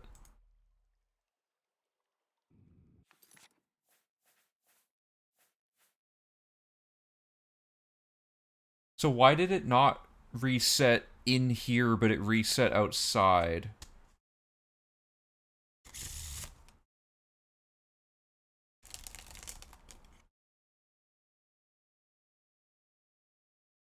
So the tutorial just has like, as long as you don't use the sewer entrance, your skills won't reset.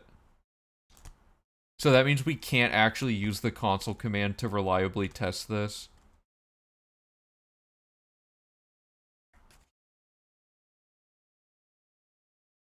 I think that's what that means.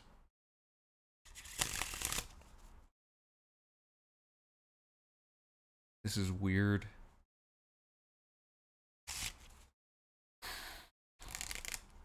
So now we should try the making a minor skill major and back and forth and see if that somehow matters.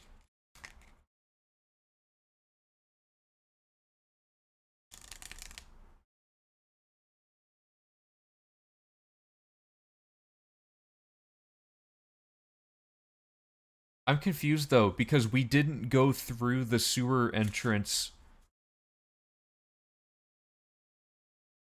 We want it to reset the skill.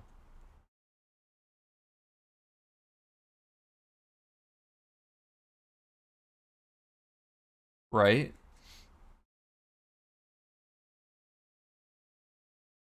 Or am I missing something? Does this mean that it does work or doesn't work?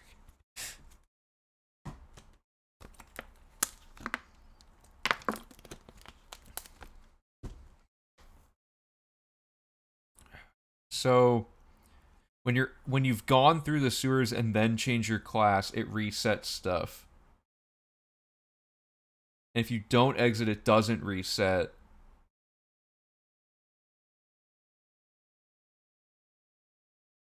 So that means we can't. Yeah, okay, so that doesn't work. So if we then go through the sewer exit, this won't change anything, which is expected.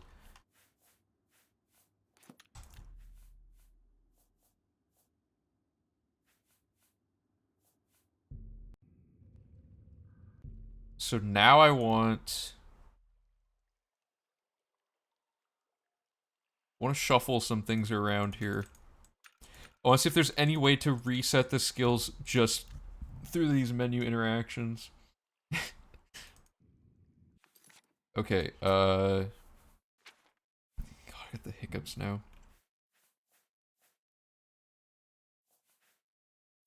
Alchemy 100.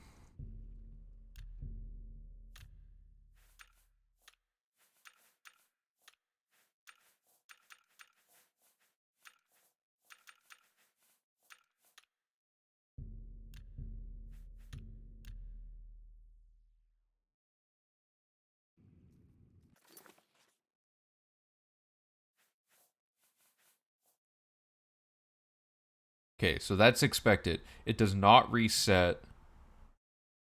I feel like I should be writing this down. It does not reset when you make it a minor skill when it was previous, oh, but it was never major. Okay, so now I want to make a class where alchemy is major. Let me just find one.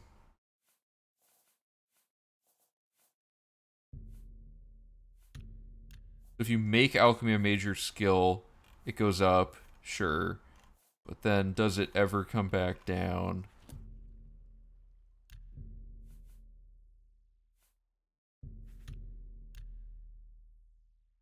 No.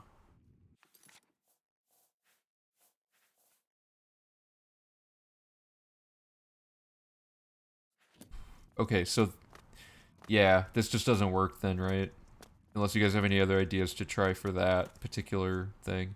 Also, how did this rat get in here?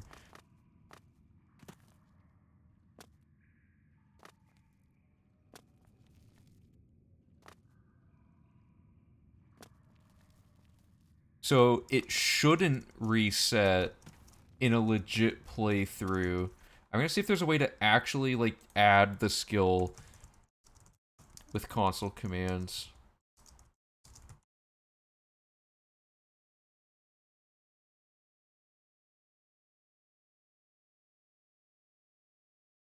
Right, that's not the part I'm worried about. I'm trying to see if there's a way to like reset the progress back to 19, but there doesn't seem to be a way to do it.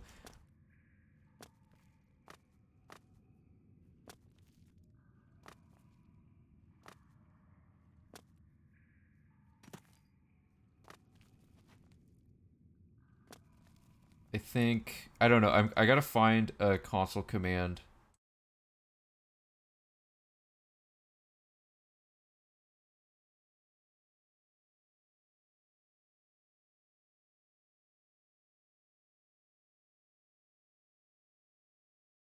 People are okay. One person on Reddit says there is no console command. The game doesn't keep track of total experience. It just uses a rolling counter to keep track of experience. That's not true. Hey Shonky. Yeah, I mean, it's like it's sort of all 100 skills. It's like get everything that's a major skill or a specialized skill to 100, and then you have to fill in the blanks. The blanks being the passive skill farming. We almost found a way to get all of it without having to do any work, but not quite. It's still going to be like over an hour and a half faster. Advanced skill just advances the skill. It doesn't apply XP to it, unfortunately. Yeah, filling in the blanks is like not that much time. It's stuff we had to do anyway. We're just trying to verify things.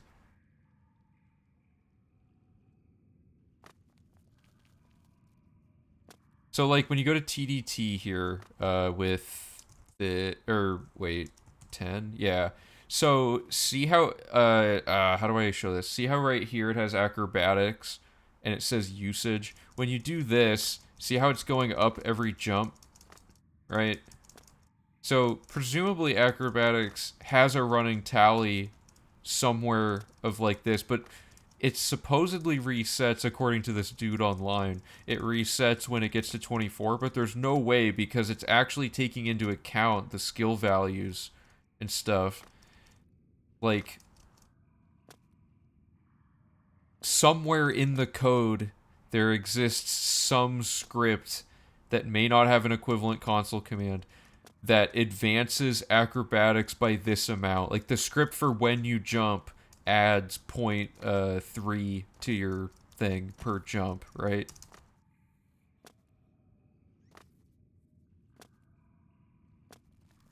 If you consider trying to get fall damage as much as you can, fall damage is just too deadly. We just don't have enough health to sustain a fall damage thing. Player.mod AV. Okay, I'll try that.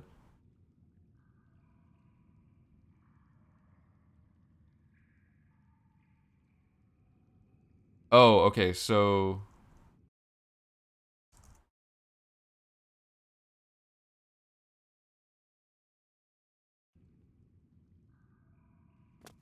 it didn't seem to do anything.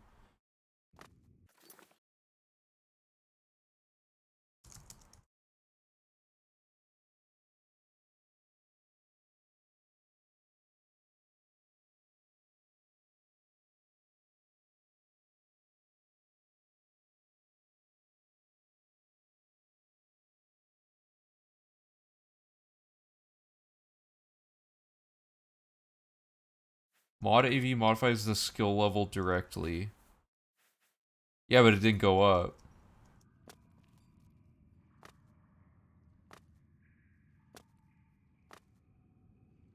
I mean, it didn't give me a compile error. Like, if I do, like...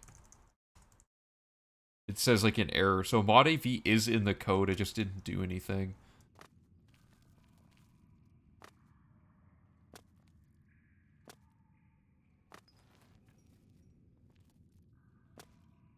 Because basically the only way to truly test this, we can theoretically figure it out right now like we did, but to actually make sure it works, we have to just straight up play the game all the way through and then find out at the end if it worked, which is just way too much stuff to manage.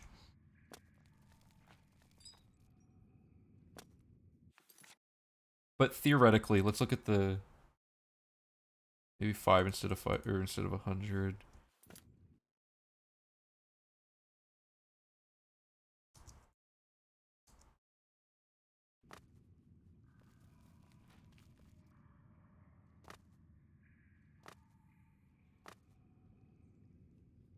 No, that's still the same.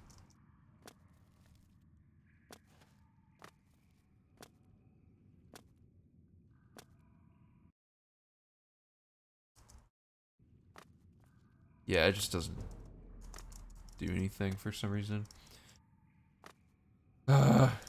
So okay, so what are we looking at here?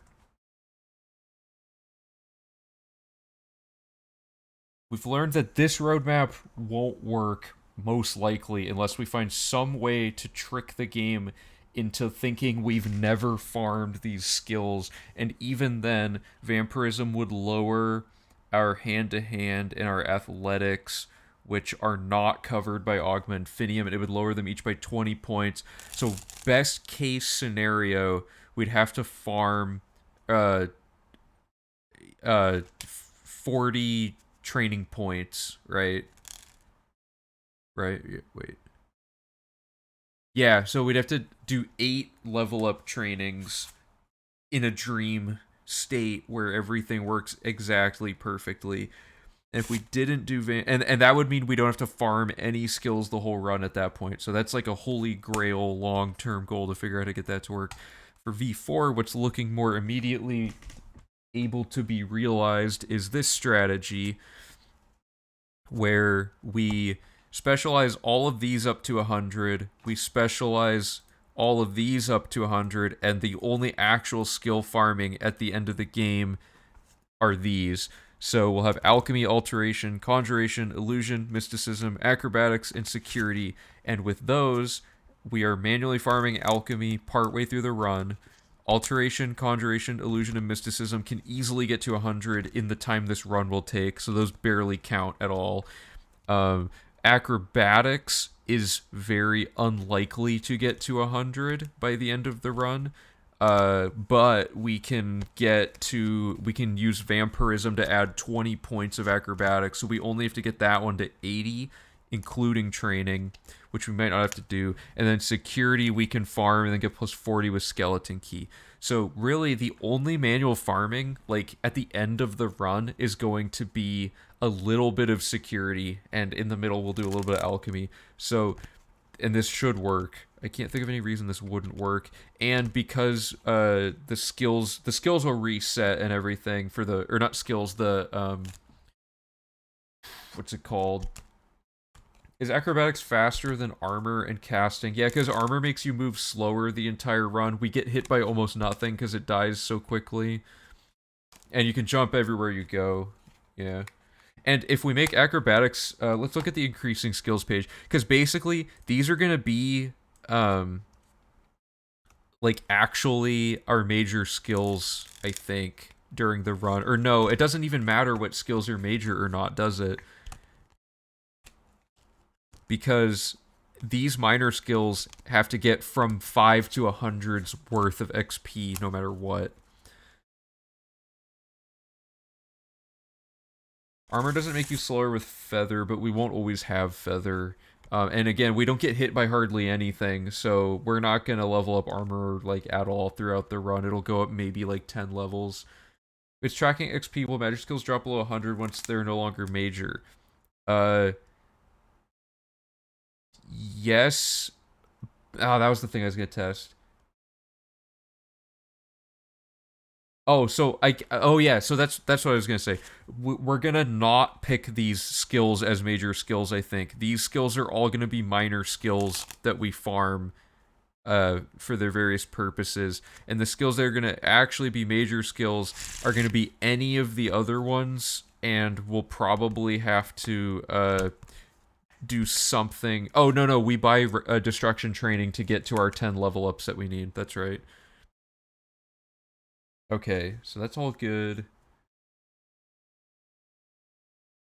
Man, there's so much routing stuff to build around. I think this is the play. Does anyone see anything we're missing here? Because Augma is useless at this point. I think. Unless the stealth path does acrobatics.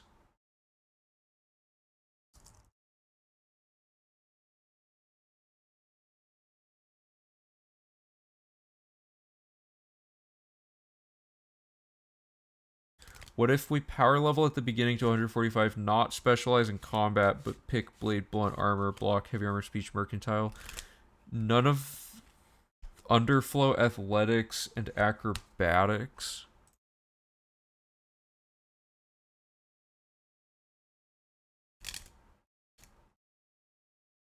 Why is this bolded, first of all? Oh, because that's the only manual farm. Wait, hold up. I gotta take a second to understand. Why would you need mage to be major?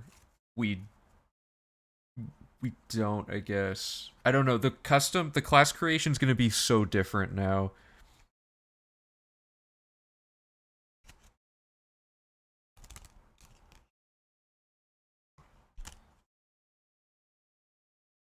Underflow athletics and acrobatics. Those cannot really be underflowed, right? Because those are gonna go up the whole run. Like, way too much to be able to underflow them. The values aren't gonna actually reset.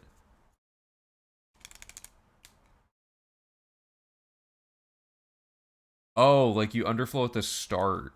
Oh, wait, that could work. The only problem is at level 145, nothing's gonna die ever. It's gonna take so long to kill things that we'll actually probably lose time. What level is your security on a completed game with security prior to grinding? Let me load this file really quick.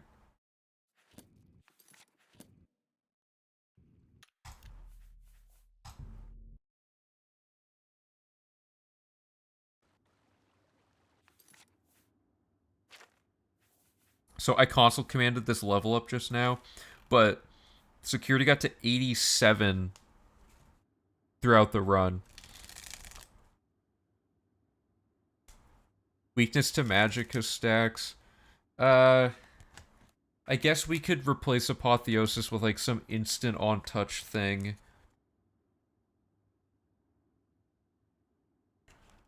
It could work. So you're saying we could do our underflow strat. We won't have skeleton key yet, is the only problem.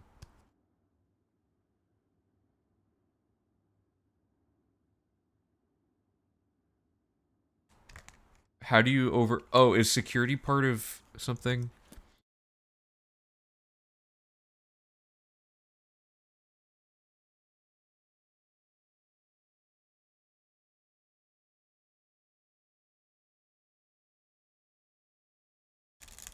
Yes, but in the process of getting skeleton key, are we leveling anything enough that the underflow would not be possible? This is a good idea, though. I'm gonna write down... So, like... Would work at very start of run. I really do... I can't stress enough how much of a time sink combat is, though. Combat is so bad if you can't kill things quickly. It already might be a bit problematic in this run. We don't know. But being level 150 with a weapon that kills stuff like instantly, it takes like 5 to 15 hits depending on the enemy to kill it, which is like really bad. We could do like the drain endurance 100 points thing. Oh yeah, GGDQ just said that. Yeah, we could do the endurance drain 100 points thing. The problem being that, well, for one, arena would be a lot slower because we can't instant kill from a distance with apotheosis. All combat would be short range, so all combat would require slightly more time to approach every enemy, which isn't the end of the world. Endurance doesn't reduce health, I checked. But if you set their... Wait, no, it does work. I've done it. If you use a reduce endurance 100 points on touch effect on an NPC and also drain their health 100 points after that, it just kills them straight up. Unless I'm misremembering how the potion or the spell is designed. There's some other effect besides drain endurance on top of it. But I might be wrong. Because there's like a whole spiffing Brit video about it and stuff. This is fun, by the way. Yeah, I love doing all this routing stuff. Like, everyone has a lot of good ideas. What happens if you change race with drained damage skills? So we already tried that. Any temporary changes to skills are not affected by this. Drain health works, but endurance doesn't. Wait, what? Hold up. Uh,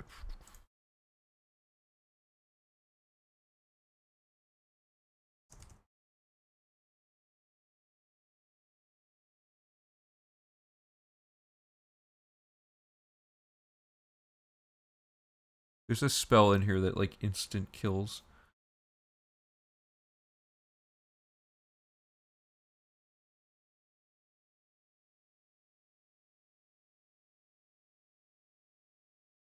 That one is not quite it because that takes 2, but this is an interesting idea because this wouldn't even be hard to do. We would just have to make it on touch. I think drain health is hard to get, right? Oh no, that's like a normal thing. Oh god, where is it?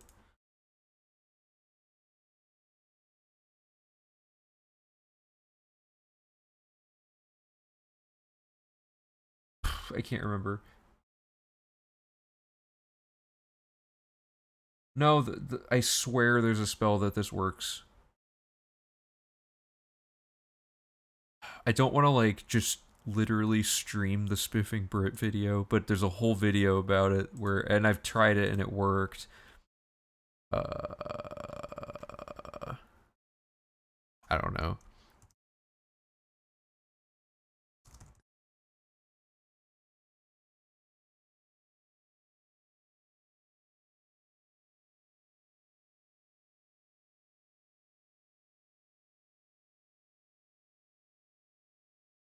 Wait, is the Spiffing Brit one literally just drain health?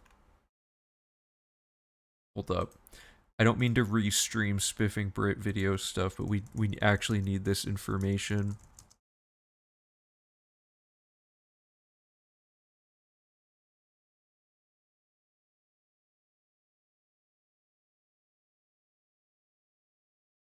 Like this in the game, get me to stealth my way past the. But really, for a better chance, one thing we need to throw a couple of. So hopefully, this is going to be it. But this game is quite easier to get hold of.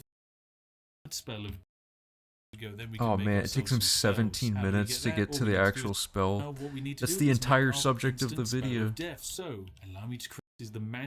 Well, you also add in the drain attribute spell, and what we're going to be draining is the endurance of our opponents. What is endurance? Well, it's the attribute which affects how much maximum health an enemy has. This is a very interesting little thing to add to a spell, because once again we can crank it up to a magnitude of 100. It only costs 174 to add, it only is going to last for 1 second, and so what we've created is the spell of... Oh, here's the main thing. See how it costs 58?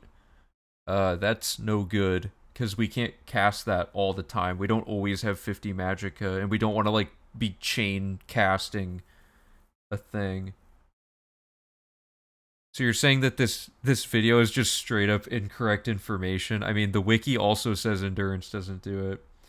So you're saying that all he did is put the game on easy and drain health 100 points, and that kills everybody, but enemies will have way more than 100 points of health at the level we're at. So his entire video is just wrong. That's kind of funny. Okay, well, rip. That's unfortunate. No, I believe you. I for some reason I swear I tested it, but I guess I just probably didn't kill anything with a high enough HP. Well, the wiki also says what you're saying, but the wiki can be wrong. Um,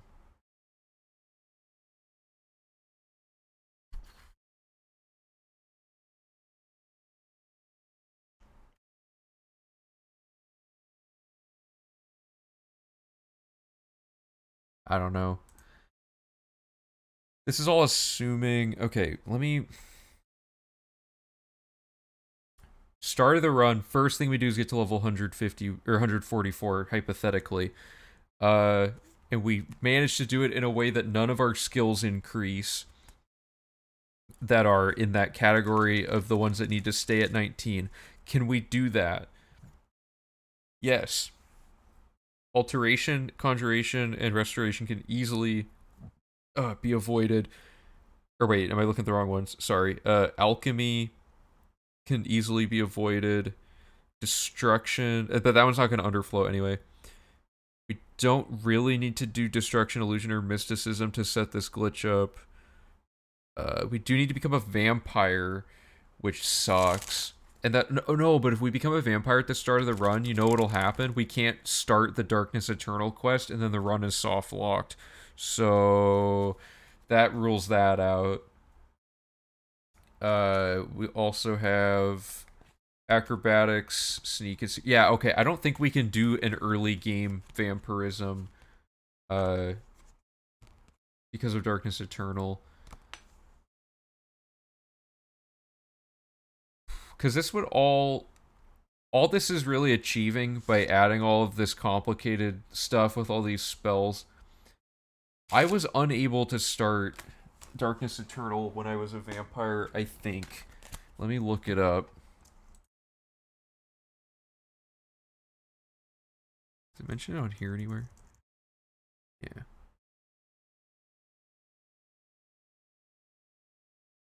You cannot get this quest if you're already a vampire. The Dark Gift topic will not appear. So, that's that.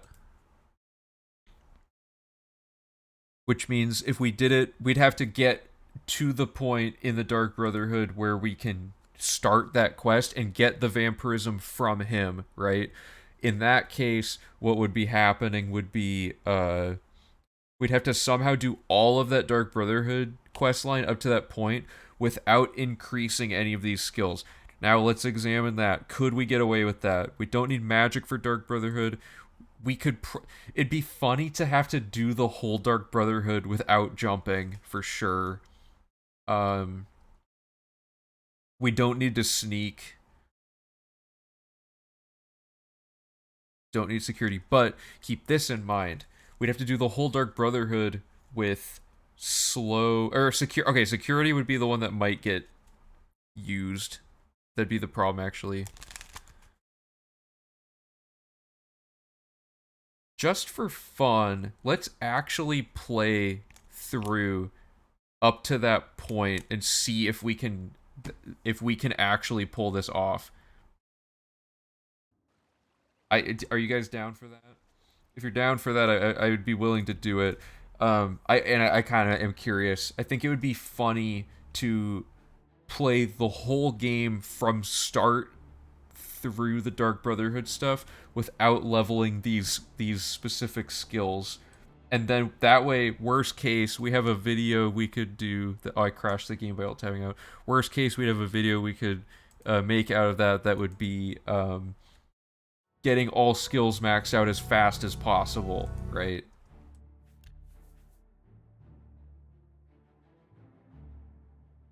Okay, so I'm gonna make a new game. Now, does anything matter? There's so much to consider. We'll probably hit a brick wall at some point and like mess this all up. We know we want to change our race later, so we'll start as.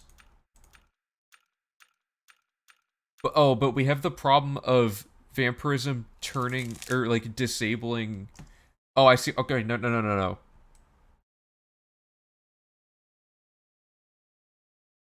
We need to avoid athletics. Oh, athletics is the killer. Athletics is going to be the killer. We can't avoid athletics. The only way you can avoid athletics is by jumping, and the only way you can avoid, and then we have to avoid acrobatics anyway. So that would cause a problem in itself. It's like two of the most unavoidable skills. If we did if we did everything on horse, but see, sneaking. If funny, you should mention. Sneaking and jumping are two of the underflow skills. Walking everywhere would not be very fast. We also can't get fall damage. True. We can only load warp places we've been, so we still have to walk to those places. But maybe, well, okay, the problem is we'd get at least one level of athletics, and that would throw the whole thing out the window, right? Or maybe not.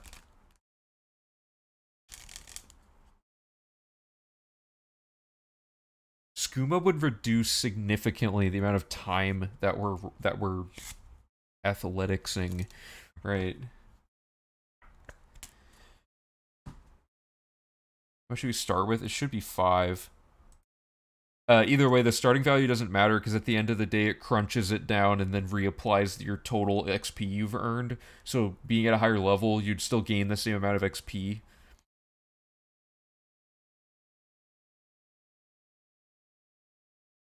Does the race matter? Should we just start as a female orc then in this case? Because changing the race would cause problems with stats not being what they say they are, right?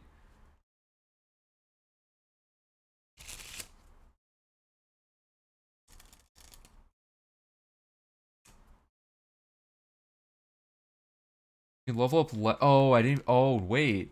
You can level up less to get lower than 19.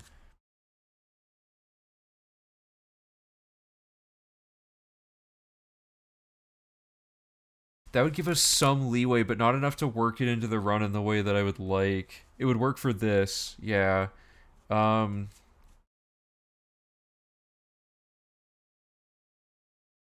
okay, because we go to 144 because that puts it at 19, but we could make the threshold more generous.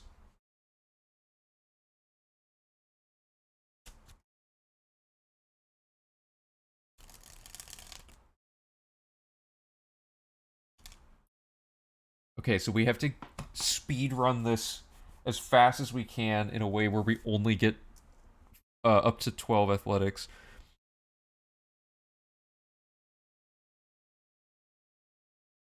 Okay, that's good to know.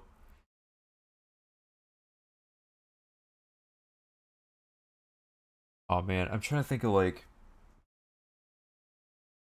does changing the race matter? How much distance is that? It's not distance, it's seconds. So like the amount of seconds you spend running. So the faster we go, the more distance we can cover while getting less XP for that distance.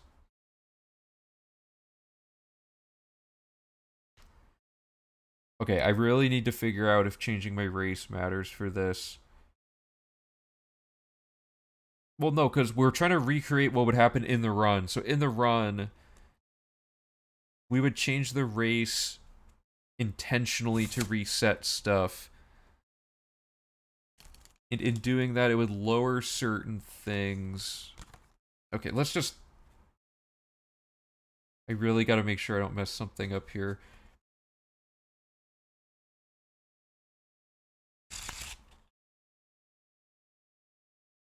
Oh yeah, we gotta avoid water for sure. And this would all be like avoiding the Mages Guild. Why do we care about athletics? Because it's one of the underflow ones from vampirism. So if we can underflow that, then that's way optimal.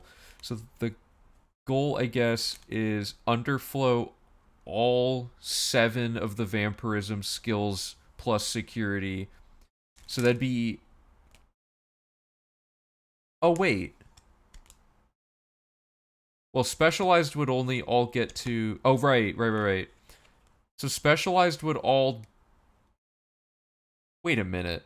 Specialized would all jump up to 96, and minor would all go... Oh yeah, so minor is the only... Okay, minor's the only thing we have to worry about. Sorry, I got off track. It's so easy to forget how this works.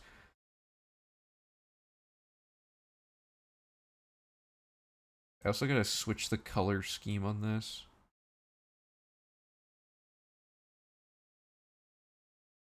Yeah, I'm lost.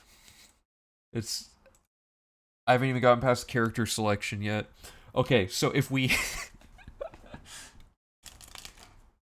we can underflow... Okay, but we don't... Right, so we don't need to underflow those because being a female orc will put them all at 96 and then you get all... Right, okay. Oh, there's one small issue here. We can't drain our athletics to buy the 4 levels of athletics training that we need from a trainer. I guess we could go round up all the skill books for it for this specific instance, though. Oh, but one of them's in Cloud Ruler Temple, so we'd have to do the Cloud Ruler like the main quest up through Cloud Ruler Temple, and we'd have to do all the Daedric shrines to get Ogma to do Path of Steel. The Master Trainers won't train you until you unlock their thing, though. Oh wait, but what's the athletics training quest?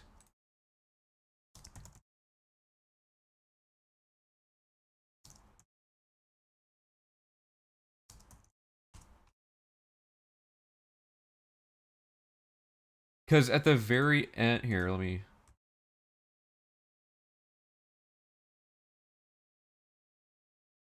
At the very end of this, the end result is our athletics is the only skill that isn't maxed out besides alchemy, so it gets it to 96.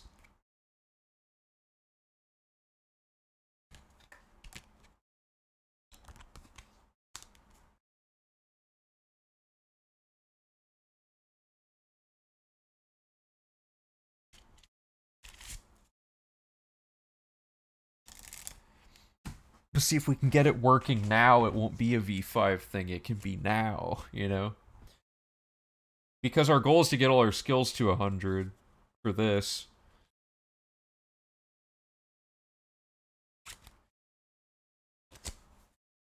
It doesn't matter for, like, this standalone thing for proof of concept, I suppose. I'm trying to think if there's anything I'm forgetting, though. Because to... But we're already so deep into this, we might as well solve it now, right? And then verify the validity of it for V5. V4 is not far along in terms of the actual core logic of the route. We could easily erase our current progress and route around it. And if the first step is to get vampirism from Dark Brotherhood, we had to do that anyway to get Shadowmere. So that would add like almost nothing to this. It would basically, we would skip all the Arcane University stuff until later because Arcane University wouldn't even matter as much at that point, right? The only problems with this are the end result is that our minor skills are not done and will require, or no, those will be underflowed. Security will be underflowed.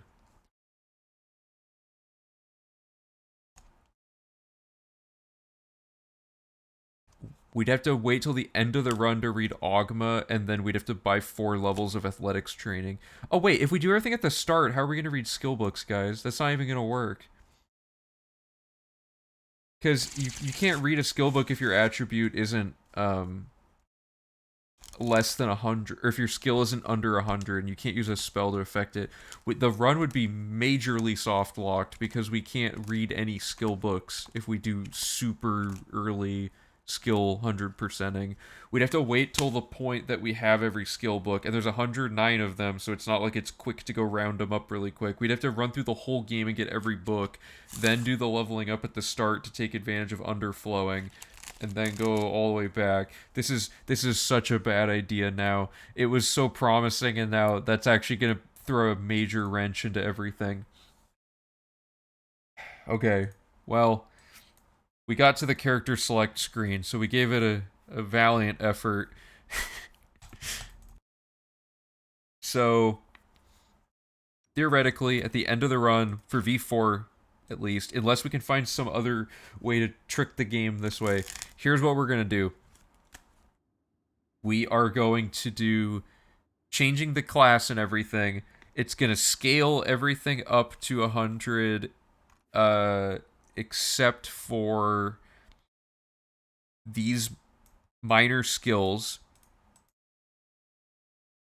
And then we are going to become a vampire and acquire the skeleton key to get acrobatics and security covered.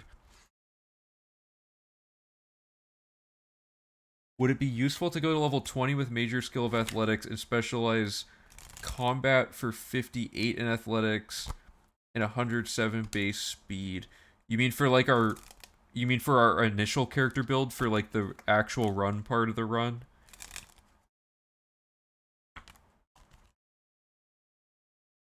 Skill of athletics and specialized combat for 58. Yeah, I think that'd be worth it because that's less perma enchanting we have to do, which is nice.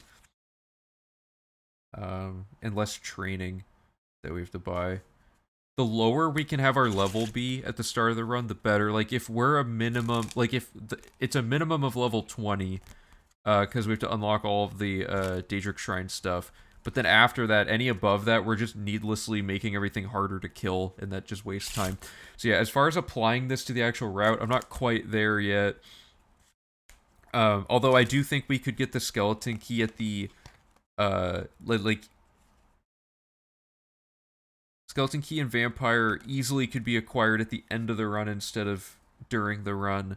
Because like Azure or Nocturnal has no overlap with any other things, so we don't need to like we. Although we couldn't get Hermaeus Mora, we should save Nocturnal and Hermaeus Mora for the end of the run. Or we could just get them earlier and remember to drop the skeleton key, I guess.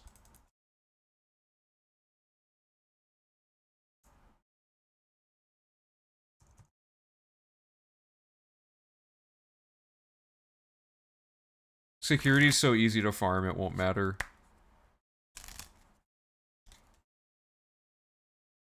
Security takes at most like 10 minutes, 10 to 15. And naturally throughout the run we acquire like 80 levels of it or something ridiculous. So it'll be at least like level, or sorry, not 80. Wait. We're at like 47 levels minus 5. Okay. Yeah, let's just say 40 to be safe. 40 security earned throughout the run passively. But load warping might reduce that a little bit. And then, so that means we just have to get from 40 to 75, or not 75, 40 to 60, and then equip skeleton key. So we're looking at like a 5-minute grind for security at the end of the day. Not too bad. And then we just read Ogma. Do we need Ogma for like anything at this point? That's kind of funny. We should just pick the path that gives us speed just because. Yeah, we should just pick Path of Steel anyway, because speed and strength good. Or we could do Path of Shadow, even though all of this stuff's going to get reset anyway. I want to make sure we're not missing anything before I commit to doing more routing based off of all this. This is good, though. This is, like, huge progress. Like, one of the largest discoveries in recent routing history, I guess. Shadow reduces security train. Oh, so you think we should change our birth sign at the last second? That's actually an interesting idea.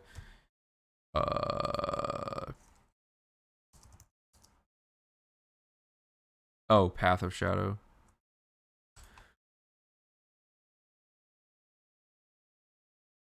Oh, right. Duh. Ogma's after we've reset our stats, so it actually matters. So those will all be maxed. Security will not be maxed. Good. Okay, yeah. We'll do Path of Shadow then.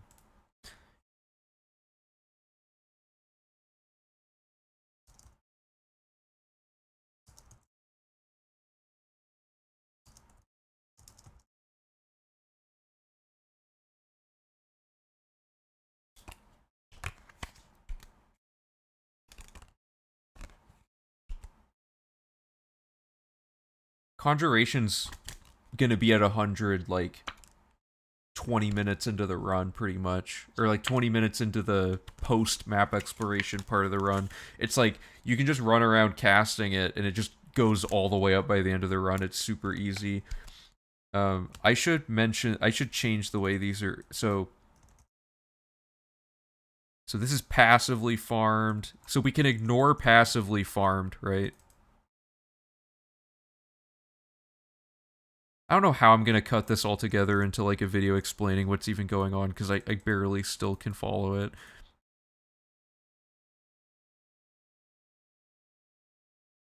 So those are all passively farmed but won't be done, so that it's an asterisk. And then, so security and alchemy have to be manually farmed essentially. And then, training for the other one. What do you think about stacking weakness to magic on self and use reflect damage and spell? For what? For like an attacking spell? The thing, Phoebus, is that horse spell on yourself. You'd have to like use Shadow Mirror to ping the reflection damage thing off back onto you to get the weakness to magic is the only problem. The horse spell on herself, if it lasted long enough, it'd be nice, but it won't last very long, relatively. You'd have to keep setting it up. We did do some weakness to magic stack. Wait, didn't we do weakness to magic stacking and it didn't work? I swear we tried that. Didn't we reflect, we did reflect on Shadowmere and hit ourselves with our own thing and it didn't actually stack the way we thought it would. It just takes too long to set up is the big issue. Okay, so this is the roadmap. How does this... What does this correlate to in terms of the beginning? So now, okay, we're getting into the actual return to routing. Let me find the guide, or not guide, but the pseudo route. There it is. And then, of course, we have our confirmed ideas and our ideas folders. Okay, so this is just a checklist. This is the old guide. Current knowledge. Bunch of windows that don't matter now. Yeah, okay. Yeah. You can try just 10 spells with 100 speed for 120 as well. It's just the sheer amount of like menuing and stuff to stack all that versus the potion where we can drink it as we go would just be annoying. The potion is like all you have to do is occasionally redupe it, but you can just do the batch tapping stuff. If you get fortified willpower magicka potions, your magicka regen is insane. Yeah, it's just layering 10 spells on top of themselves when we need the hotkeys for other stuff. It's just the game's just gonna turn into like constantly menuing a bunch everywhere we go, I think. The potion should be good enough to cover all that. So oh boy, okay. Here's the route. Now we have to figure out how to retrofit a bunch of stuff in here. Most importantly, what is our character build now that we have all this new information? Right? Things will change. The thing is, we can now, without fear, because these will all be at 100, anything that isn't highlighted red here will be at 100 at the end of the route, no matter what it is during. So we can pick all of these things as major skills and not have to, like, fear anything, basically. Like, our athletics is probably going to be a major skill just so we move faster, for example. So let me write that down. Do we still want the steed, right? Probably. But there is that option for the apprentice, or whatever it is that what Ho was saying. Major athletics, restoration, destruction are the only ones worth it. Why would restoration and destruction... Oh, right, just because we need them for other things. What did we need restoration for? We needed it for something. You're right, we needed it for something. It would be really bad to not have it. So these are for route logic things. Oops. Keep that open. Yeah, having those spells will be good for horses. Okay, so we want athletics, destruction, restoration, so we get 4 more. Sneak is not worth it. We'll be 100% chameleon and we'll just never need to pickpocket or sneak or anything. Mercantile, no. Money is irrelevant in this run. We don't wear armor. We never use marksman. We never use... Speechcraft makes everyone like us more. It could save having to, like, annoyingly go in and, like... It won't make it that high of a level, though. That's not really going to do anything. Uh, we never block. We never heavy armor. Hand to hand could be good for like that one time in the arena where you have to use your fists, maybe. Speechcraft increase the total amount you can bribe. Ooh. Let's find out. I believe personality affects it, or no, your level affects it. But there might be more to it.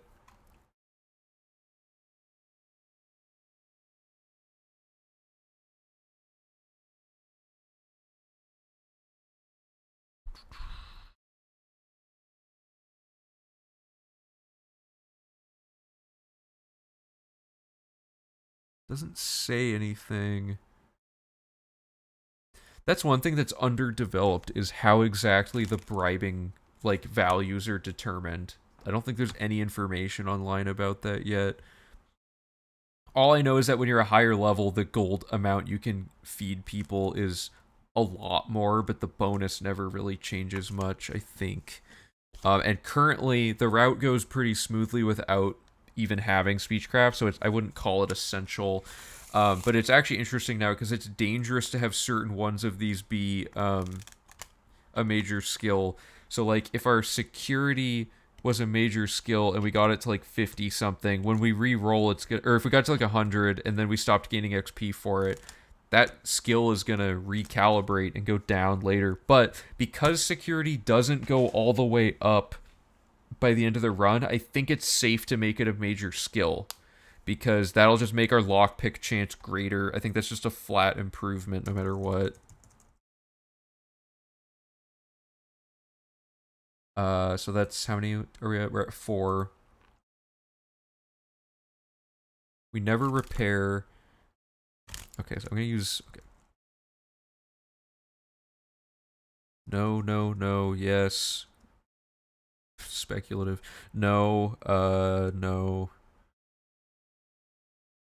We don't want alchemy to be a major skill because if we level it up all the way for needing to make potions, we'd have to re-farm it later and do the whole duping setup. That one's a mess, so that's a no.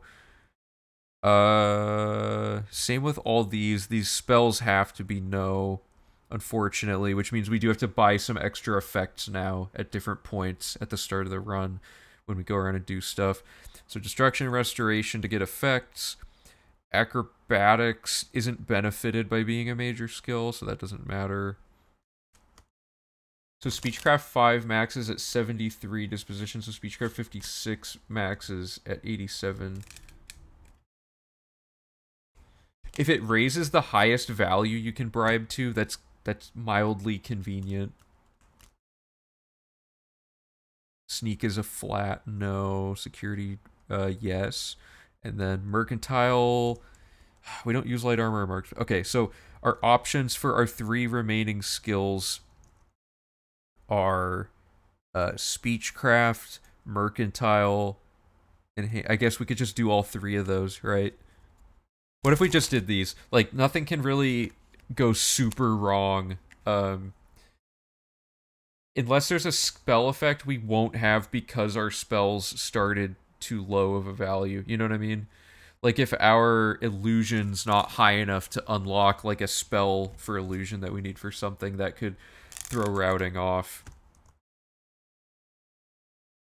I'm gonna italicize these because these are minor ones that are like minorly major. So we want mercantile. Let me add these in. Hand to hand, mercantile, and speechcraft.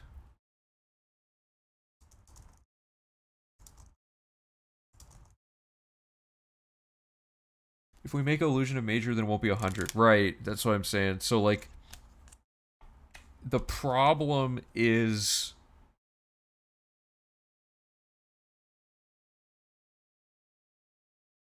The problem is mostly that if we needed illusion to be at 25 for something and we can't do it now, that kind of botches the logic slightly. So that would not be good. But this is good. This is like a good. Let's use this as our new pseudo routing character test, basically. And I want to kind of replay everything from the start on this pseudo route because it's not very much, and just kind of see what isn't working here. Oh, and I also want to adjust the alchemy spell to be the new spell, if it's not too far out of the way.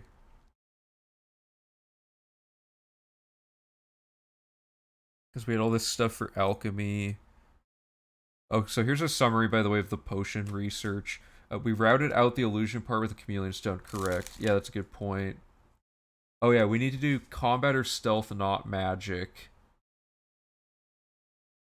Right, because specializations don't actually make you gain more XP, right? They make you... Let me double check that, just in case.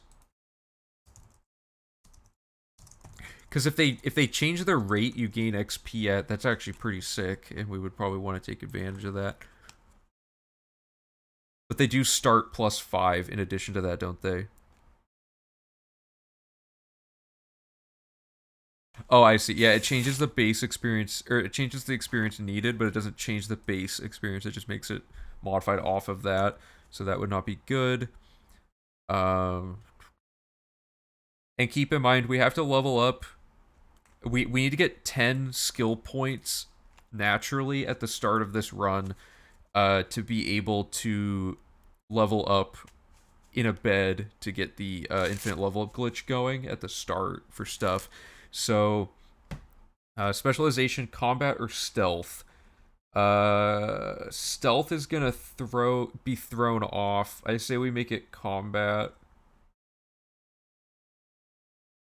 We could make it alchemy, but we do also really need restoration training purchased, right?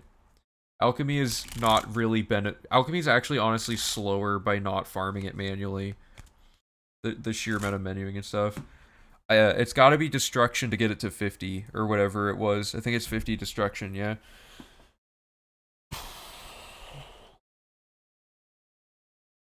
Because destruction... No, that's not going to matter. And we still want to be female high elf, of course.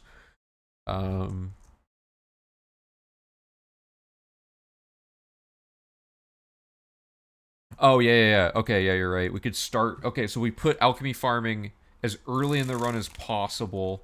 Couldn't we do it... No, we can't do it in the tutorial. That was what you were saying earlier. While you're there, you can also get your 100. Yeah, okay, good call. I think we want to go combat specialization, right? So that our athletics goes up quicker or something. That doesn't really matter. But if we made our specialized skill anything else but combat, these are gonna go down. So combat's like the safe bet. And then we want just all... Okay, so the good thing is attributes are like irrelevant now. So we can just pick like attributes that are just straight up good for what we need. We need carry weight and we need speed. So we're gonna go strength and speed. Easy. There's really no other better choice. I mean, make alchemy a major skill. No, but if we make alchemy a major skill and then farm it up to 100, at the end it becomes a minor skill. So all the major skill bonuses and stuff go away, and then we'd have to refarm alchemy up to 100 again, which is no good. We get the alchemy skill books. It levels to 90 or something, and you just farm 20. But you gotta like redupe everything and stuff. It's not like the end of the world, but I honestly think it'd be better to... There's no... Like, why add that extra, like, time? We have to spend that time farming alchemy anyway. Why not spend the time a little bit longer? Or, like, why not spend that same amount of time all at once when you already have it set up and not lose time doing a second setup? And then you can have alchemy at 100 like you needed anyway at the start of the run, and it kind of doesn't change anything. Farm restoration during recommendation quest. Yeah, so we can do that. Making alchemy major might get us out of having to find 10 oh, we can read... We have to... Hey, Bassoon, how's it going? There's like 10... We would need to read basically 10 skill books, and I know that we read a few at the beginning of the run. Oh, boy. Okay. This is gonna turn into less pseudo routing and more just like routing at this point, I think. Okay. Gotta stick and move here. Let's go combat speed strength. Let's try this and see how it plays out.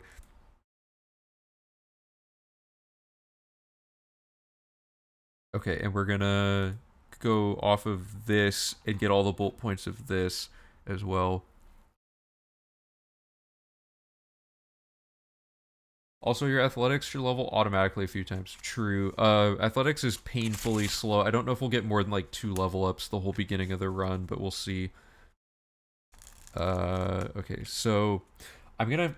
This is gonna get kind of confusing for me, but I'm gonna follow like the original route and the pseudo route stuff, so I can, because I didn't put all of the stuff from the old route in. At each point, we're gonna consider like, did we need this or did we not need this? I'm gonna actually have 2 windows open for this. Wish you could make a document full screen. I mean, you can make it like semi full screen. Yeah, that's close enough. Okay. All right. Step 1. I'm gonna go empty the save file folder and make a new one. Or not gonna delete anything, but I'm just gonna do some new stuff.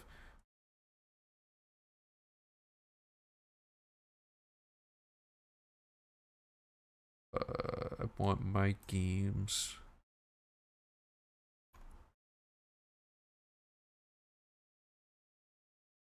And rename this to Keith. This folder is going to be just called saves. Okay. Exciting development. Oh, absolutely. Yeah, so I was saying this earlier, it's probably like an hour and a half time save if I had to guess, because skill grind turns into like only a few handful of skills need to actually be farmed, and they're easy ones we already had to do last time. Okay. Main menu, let's make a new character. Okay. Restarting the pseudo routing.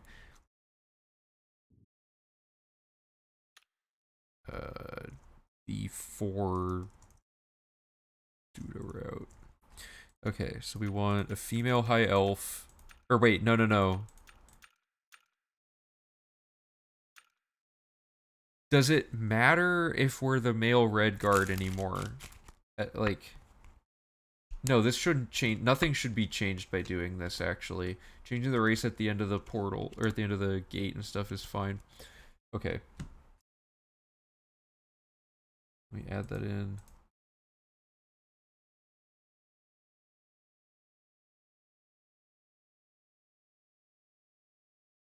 Okay.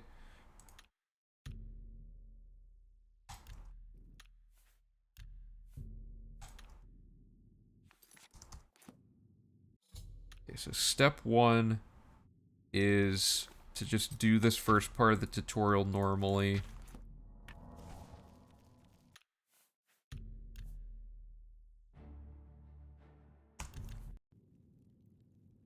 Yeah, I'm pretty excited too.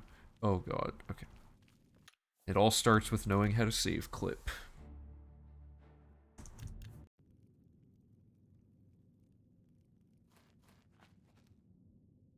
In my opinion, by the way, it's easier to take things out of a route and then route them back in if we weren't sure why something was in here. So there's a lot of like items and stuff. I'm just gonna completely like, if I don't remember where it came from, I'm gonna assume we didn't need it. Starting with stuff in this next area. So we're gonna take all of this, make our goblin save. Let me scroll my notes. Yeah, so this is just setting up permakey. I shouldn't have done take all, should I? No, I should have. Okay, and then quick save, do this. Okay. Continue linearly until you get past a square room, and we should be farming everything and anything at this point. Pick up the tomato, cheese, and rusty iron shield in the center of these pillars. So that's going to be over here. So this is the first point.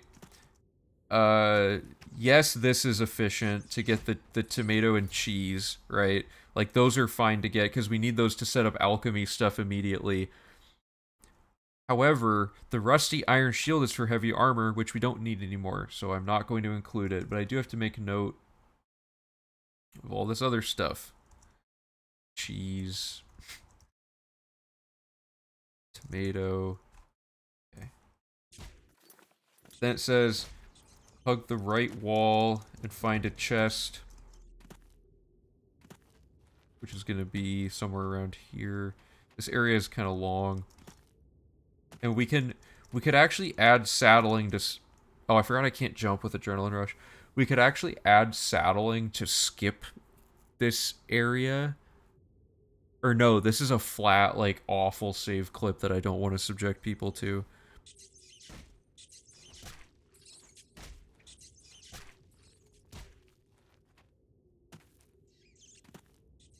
Okay, so the potions are in here. So this gives you your sorcery and healing potions. I think this is fine, but they're not strong potions of healing. So it'd be better if we didn't have to get these because we can get better potions somewhere else. So be on the lookout for strong potion of healing wherever possible. I remember what said a location that might work.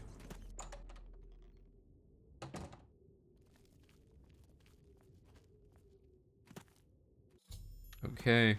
And then we need the mortar and pestle, of course. And actually, we need wisp stock caps, so let's add that in.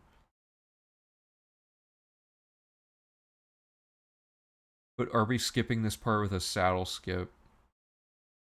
This doesn't save enough time. This is fine.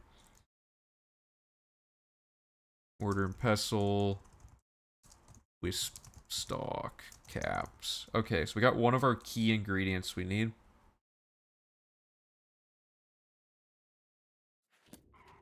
Okay, and then we're going to...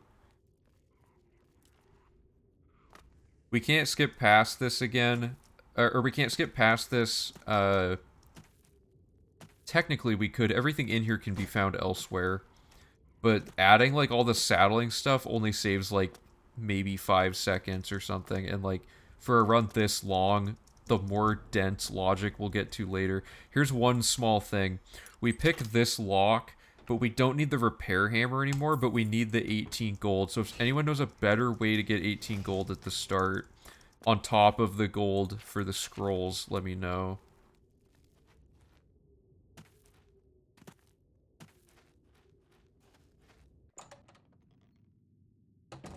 Also, if anyone knows how to skip the entire tutorial, you would revolutionize every category of this game. Oh god, I shouldn't have pulled my fists out.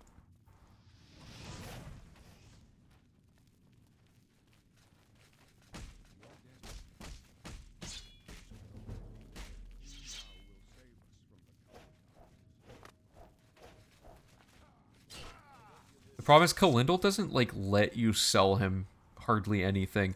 Like, we sell these two these two spells at the start, but you basically need, because we only have 18 gold, you need some starting gold.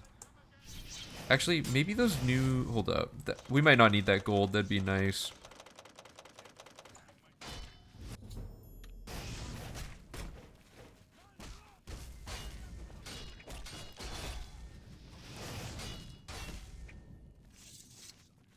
Okay, and I'm going to make a save right before this. Okay, so the new meta is... well, okay, this doesn't change. We're still going to be the steed.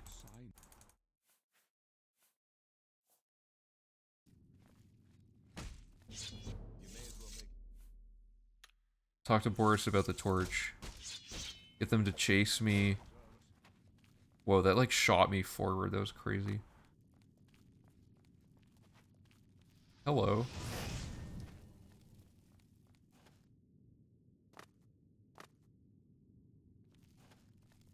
What? There's only one guy this time? Did they stop running for some reason?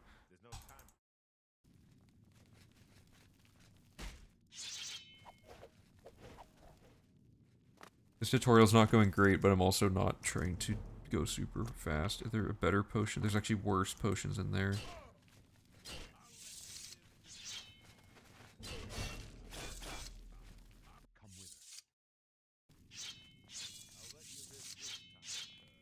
chill. What is with people?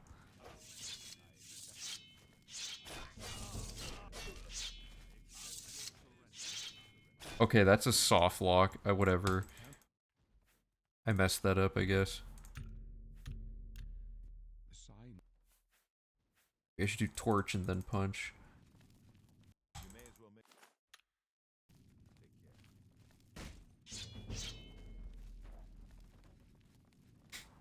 Filter potassium, how's it going? See, what? Why they stop running?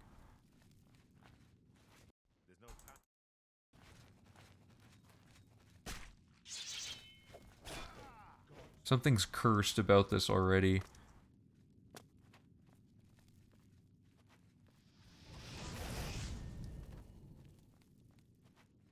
So is this just not gonna work?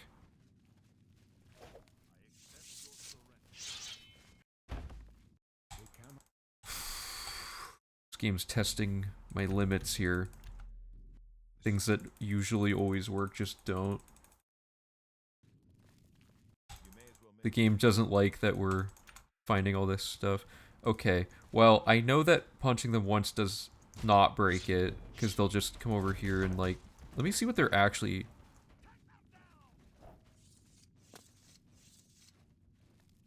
That is so stupid.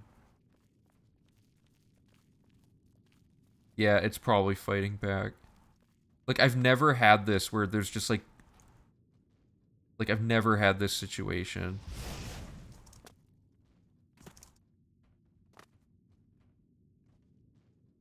I'm not gonna jump around and stuff because that would affect our acrobatics, like, tally. Just gonna throw off some scheduling stuff. Or actually, no, once we wait for Mystic Emporium, we should be fine. Okay, so our goals are to route out the gold from that chest, and I think the shield can safely be routed out, and we don't need a repair hammer anymore. Okay, so that's all good.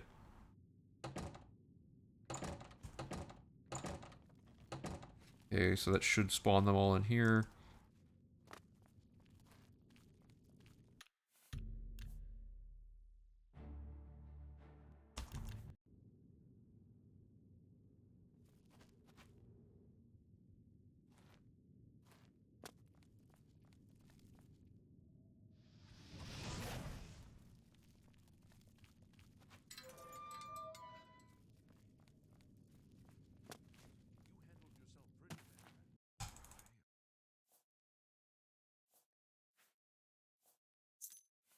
Should have saved before doing this.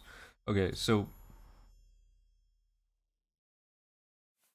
we want a custom class, we want combat, we want strength and speed.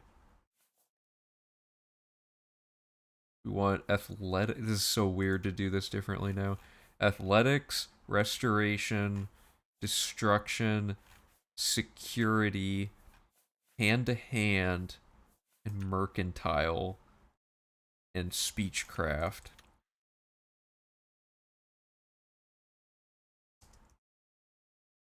I was gonna make it a long name, but I guess you can't.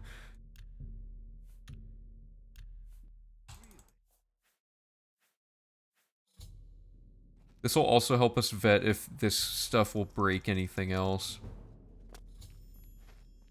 Like if these skill... Okay, so specifically set a load warp at this grate.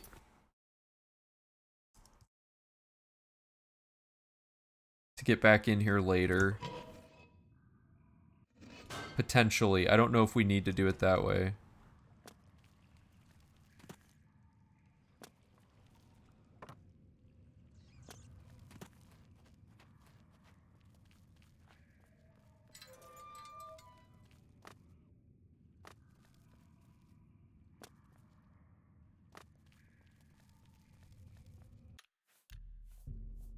So this is the save we're load warping out. But before we... Or no, sorry. So at the gate, we have to change our race.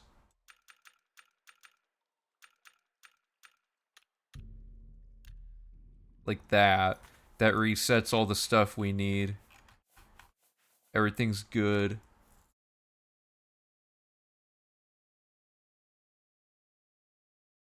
Can you go to the Anvil Mages Guild first to get the recommendation quest, then get the Alembic in front of you, and then go to Kalindal? Is the Alembic, like, valuable? Is that why we would go there? The thing is, that's a lot of going out of our way to go to a completely different location. Okay, so... Oh. Oh, right. Okay, so we need... Set hard save after changing... race and before leaving sewers. Okay. For 50 gold, that's pretty good then. Okay, so we have our save. Let me see. We might actually just straight up have enough gold. I don't know. So we're gonna load warp into Kalindal. It's like it doesn't even do any good to jump here and stuff because this isn't gonna be our character.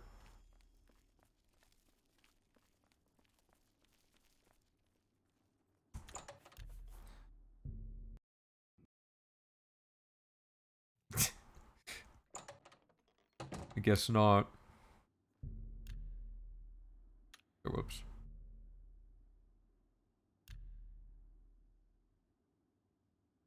Yeah, the time could get messed up. Okay, so let me add that to the document. Load warp. Oops. Load warp. Hard save into Kalindal. Into Kalindal's. Now we're gonna do some new stuff. So step 1 is to get the...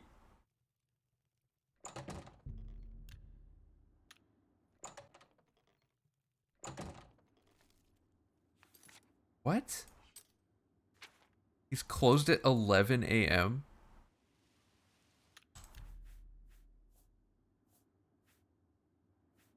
That ain't right. Is everything else closed? What is going on with this save file? The fabric of reality is slipping. So, oh, okay, it just updated. Okay, everybody's, I don't know. I've never had that happen. Oh my god. Okay, so lower part saving to Kalindals. So now we need to see if selling this stuff to him gives him enough to buy. So, like, for those who don't know, this is a random inventory state, but he's guaranteed to have at least, like, a few affordable things. So you don't get much money from these is the problem, right? So you sell this and that. And that gives you 53 gold, which I guess is enough to buy these, so maybe we don't need that gold. Yeah, okay. So just selling those scrolls is fine. So we can route out gold. Don't need the rusty iron shield. Oh my god, how do you spell shield? Or the gold slash repair hammer. Okay. Or potions.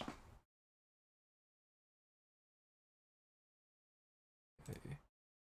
It's all looking good. Make sure I'm not missing anything from the original guide.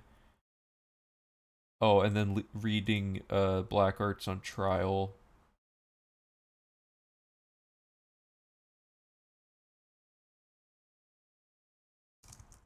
And I'm tracking skill books now to see if we actually get enough skill increases for things. So Black Arts on Trial is Mysticism.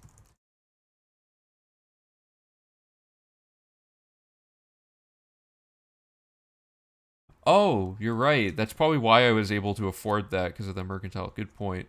Okay, so now, I mean, we can just read this now. It doesn't matter when we read it. The thing I've written here is dupe scrolls to get 1,700 gold.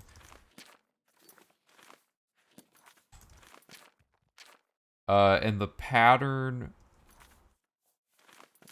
Oh, I don't know how much of this I need to dupe. I guess it depends on, which scrolls you buy, huh? Oh my god, I'm inputting everything wrong. Why is this not dropping? Oblivion, please.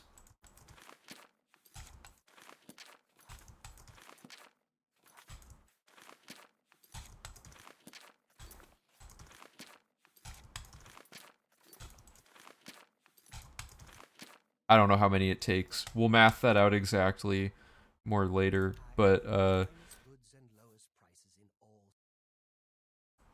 you basically want to get 1700 gold from him. I don't know how much these give. I didn't look at the sell value.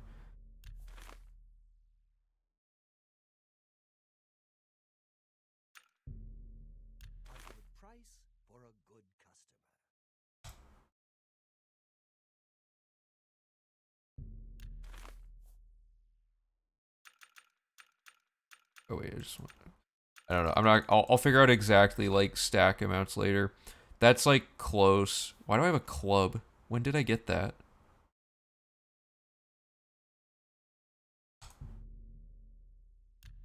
For real, how did I end up with that? I never picked that up. Different characters don't start with gear, do they? Need that. Yeah, that's like close enough to 1700. Plus, everything we buy will cost less too. Okay, good. So then, I think this was Han's idea. I'm sorry if I'm miscrediting or misremembering anything. Oh, I did take all. Whoops. Yeah. Okay, so we go to Reindeer now. Oh, it's more than 1700 gold? Wait a minute, something ain't right. Why is this more expensive?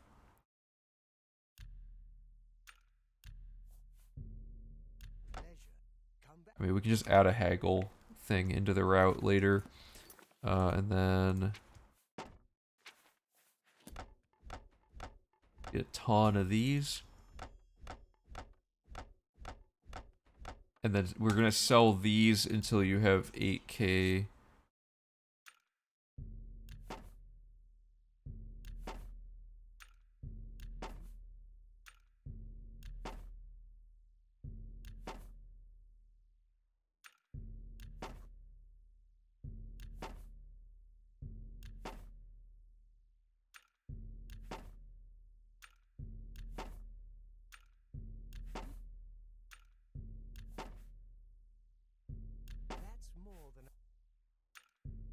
And then we buy Apotheosis and have some extra gold. Drop all of this garbage we don't need.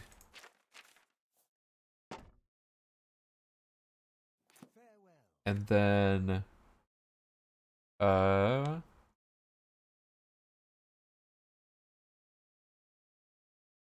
did all that, and then we have to buy a ring. Red diamond jewelry.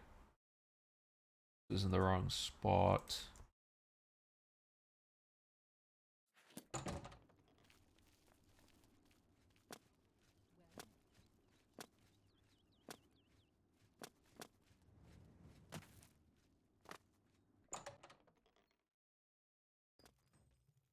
Go ahead. What can I interest you in?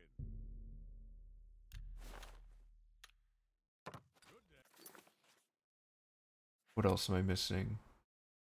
Oh, and then we want to just dupe all the lockpicks. Oh, I didn't finish this. Oh, I've messed everything up.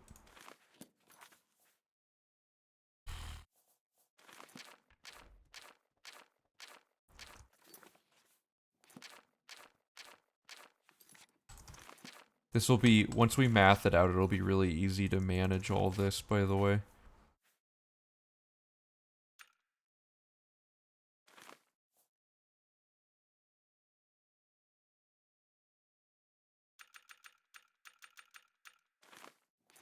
Oh, there's no music. What's going on with that?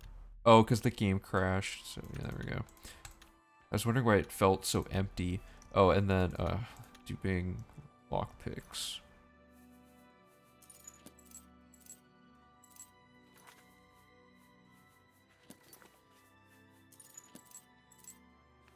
Okay. Alright. So, that's all that, and I forgot to mention...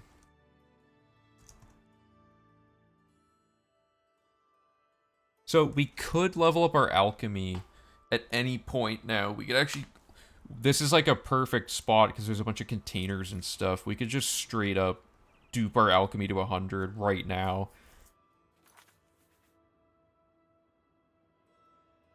Oh yeah, let's do that. So you need like 2,000 of these or something, but you can just... This is a bad idea.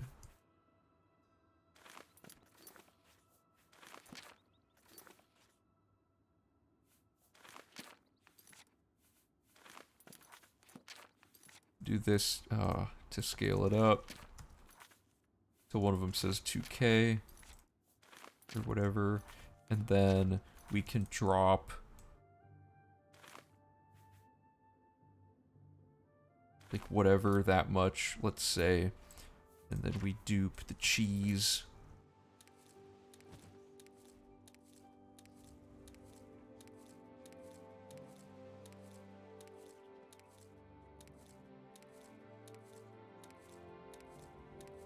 I don't know, it doesn't really matter. And then dupe the cheese again.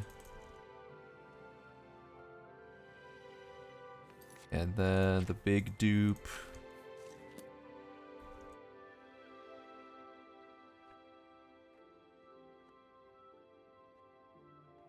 And then we repeat with the tomato.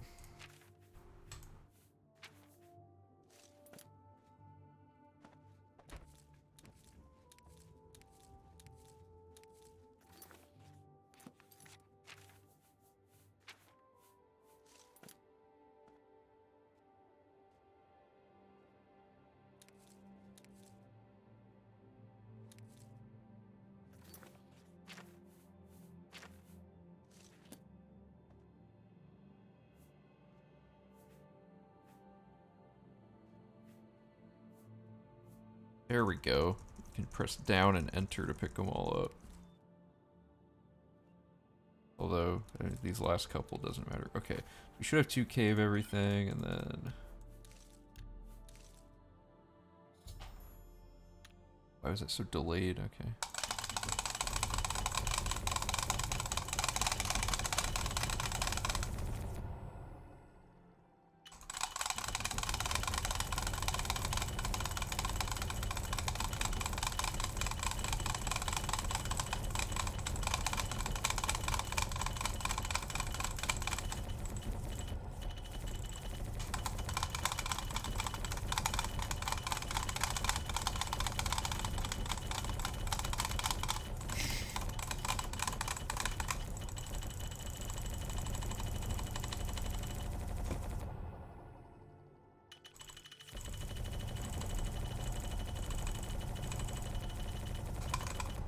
I guess I could use this time to talk about the potion stuff that Whatha has been researching. There's a bunch of crazy potion stacking tech that he figured out about how the game works. And it's like basically...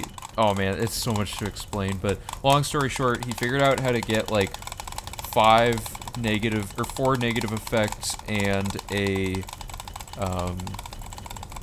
fortified speed effect on a potion that we can stack infinitely, and then I found a way to get 4 effects, but one of them is instant, which mathematically is better, just trust us.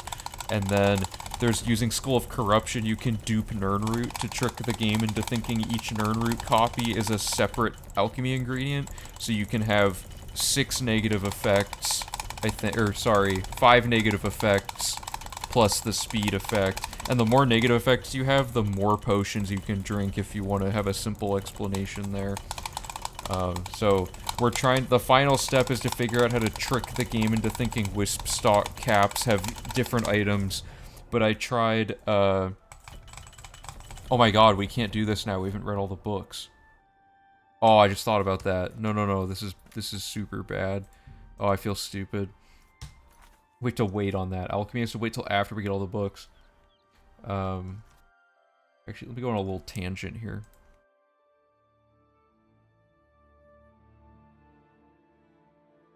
A quick explanation about how alchemy works. Each potion... Yeah, I don't want to make it a major skill because then I have to farm it later, though. The books we can... Not all the... no. The books are not in your inventory. They're all out in the open. I think all of them are.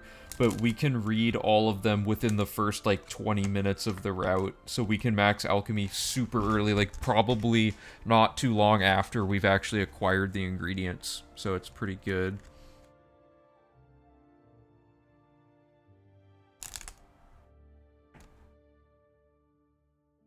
Why don't... whatever. I was gonna say... Wait. How's the new skill grind work? It's a loaded question. Basically, when you get to the end of the sewer, it gives you the option to change your race and your class, right? Changing your class, for whatever reason, the values as defined here for your character actually scale based on your level. So if you're level 99 and you pick blade as your new major skill, it recalculates it and tells you your blade is 100 for the run. Like, it just instantly makes all your major skills 100 no matter what they were before. It scales it. If it's a specialized skill, it goes up 0.6 per level. So when you're level 151, every major and specialized skill you pick becomes level 100, like, in 1 second. And then all that remains are the minor skills. So we tactically picked minor skills that are easy to farm or that will already have farmed earlier in the run, because when it resets skills, it still applies the XP you've earned. That's the quickest way I can explain it. So alchemy is like every effect, and Whatha figured all this out, so like huge props to Whatha for finding it. Every potion in alchemy is like a fraction of, or every effect is a fraction of a potion. So a potion's like total amount is 1, and then all the effects are divided by how many effects there are. So here's an example. This is, I guess the ingredients aren't listed. So Whatha's potion that he made is wisp stalk caps, pear, monk shoot root pulp, and morning glory root pulp. And we're going to get all of those as early in the run as we can, which they're all laying around in mages guilds. So that potion looks like this. And these are the effects. I color coordinated which ones match. The reason it has to be pear and wisp stalk is these are the only 2 effects out of all the ingredients in the game that have fortify speed. So the potion has to be those, and then these effects get inherited as well. So like damage health is always going to be on the potion, but it's with the right equipment becomes a like a 1 second duration. So the way you can think of this in Whatha's potion is the speed effect is 0.2, and then all the 4 negative effects are all 0.2 because they're all evenly split, right? So his potion has these 2 ingredients because the burdens add an extra effect, the willpowers add an extra effect, and the damage intelligence adds an extra effect. So all these ingredients feed into each other quite nicely. The result of this is that you basically want to dilute the speed effect so it adds up to the least amount possible towards the total thing. Because the way the game works is it has a few rules. When you're drinking potions, it has it represented by this left column. It has a running total of how many like potions you've drank, but it's not potions in the sense of like each individual item you consume. It's the running total of active effects and their fractional values of the potion they came from. So in this case, his potion has 5 parts to it. So each part is like this. The speed effect, which is this non-grayed out column, is the effect that has a long duration that we want. We want to have movement speed. That's the sole function of this potion. And all the negative effects, no matter what they are, as long as they aren't like paralyze or like damage speed, will be totally benign because they only last for 1 second. So these effects have the same value, but they go away after a second. So when you're drinking potions, the game basically, if you have 3 or less as your running total, as represented here, you're allowed to drink another potion from your hotkey. And after you've drank up to 3.001 or what, or like 3.1 basically, or higher, the game will give you the pop-up that says you can no longer drink potions. So what we figured out here, or what I figured out here, is that you have like these batches basically where you drink until it says you can't drink anymore. In this case, it would be right here, and then you wait for all the negative effects to churn out, and all that's left is the stacked total represented here of all the speed effects you've added. So in this case, you have 0.08 left over from the last cycle of the potions that are already active. So it's checking this value in these batches, and as the math works out, you can drink 17 potions in a row this way, and each time this color changes, that means you had to wait a second for the effects to wear off. And then in the menu, you can, if it's 3.1 or less, or sorry, if it's 3.0 or less in the menu, you can drink 4 total potions no matter what the limit is at that point. And you can't even drink more than 4 potions if you had more headroom. It's weird. So all the menu says is, does this person have 3 or less running total potions? And if so, let them drink up to 4 and then give the pop-up. So the end result of that is you get 19 potions for what has potion. But there's another layer to it where if you add an effect like on this potion that I made, so like it's the same first 2 starting ingredients, but then I added elf cupcap and mandrake root, and what these add is, where is it? Elf cupcap adds cure disease and these other damages, and then where I can't find it, what was it called? Mandrake root adds, oh my god, where'd it go? Why is it not here? Oh, there it is. Adds cure disease and damage agility. So all of this adds up to a result of 3 negative effects, and the 4th one's actually instant, which means that there is no duration to wait, which means the potion actually only counts as 0.8 of a potion, which is how skooma works.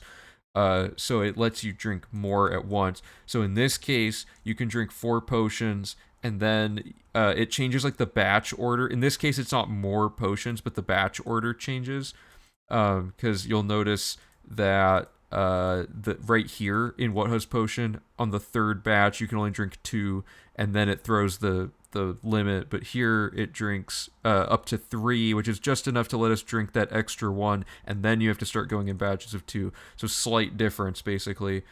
And then on top of that, if you use the Skull of Corruption on the Nirnroot, you can actually use 2 Nirnroot as separate unique ingredients, and Nirnroot have they're optimal because Nirnroot are 4 negative ingredients that are totally unique to Nirnroot. So you get the 4 negative ingredients, and you get the damage health, and you get the fortify speed from the Pear and Wisp stock.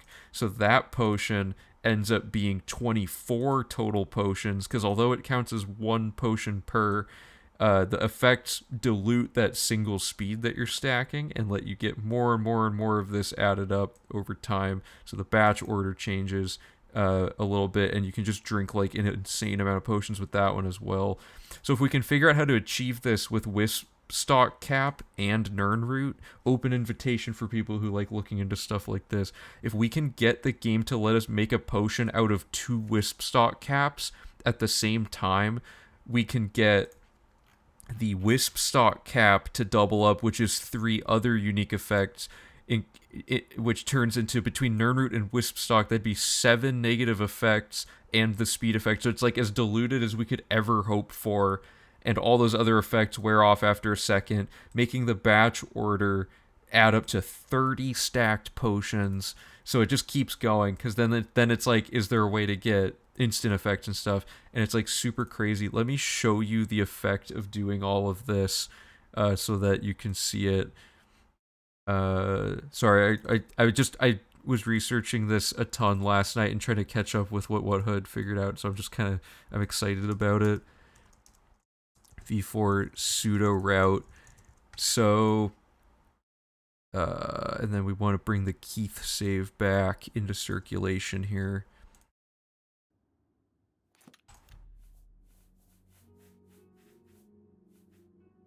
So I think I have a save for each instance of this. So like one of these is what has. Let's start with that. Oh, we just went to the market district. I got off topic and started talking about other stuff. So actually, that's not this one. Oh god. I probably shouldn't have started this explanation now, but oh god, there's all the gate testing. Yeah, the potion stuff is wild. God. Oh my god, where is it? Oh, there we go. Okay, so the one with Wutha's potion should be like this one. 568, remember that number.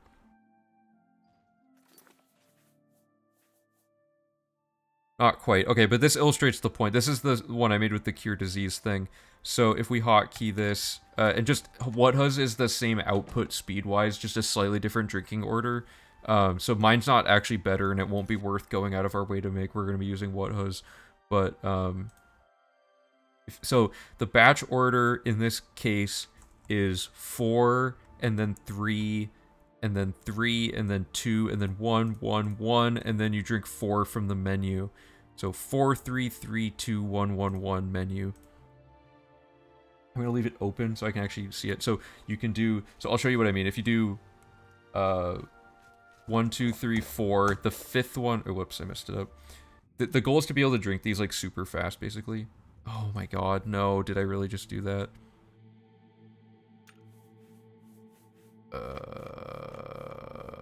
This one.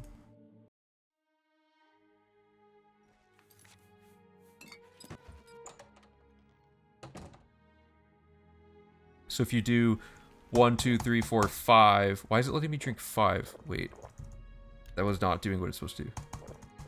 There, right there. So if you press it fast enough, like before the 1 second duration wears off, it lets you drink, it gives you a warning after the 5th one. So now we wait for all the effects to wear off, and then we can spam it 3 times. And then we get the message on the 4th one. And then we can spam it 3 times again after it. And then the potion thing pops up. You're basically waiting for that top right thing, and then 2 times, and then the message. And then wait for it, and then 1 time in the message. And then 1 time in the message. And 1 time in the message. And then you go in, wait for this to wear off, and then you go in your inventory, and you can drink 4 more. So we've now stacked 20, or what was it?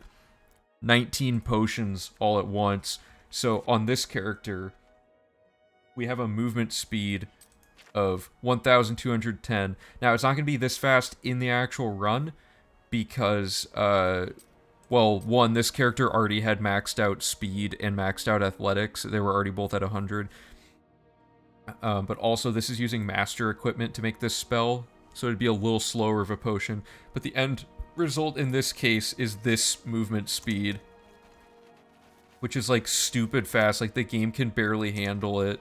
And, like, you can get so high off of these boost jumps, like that it's just, like, the speed... Like, the fact that this is possible with, like, just basic vanilla game mechanics, but, like, is not obvious because of how awful the, like, and unintuitive potion stuff is just crazy. But yeah, so Wutha figured all of this out, and it's just, like, an unbelievably stacked potion thing. And it doesn't even have to be speed. You could stack, like, anything if you can get the right ingredients to cooperate. So, like, while we're playing the run, the potion lasts 2 minutes. So, if you fast travel, like, over here, it's taking your ridiculous movement speed and calculating how much time should have passed, which isn't even near enough to run out, right? So that allows you to do this and still be moving around, and, like, you'll still take, like, fall damage, and, like, I'll probably die. I'll definitely die. Wow. Oh, what? Maybe we do want to be, like, max level at the start. So the extension of this is the, oh, Jesus. The extension of this is the other one I was talking about, which is the Nirnroot thing that I found last night. So, let me find the save that illustrates how this works. Okay, is anyone unfamiliar with these 2 items? So we have the Staff of Worms and the Skull of Corruption, and they're very funny. I'm gonna make a save to bump this up. So, if you try to use the Mortar and Pestle, currently, and you try to use Nirnroot, you can use it, but then it's not in the list of ingredients. Like, you can't pick it again because you're not supposed to be able to use an ingredient twice. The thing I figured out for duping this specific ingredient, it seems to only work with Nirnroot, but if we can get it with if you can get it with wisp stock cap, Jesus, if we can get it with wisp stock caps, it'll be like crazy good. So you take the staff of worms. Oh wait, I missed the first step. Step 1, place the item you want to dupe in the person that's dead. So this is an NPC that I killed. So you can do Nirnroot here. So it's in her inventory, right? Then you reanimate her with the staff of worms. And this is a thing that's well known as this glitch, but the application of it is different in this case. So this makes her like a real NPC in the game's mind, which means you can corrupt and dupe her. And then, for the sake of making this quicker, I'm just going to kill the corrupted clone with a console command. As soon as the clone dies, if you quick save and quick load, the corpse becomes permanent, and whatever you put in her was duped, and it can cause weird things to happen. But in this case, it created a Nirnroot on her body that we'll need, because the Nirnroot is also on the reanimated corpse, right? So when this runs, I don't know when this runs out, but let's just say she dies, right? The reanimated corpse dies. You can take the original Nirnroot off, and the game didn't want you to be able to dupe Nirnroot. So the end result is the game has separated these Nirnroot by making the second Nirnroot be a completely different item internally. So what that means for alchemy is you can go over here and you can pick each Nirnroot as a separate Nirnroot and get all the Nirnroot effects on a single potion, which is wild. And then I've had that randomly happen with bone meal and poison apples. Yeah, so poison apples have 2 different item IDs. I learned this last night. Or not poison apples. I think poison apples might just not stack. There's an ingredient. So I have this thing here. Let me show you. So I've charted out which ones have duplicates. Vampire dust can be duplicated because there's 2 different item IDs for it. There's 2 different versions of frost salts. There's 2 different potatoes. There's suspiciously a Panaris Inventius's prized Minotaur horn. So Minotaur horn is technically duplicate. Human heart is duplicate because there's 2 item IDs for it. And Daedra hearts are identical to human hearts, so there's actually 3 you can double up with that, but that doesn't really add anything. And then bone meal has 2 different ones, because the bone meal in the Mages Guild recommendation is a separate item ID. Unfortunately, these ones don't seem that important for duping doubles of. Yeah, Skin Grider recommendation. So, what's the item ID for pear and wisp stock? So 6251F.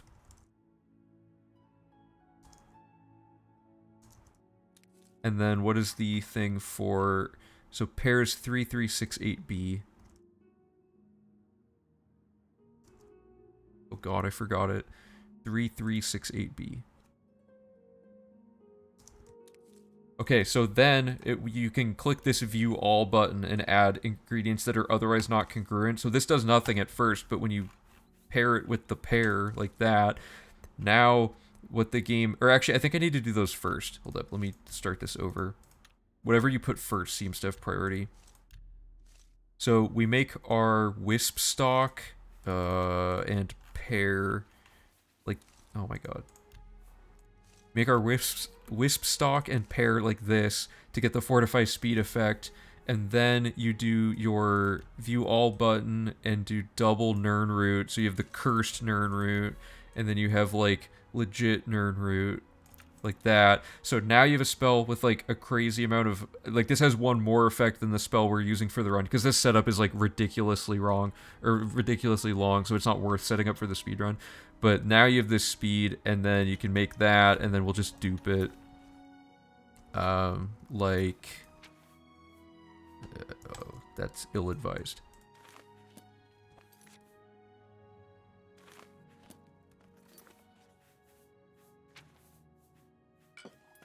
Okay, so let's just get like a ton of this potion.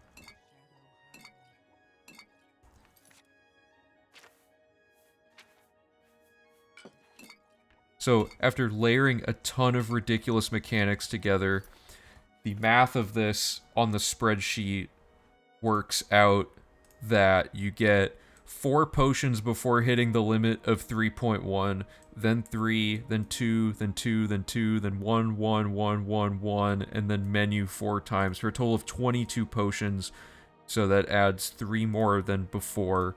So it's 4, 3, 2, 2, 2, 1, 1, 1, 1, 1. Okay, let me see if I can remember that. And I have to hotkey it.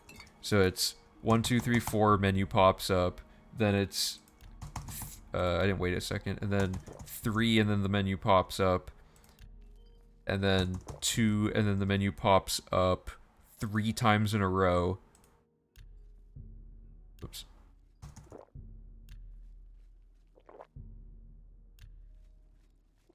And then 1, 2, 3, 4, 5, and then wait, and then 4 more from the menu.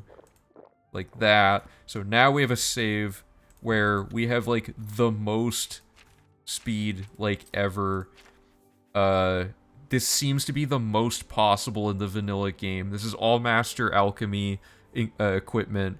This is the most negative effects we've been able to figure out how to get. It was only doable with the Skull of Corruption glitch. And you move this fast. Like, just...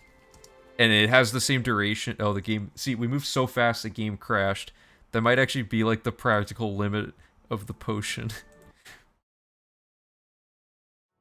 So let me show that again in full view.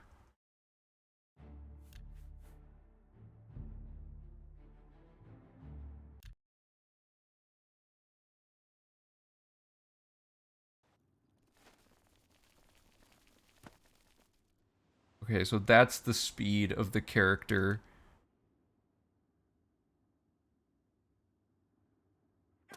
Oh, we almost got back in. But, you know, and you wouldn't drink this, like, in batches and get that menu every time, right? That's just for demonstration purposes. You would, let me wait for this to wear off.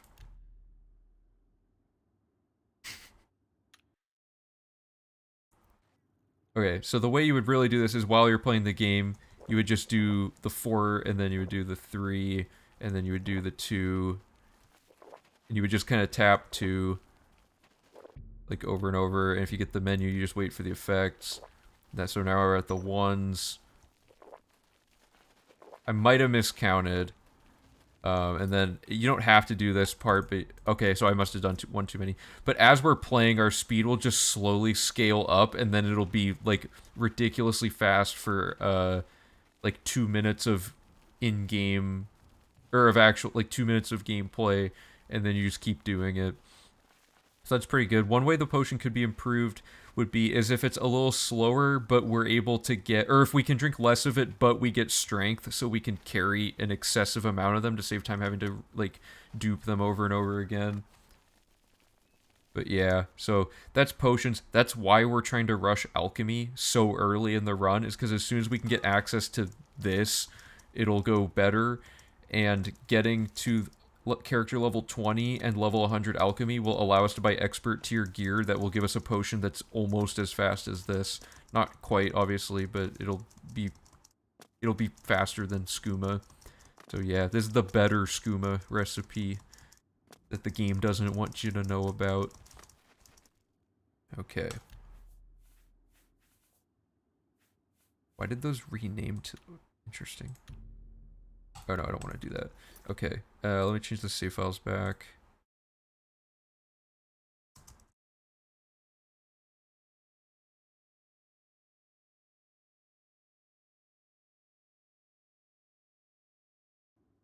So let me get my windows all back where they go.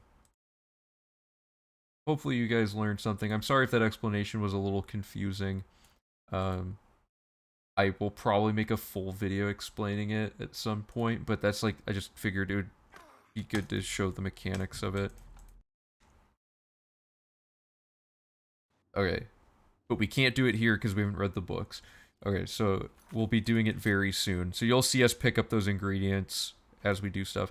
So step 1 is Breville recommendation.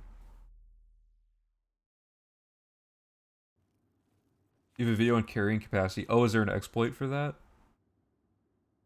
Yeah, if you want to drop a link to that in the Discord, I'll definitely check that out. Because carry capacity's been, like, annoying for most of the run history. Like, in previous versions, it's, like, annoying having to do it. Yeah, totally.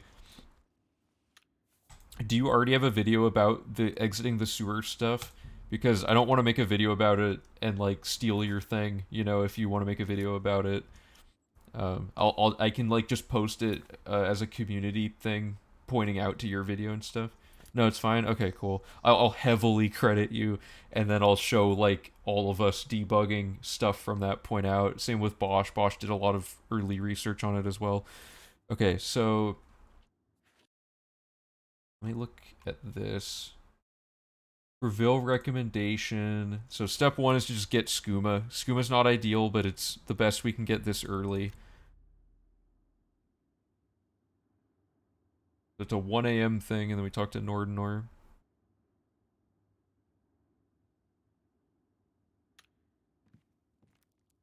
Or not. Oh my god.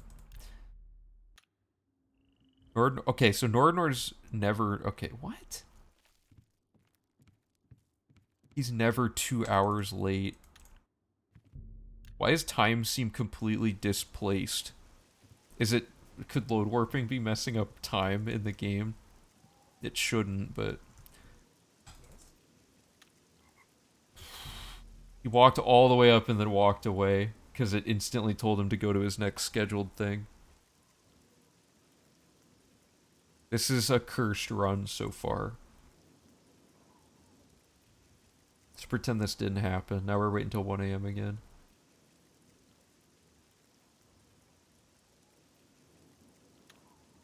Okay. Yeah, you better get over there.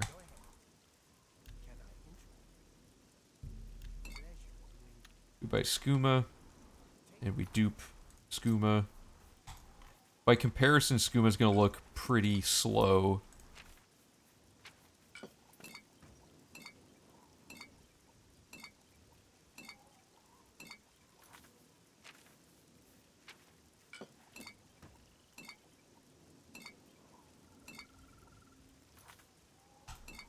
Okay, so we have our skooma, and we have... Oh, I forgot to do, this.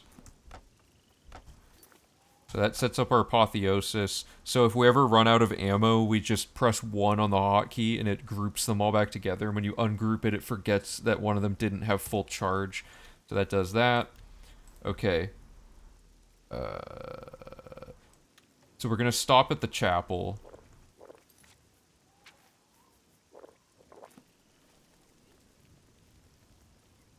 And we can't really jump much during this part.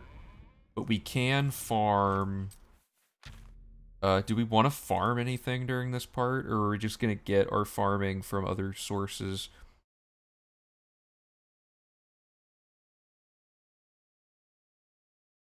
I think we might actually get it from doing security.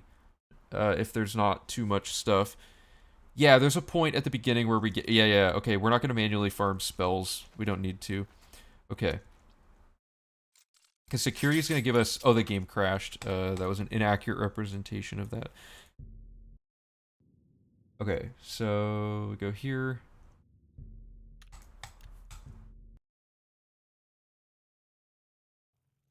So we're specifically going to read Rain's Hand V4 on a shelf. This gives us 1 of our 10 points because it's restoration.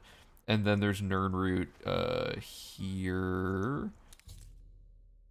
And is there anything else? No. Okay, so that's it for, like, on the ways.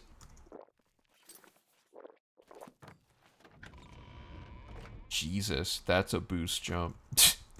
Okay.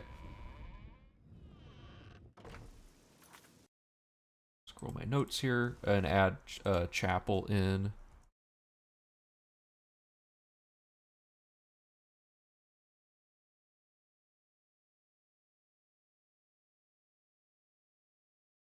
Rain's Hand V4 restoration. Okay. So the new thing here is we're gonna set a load warp here, and then go straight to this Lonely Suitor Lodge. We're gonna go upstairs, and I don't have Apotheosis out. We're gonna pick this lock. Oh my god, he's not here either? Where are we? Well, Vonnie's always here.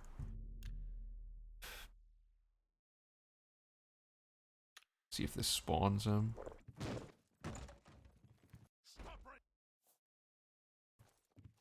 Dude, where's Olvul? He's always here.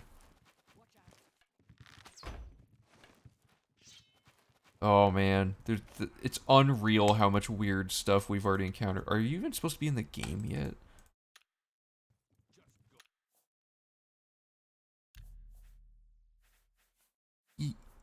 Yeah, but it's 1 a.m., so he should be here. Is it because I had to wait an extra hour, maybe? Maybe we shouldn't rely on him. Because I know his schedule's, like, massively complicated, but he should be at that inn. He's always at that inn, like, at the beginning of the game. Let me look him up. Unfortunate to run into that issue. Yeah, it might just be the wrong day. It is... Middus. So I had to wait an extra day because Nordenor just decided not to show up.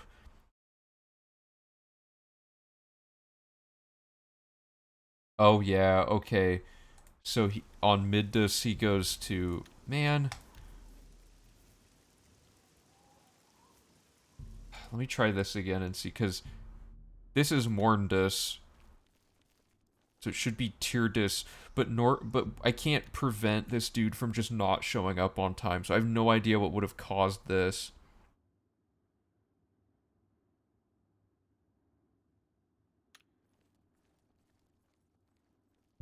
Is he like stuck on something or cuz he should be here. Oh, okay. What? So let's wait for that. We'll just redo this part and I'll make a note. Okay. So now that dude should be in the inn. It should be 1 a.m. is when he shows up. That's what he always does for the official like speedrun category stuff. Like every route on the speedrun leaderboard gets him at 1 a.m. I stopped one early to try to push him through the thing because last time he didn't just straight up show up there. Oh, and then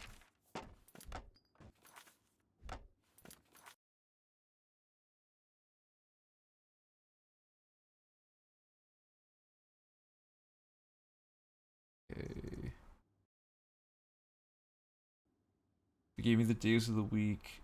They gave the days of the week dumb made up names, which is confusing, but internally they're just yeah. Okay, so now we're actually set up. I'm gonna overwrite that save. Okay. Okay, so chapel.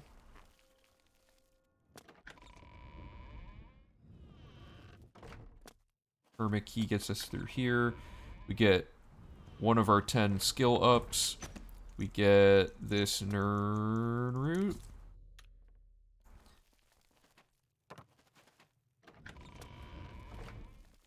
Go out here.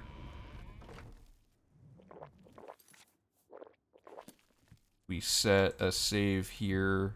Wait, whoops. Yeah, new save, and then... Okay, good. So we set this save for the Mages Guild so that we can come back to it.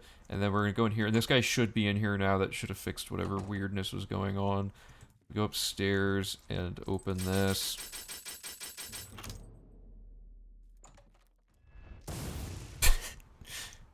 Okay. And then we just yield to everybody. They'll chill. And then this guy should put us in jail. So we pay a gold fine really quick. That's why we picked up extra gold at the start as well. And then... Actually, I want to test something. I bet if we load warp out before anything can happen.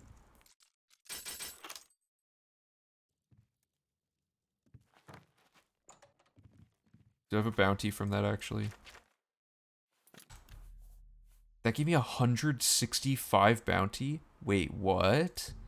Do I already have bounty from something else? What did I do? Whatever. Oh god, it's gonna give us all the tutorial pop-ups because we skipped exiting the tutorial. But basically, my theory is there's no guards approaching, I think. So if we just do that and then load warp out, no one will be like, murder! I got a bounty from attacking the Emperor. Okay, let's see if anyone aggroes me here. Like if guards are coming or something. Oh, okay, that doesn't work. I just wanted to see if that would work. Oh yeah, that's right, he's a speaker and everything. Okay, so let's just go get arrested as normal.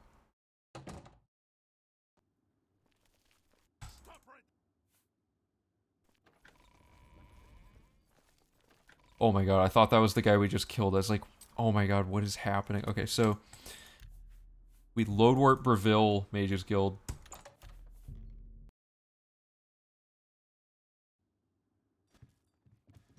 Wait till 9 a.m.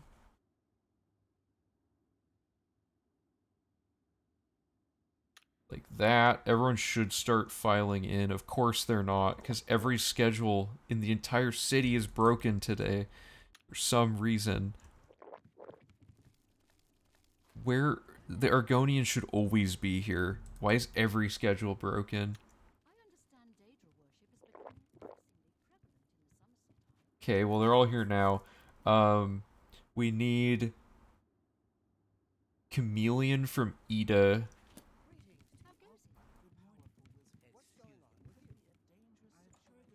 Oh my god, there she went. Oh.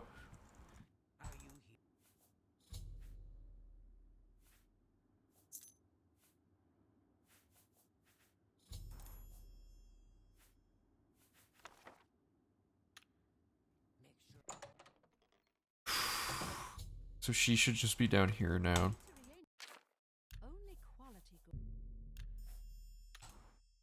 That's a little spendy.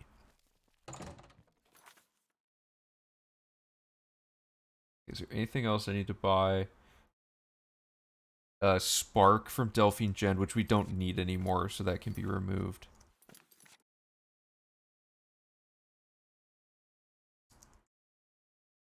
So, thanks, Han, for pointing out that I left Spark in.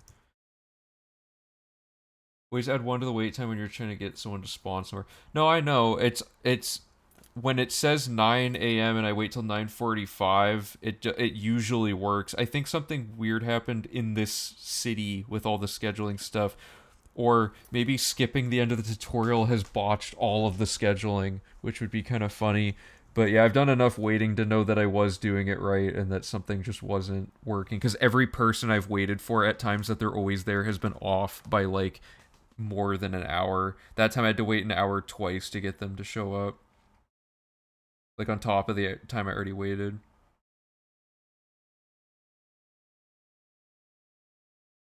So do we need cheap wine? Yeah, we still need all this stuff.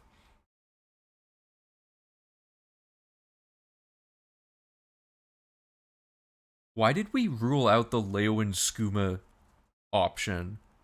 Wouldn't that totally work? What was our reason behind that? Does anyone remember? Oh, just like the walk to get to... Oh yeah, it was Alval, and then the walk to the Mages Guild was too long. I think, yeah, you're right. Okay, so we're activating this quest. And we need the cheap wine. And we need... Well, there's cheese. We can route that out of the tutorial. Lesser Soul Gem. And that's it. Okay, so let me write those down.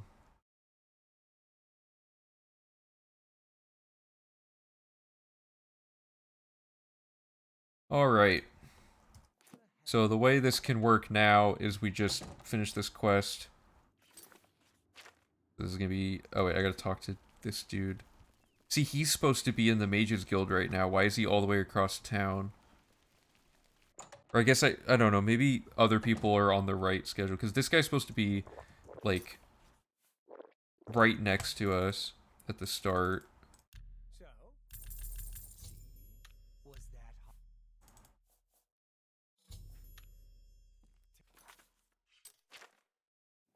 Okay, so now we go, normally we don't do, something weird happened, I gotta figure it out. We want to go, Talus Plaza? Is that what it says? Yeah.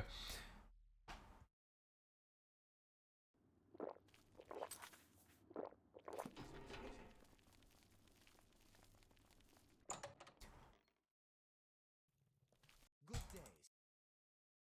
Say what you're going. For me? May speak. And then we load warp straight out of there.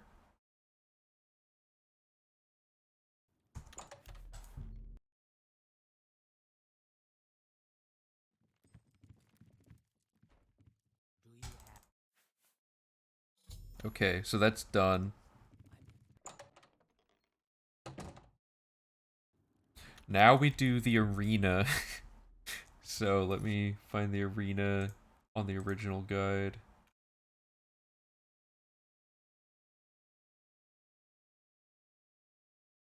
/ Origin of the Great Prince.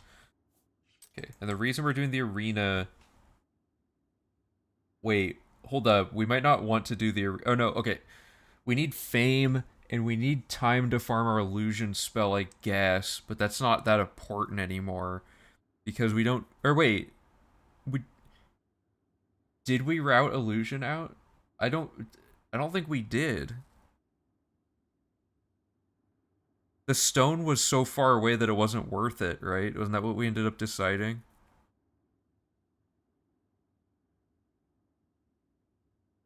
Or am I like, which stone was it? Let me look it up. ESP.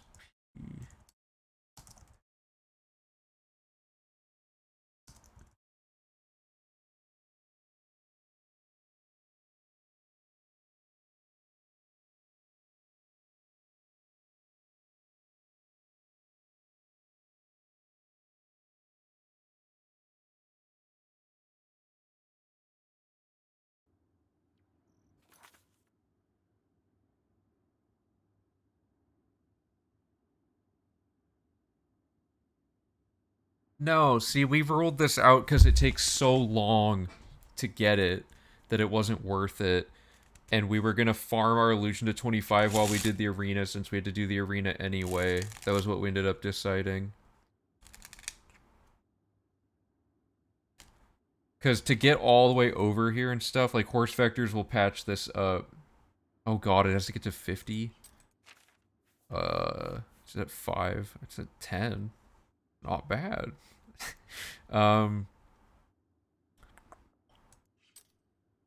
Yeah, that's not going to get to 50 in time. Okay, we're going to have to put that in. While we're there, we might as well... So let's just pick it up on our way out of Breville, maybe. Let's go here, run to the right. So if we're not doing arena, though, then we won't have enough fame to buy the Skingrad house, which sucks. You could get it with horse vectors, but then we don't have Chameleon. Up until then, we need Chameleon, like, when we get to the Arcane Split.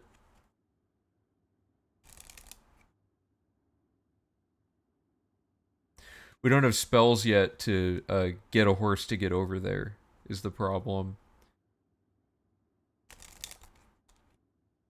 Not to mention, this entire trek is water, and a player will be faster than the horse with the glitch. Is there a way shrine nearby? We don't have any fame yet, do we? If we have fame, if we don't have oh, we have one fame. Okay, so yeah, hold up. Let's make a save here. I don't probably have enough gold for this horse. Fort Blue Blood's like here. That's gonna take forever because it's like right here.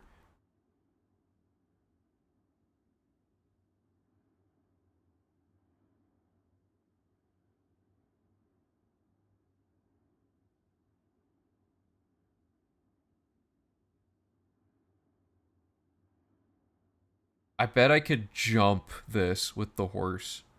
Or like jump here and then jump there. Because to go all the way from down here up is a lot longer than this cross if we can make the jump.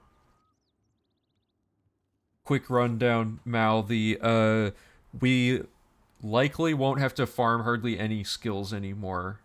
Almost all the skills get immediately put at level 100, and then all that's left are we're basically in a situation now that I won't get into because it's such a long explanation. I've done it a few times already, but basically we need to make an inverted class now where our worst skills are the skills we're gonna be using and stuff. It's kind of weird. At the I guess it's only at the end, but you don't know that part yet. I'm bad at explaining it. It's too hard to explain. Right now we're trying to launch a horse across the water to go get a stone really quick. So you're saying the horse speeds are negligible. This should be fine. Oh yeah, there's a way shrine right here, isn't there? 1,000 gold, which we have, and if not, we can just add slightly more light staff farming. Horsey is this one, and then yeah, the skip is functional as far as we can tell. The game has been a little cursed, so it may be a little weird. We should time this. Let's make sure you can even make the jump first. Yeah, so Mal, the skills that we pick at the end are skills and specialized major skills and specialized get all immediately set to 100, so that's 14 out of 21 skills at 100 at the start.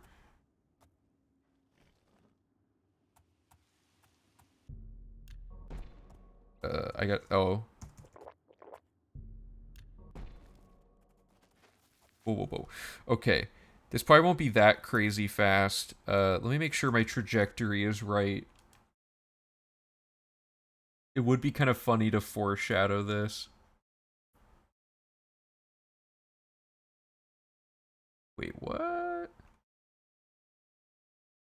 I hate the UESP map, like, icon thing. They were so close to a great thing. Why do icons disappear when you zoom out when they're ones that you're actively focusing? I don't get it. It's like the Shadowstone disappears out of existence. Okay, so it's like right by the intersection of... Oh, okay, it's more up here. It's like right here is our goal. We could... That'd probably be faster to do the... Actually, no, this is close. See, the Shaden Hall horse is the fastest horse, but it's too expensive. Yeah, this glitch does do some weird stuff, but I'm hoping it'll level things out later. People tested it and said the main quest is not bugged from doing it, which was the main thing. I didn't jump correctly. There's no way this is gonna work. This horse is too slow. I can't even jump on... Does this horse just not jump?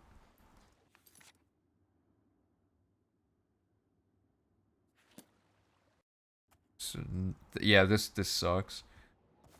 This horse just isn't gonna have the speed we need.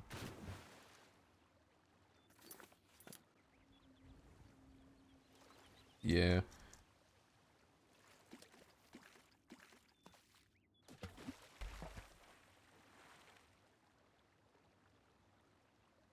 Am I stuck? Oh. Duh. Over encumbered.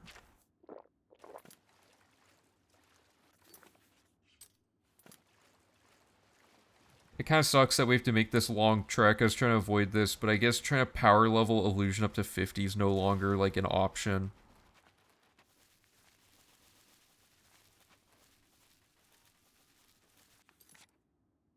My marker... Oh, my marker was set before my quick save.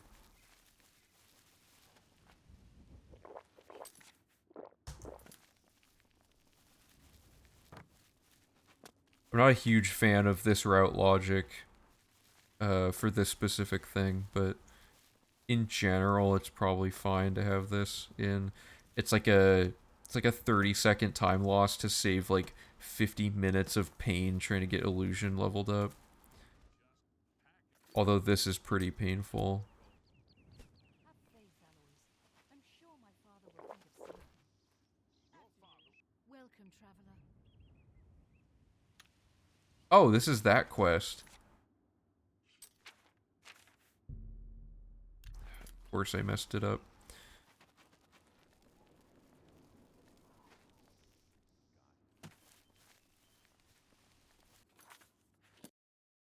Of course, the UESP map doesn't look like a real map, so I can't tell where it is.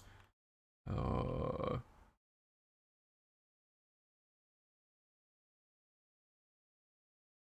so it's closer to that bend in the road, I guess.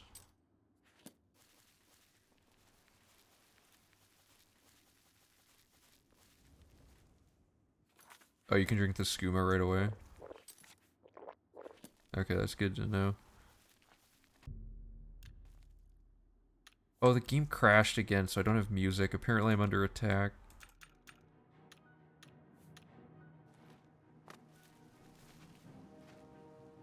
Actually kind of loud. Working this in is weird. Who's attacking me? Where? How? Why?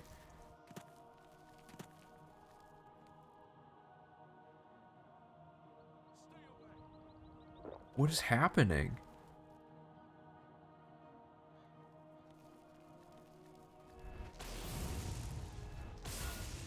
Okay.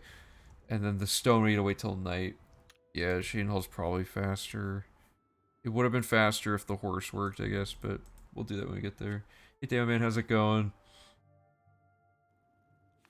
Okay, so, we I thought Alt triggered that. So, we did Breville. We're no longer doing the arena.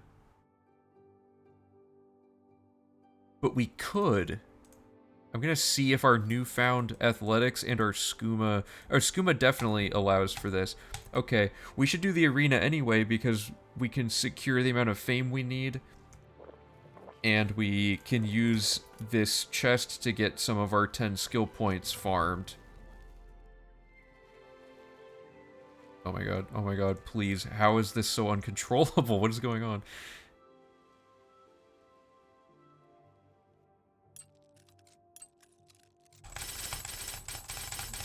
Okay, so we're gonna do this until level, whatever. We need 10 skill level ups off of this, and our chance of picking this lock is 0. Never mind. I guess it's a little more than 0. And then we'll read this.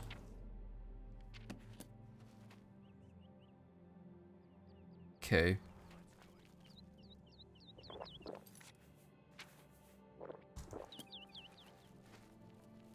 I swear it was 0. Okay, how many skill ups do we have? Oh, see, this is perfect. This sets us up to get this, right? And we'll get even more off of the cabinet in the Mages Guild.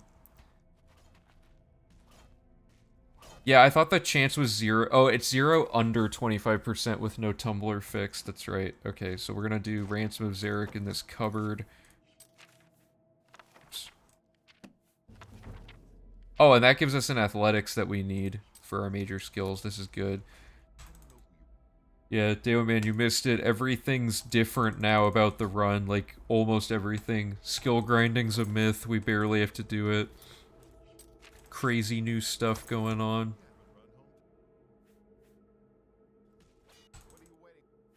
Okay, so this does all this, sets up arena. Let's just run the arena really quick. This is now near identical.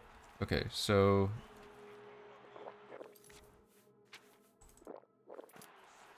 actually, okay, so we could either do the save clip, or I don't think we have enough acrobatics.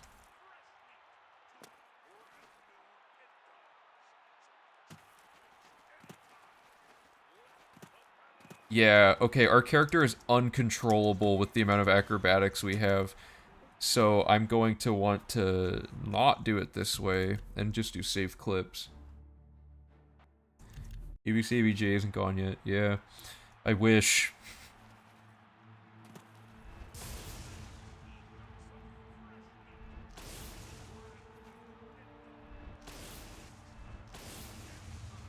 See, I'm so bad at acrobatics. Oh, Jesus.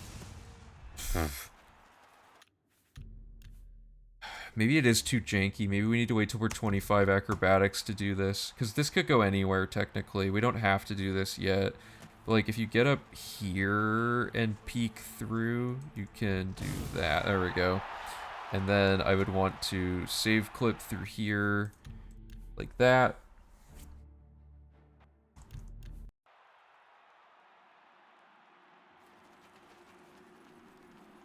Wait for this to lower.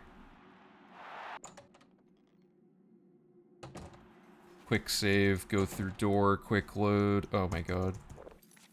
I mean, this doesn't matter, I guess, but... whatever, I can't get the clip, I'm bad.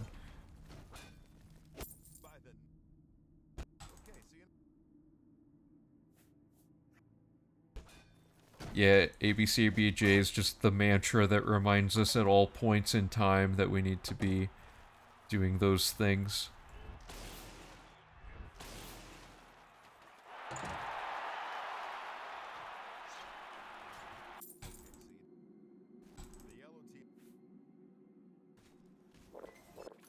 So this is the easiest source of fame in the whole game, basically, early on especially. We need 15 to buy the skin grad horse during the Mages Guild for our route logic we have worked out, and we can't get this fame anywhere else convenient up to that point, just by chance. So it's just best, while we're already here, just clean all this out.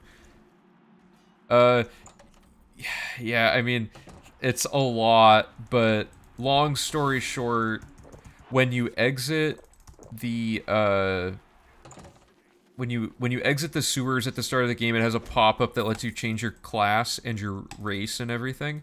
And if you load warp to not go through that trigger point, you can come back to it later.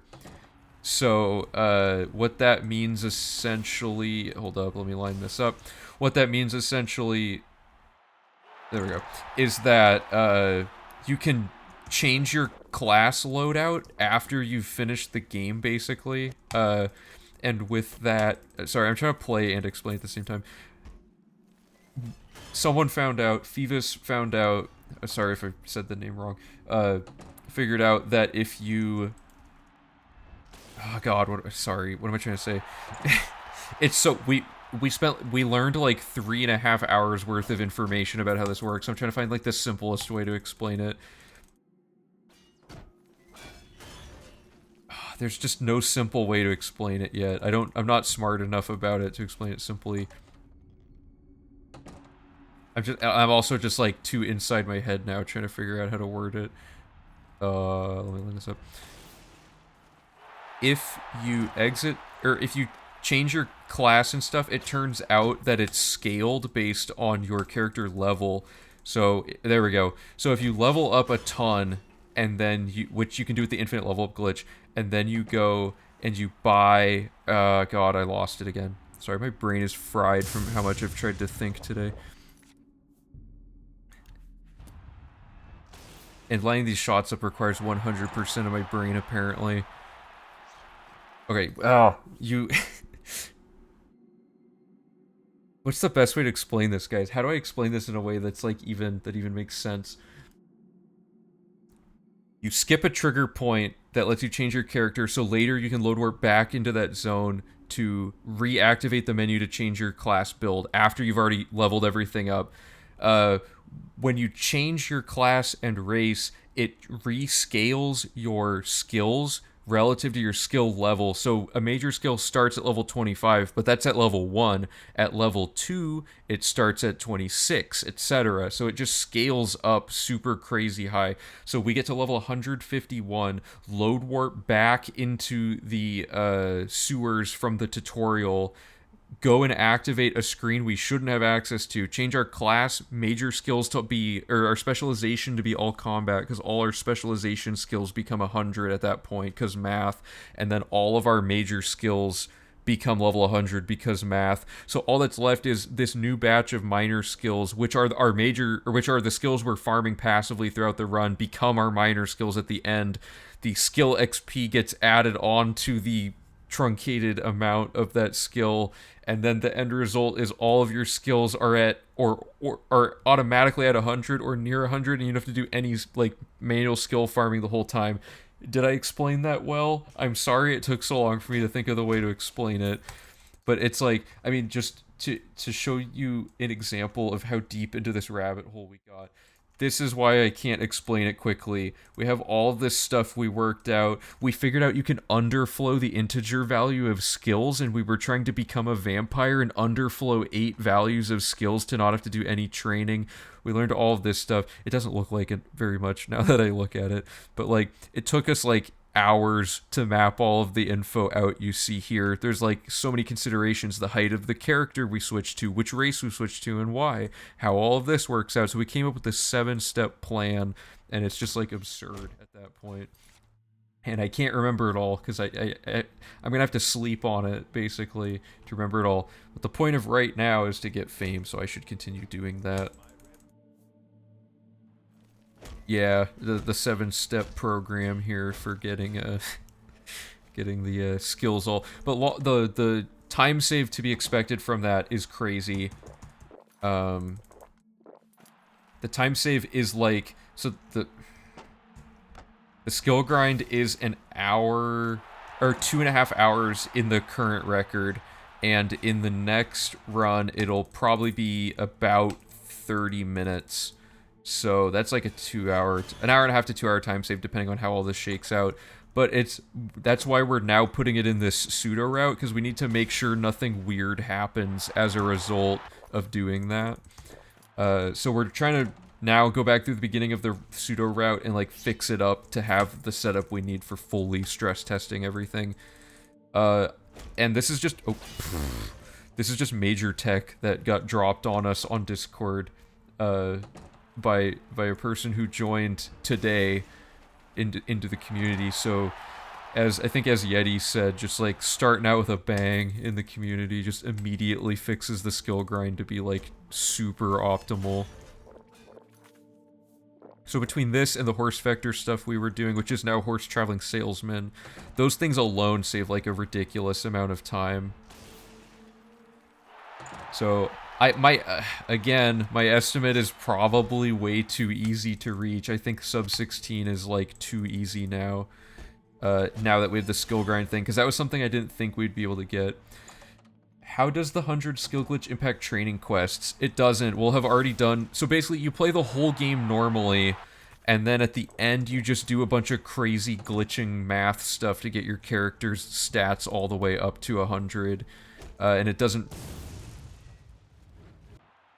change anything.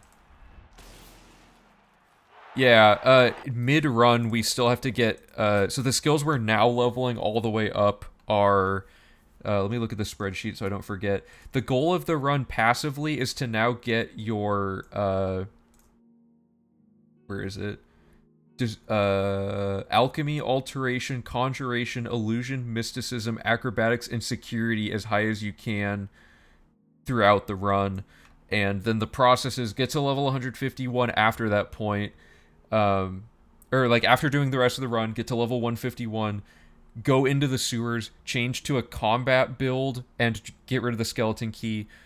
Pick any attributes, do destruction, restoration, sneak, mercantile, light armor, marksman, speechcraft as your major skills, so all the other ones I just listed previously become your minor skills.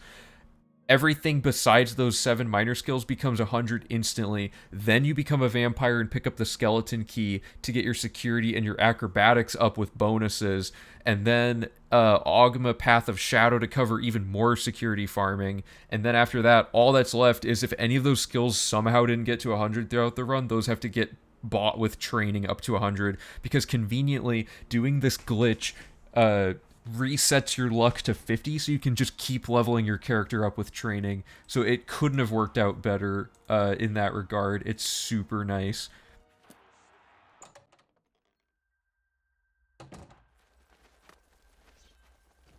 Sub 10. Oh man, that'd be crazy.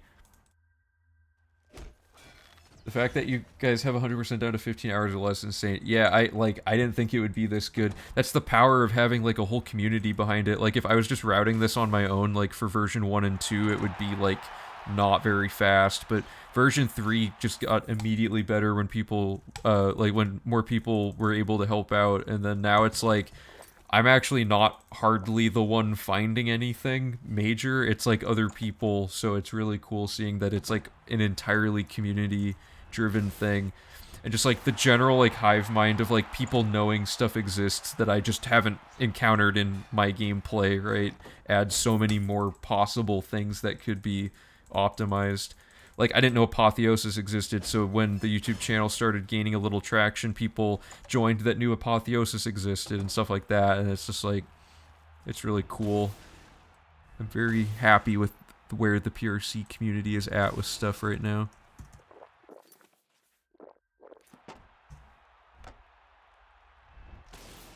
With all this new tech, when rat skip? Well, we're going to be looking for it this whole time, don't you worry. There'll be some sort of rat skip somewhere.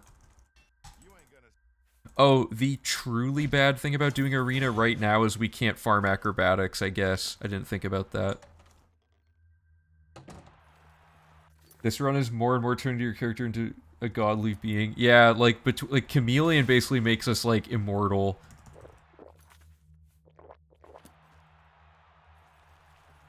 How did that miss? Can we get an instant replay on how that could have ever missed? Why can't we farm acrobatics? Because we have skooma right now. If we jump, we pass out big time, and that's really bad. If you drink more, you still have to wait for a really long get-up animation, so it's just, like, suffering.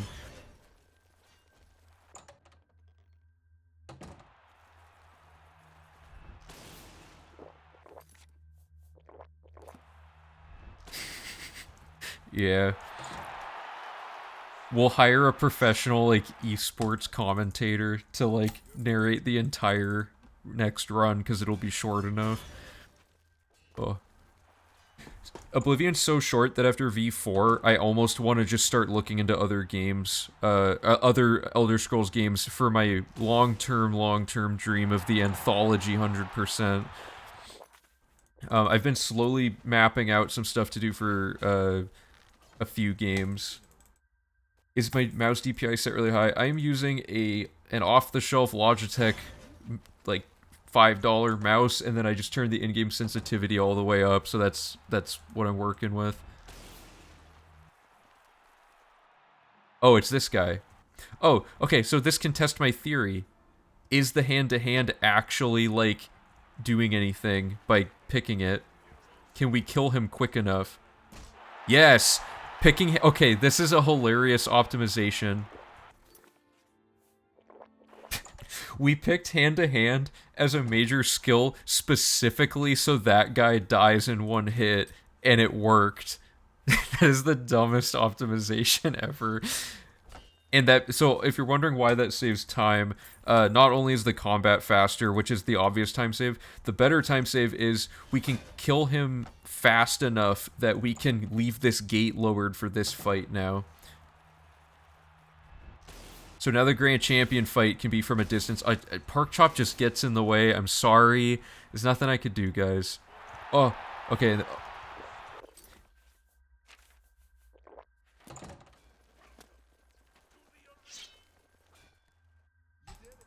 Yeah, I've yet to do a fight where Pork Chop wasn't in the way, and I have nothing I can do about it. Okay, so we don't want to challenge him. We ask him about Grey Prince, tell him we'll help him, but we won't. And then we say we're gonna challenge him, and then he gets sad, and then we go here and we just say, ready for match. The name doesn't matter. We'll pick Shadow Step to foreshadow that we're getting the Shadow Stone, and then we'll come over here, and then we can do the Grow Malog fight, which I can't push through that. Let me just do it this way.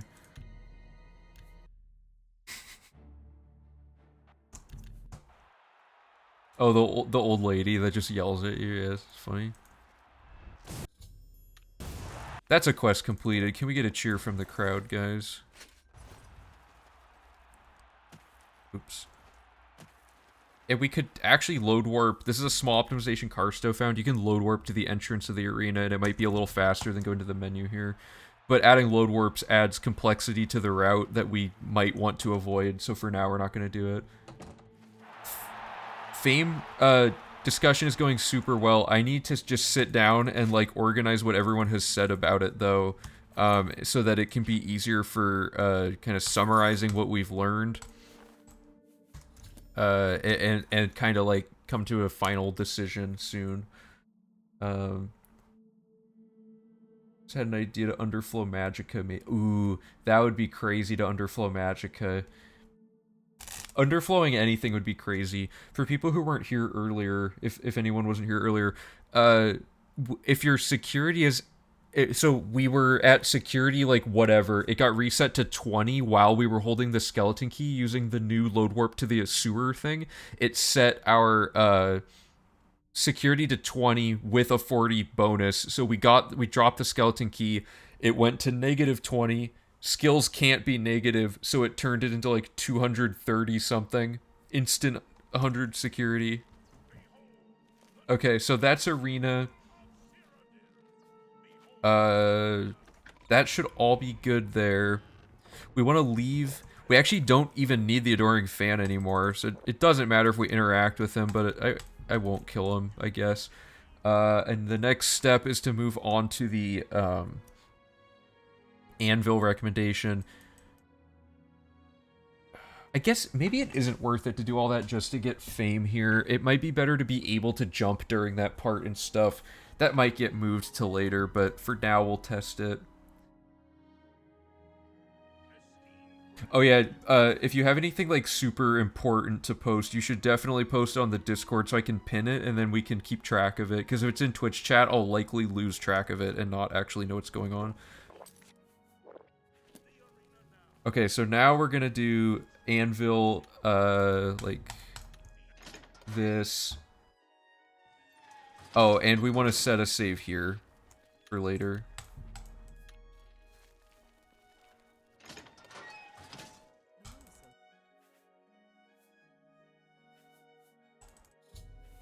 So we do that.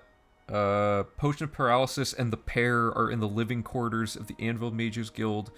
And Lucian will visit us at the inn because we killed Alval Uvani or whatever his name is. And Caminalda should have a strong potion, I guess. Oh yeah, it's funny that the dialogue overlaps. Okay, and then is there anything else we need to do in here? We read Song of Faramir and all that. Okay, so let me pull up the table of contents on the other guide to make sure I'm not missing anything as we go through this.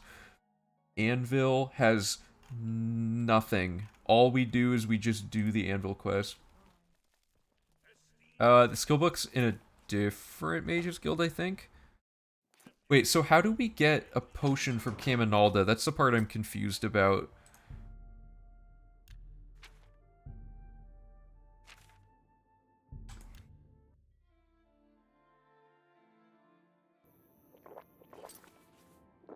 Yeah, I might not keep that arena routing logic, or at the very least, we just do the first fight and then load work back later or something, because we're only one fame shy of getting the amount we need for this thing.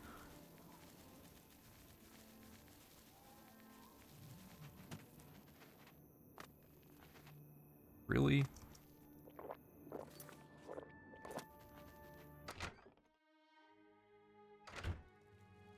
You can get a potion from Caminalda?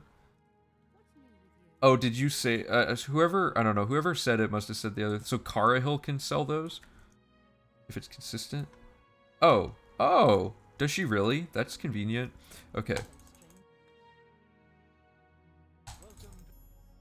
Bed. I'm a merchant. Take the bed. Whoops. Talk. Oh, come on, dude. Her. Upstairs. Wait an hour to trigger the other lady to show up, hopefully. Cursed. Still cursed. Still cursed. Oh my god. Something's wrong with the game. Oh, she's stuck talking to her. Is that a thing? I swear that the AI... I've never had to wait 2 hours though. You can watch the run. We waited 1 hour. Yeah, she's just broken. I think this save thing might mess up NPCs. They seem like more brain dead than usual. Because now if I wait an hour, she'll appear now that she's done talking. Or not.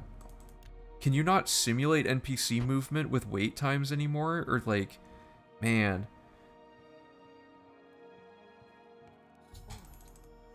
Okay, so that, bed. If Lucian doesn't show up, everything's wrong. Okay, good.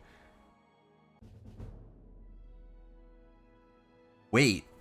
We got our level ups so soon. Okay, that's crazy. Okay, we got our level up so soon that this is the bed save. That's nice. Okay.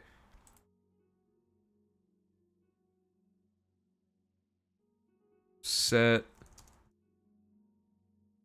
infinite bed save at in. Yeah, because there's no one that's gonna bother us and stuff. So unexpectedly, we're already level 2. We're probably gonna want to ignore luck the whole game as much as we can. Because we need to get to... Okay, we need to get to 100... No, this is fine. I'll just be smart. We need to get to 100 something. 151. Okay, so... There. Now we're in the Dark Brotherhood already. That's pretty nice. That updates this quest. Okay, so this should work. So you're saying if we kill Caminalda, she'll have the potion we need to buff Shadowmere. I hope it's true. I want it to be true. Just thought that would be kind of funny. I don't know. Oh my god. What is... I hate everything. Did I just corrupt the game? But... Sorry, no time to talk. I have to Okay, somehow it's fixed now, though. Okay.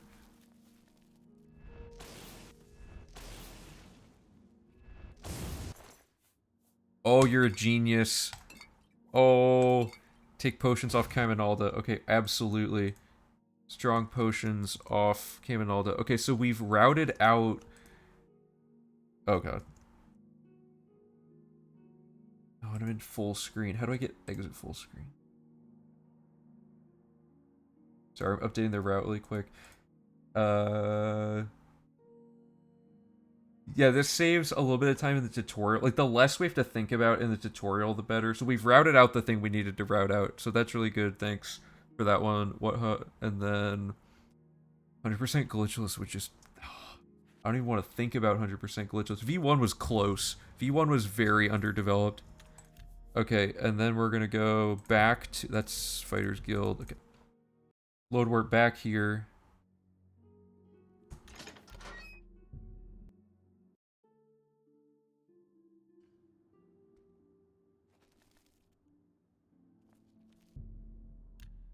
This is normal. So she should be here at 9 a.m., please. Oh, that was 8. Whoops. I probably broke everything.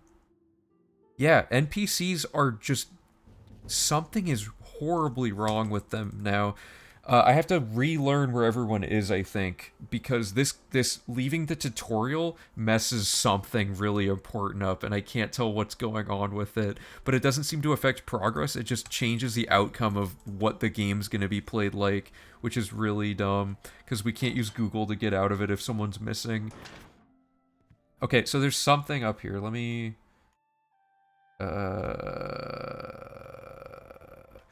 Retrieve Dragon's Tongue and Nightshade in the upstairs library.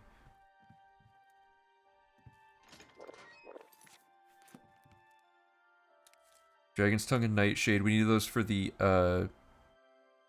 Oh, there's a Lesser Soul Gem right there. Is it filled? No. Okay, we'll get that Lesser Soul Gem.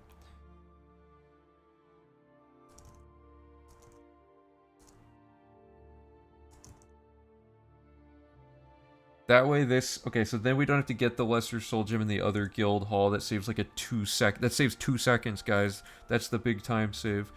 And then we're gonna do... No, that's not a door. We'll just get more security. Oops.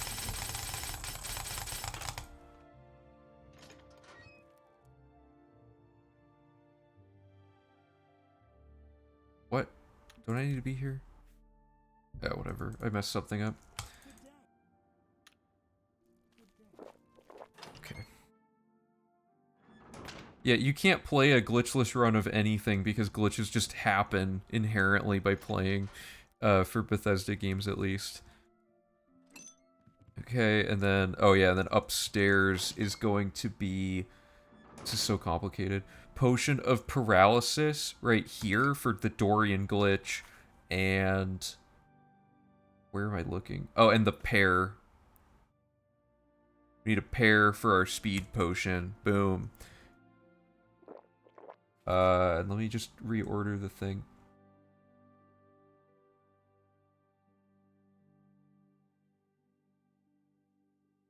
Okay, so that works out all great. That's all good stuff. No major glitches and you're good. But see, a fun little story from long ago, like well before I joined the Oblivion speedrun community, they tried to make a glitchless category and they canned it because no one in the community could agree on what a glitch was, to the extent that they actually had to, like, someone said you shouldn't be able to get the early Clavicus Vial artifact because it's a glitch that you can start the quest early, even though because then it's like, but you're talking to a statue, which is built into the game. You're not going out of your way to do anything weird.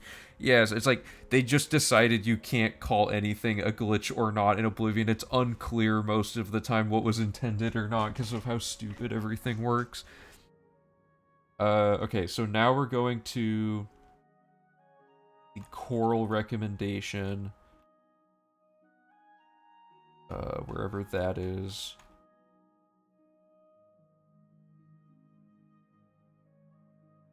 Oh yeah, Fingers of the Mountain, whoops. Okay, so... Coral Mages Guild.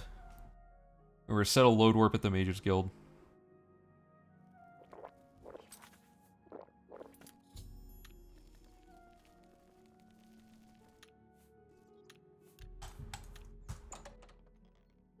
Wisp stock cap upstairs in a bolt on a dinner table. I'm gonna mark that red because we can get one in the tutorial by the mortar and pestle, but we could relocate those items. Okay, so we're just gonna do this quest as it's stated in the guide, which is going to be recommendation, Irana, and then we're gonna buy... no, not from you. We need command humanoid from him for the Dorian glitch.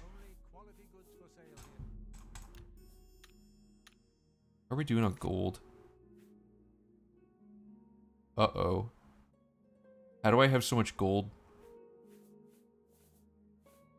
Did I not load warp somewhere I was supposed to load warp? Does anyone have any idea? I think I messed something up.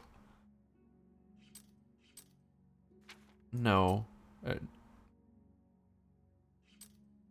I dumb? I think I'm dumb, guys. I don't even remember. I'm so dumb. I can't even remember what I was just looking at. So whatever it was, it must not have been a problem. And then there's an alchemy skill book right here.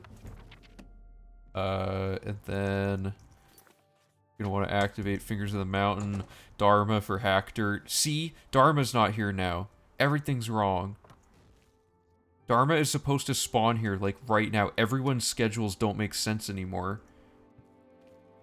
But is it because of this glitch, or is there some other reason? Oh yeah, we got a ton of gold from the arena. But, okay, so see, this is the problem. Like, where...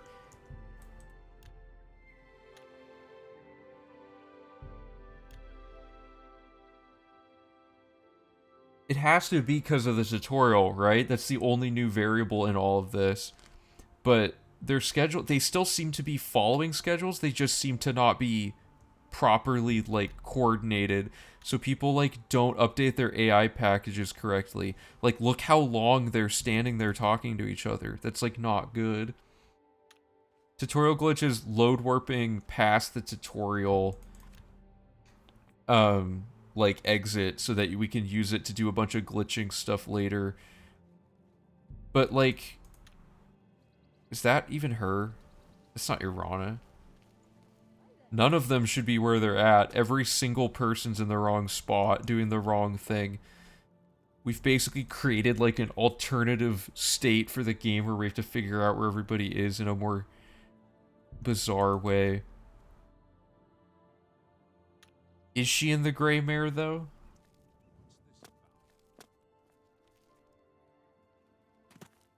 Try going to Oblivion and back. Okay. For the sake of testing stuff, I'm going to console command. Do you think reloading the Oblivion world, like, re-enables it in a way that's different than... Or that's equivalent to the, whatever it's called? The tutorial exit?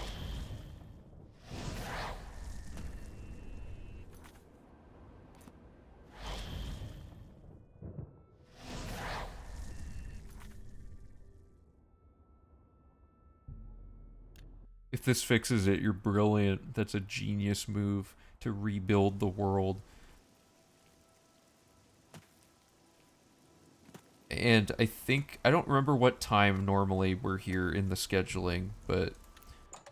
we'll see.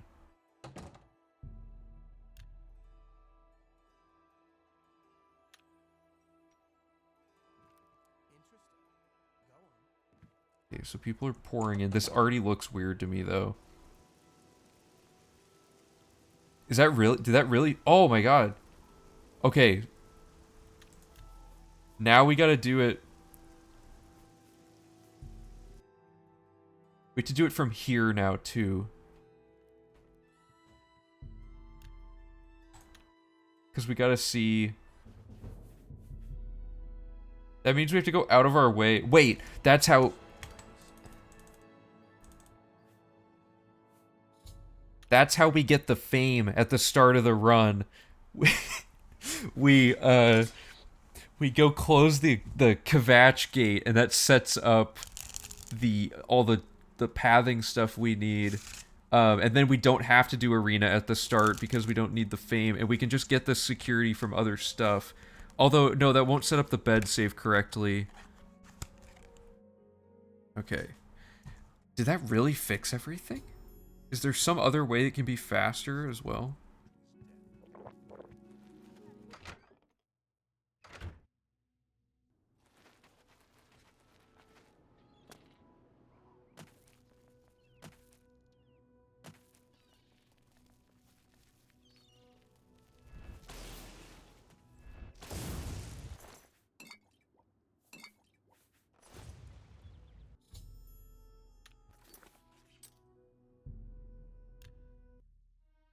Is there another bed that's convenient at some point? Oh yeah, I guess we can just go into the Dark Brotherhood room to make a bed. Or no, we have to level something early, like way early. Where is it?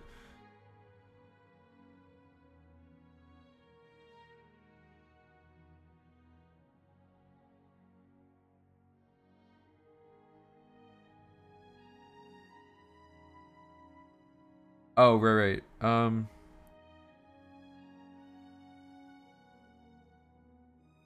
We can just do it in the Fighters Guild right before we start doing all this.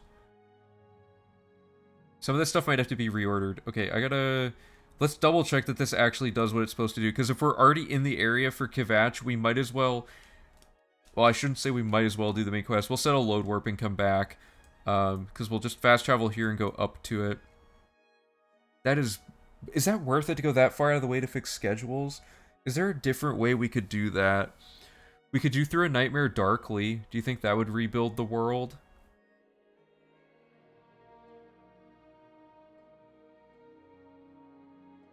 That might actually be the play, because we're already in Breville, and we already have enough speed and stuff to do it really quick. And it's a bed solution. Yeah, let's see if this fixes everything really quick. So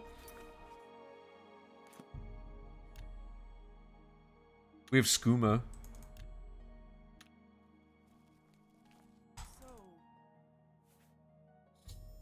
Okay, so we're gonna complete this quest, and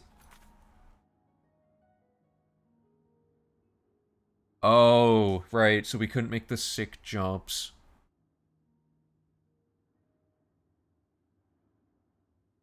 What else rebuilds the entire... Well, okay.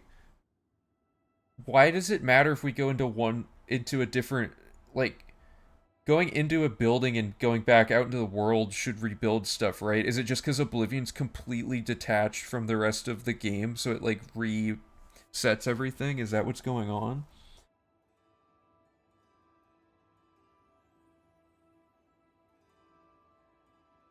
Okay, so to verify this, I'm going to make a save here. I'm going to go to Coral and see if Irana shows up at the time she's supposed to.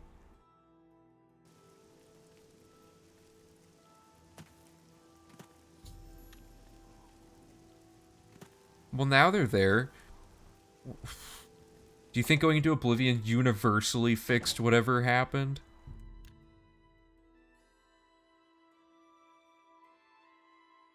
Let's wait till 9 a.m. and see if anything works correctly.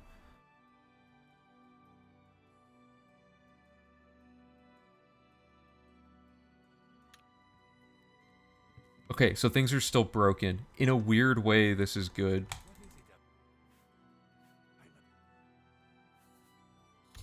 So if I go outside, Dharma and Irana should not work.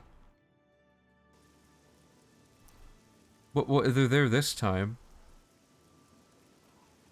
Man, what? Well, now it's inconclusive, because it seems like everything's somehow fixed now, but is it... It couldn't have been a fluke. Everything was off in every place we went, and now it's all fine because we went to Oblivion really quick?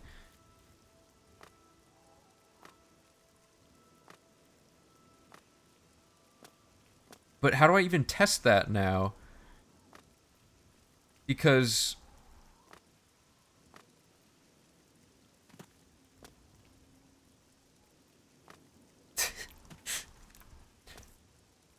But see, you see my dilemma, right? Now I can't verify that it ever happened in the first place, because now it seems it's permanently fixed across the file. Because this is the same time and everything that we were out here before when nothing was working.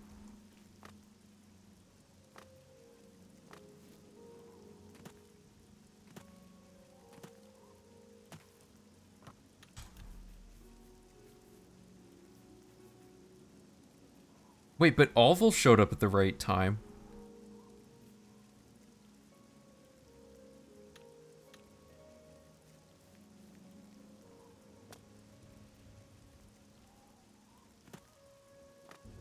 Man, I don't know what's happening. I don't even know how to... I don't know how to debug this anymore. Are you still walking up to me?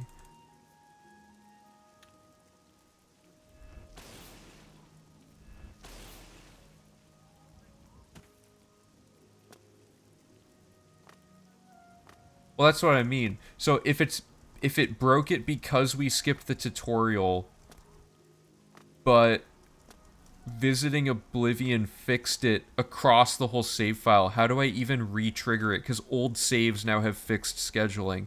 Like, I bet if I... Because right after Arena is Anvil recommendation. So this file is supposedly broken, but I feel like it universally fixed it on this instance of the game. So, like, if I go to Anvil now to do things, is it gonna break again? But like, did you notice there was also a bizarre glow around everything, and now that's not there? See, now she's... Actually, that was fine. So, if this performs correctly, none of this should work. Like, the lady won't show up correctly and stuff like that, but I don't know what changed. She teleported. It's funny.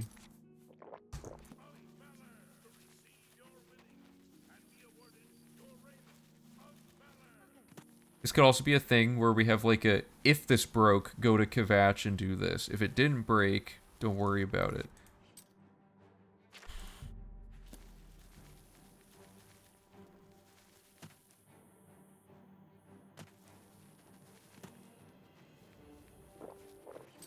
The biggest jump scare is if Boris teleports halfway into your head during the main quest.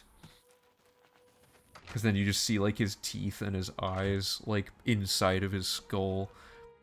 Hello, stranger. Greetings.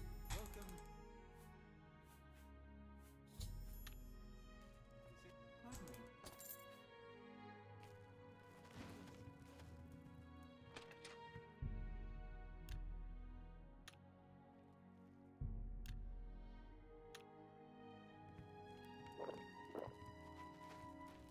Yeah, so this is broken.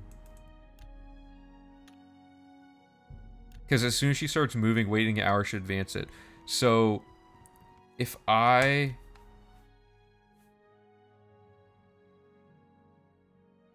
What does this save represent?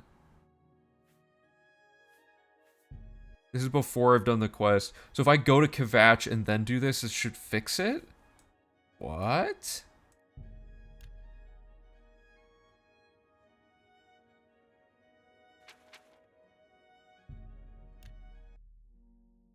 A surfing robot.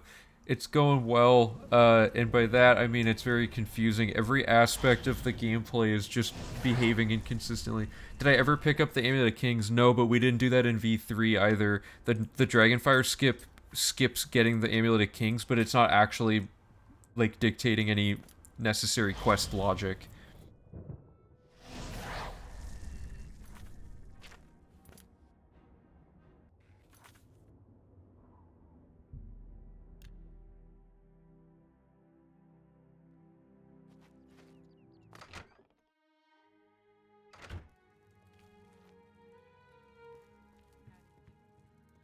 Now I don't know what to believe. Why is this still in this state? I haven't been in here yet, have I?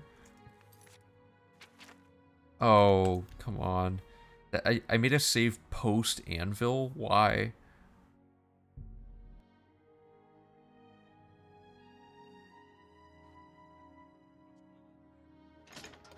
That's true.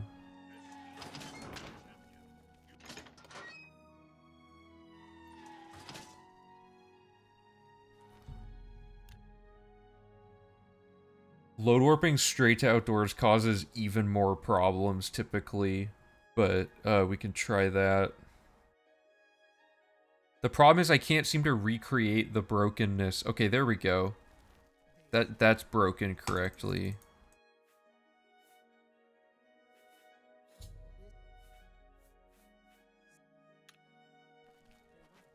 So now if I... This is the save I should have made.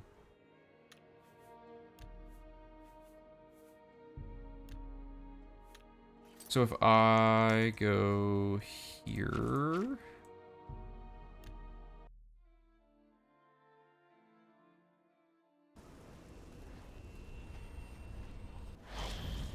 Completely unload and reload. We can also close and reopen the game potentially.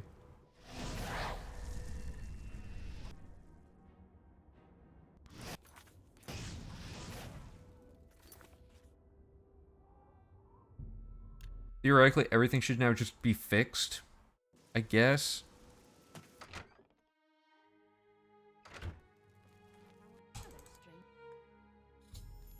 Hello, stranger. Welcome to...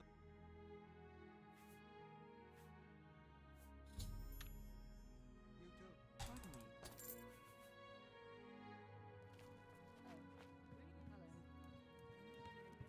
Okay, so she's talking to her again, which is bad.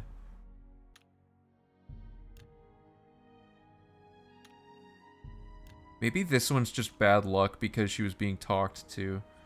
But that's never happened, I guess. They never talk at the pace we go on.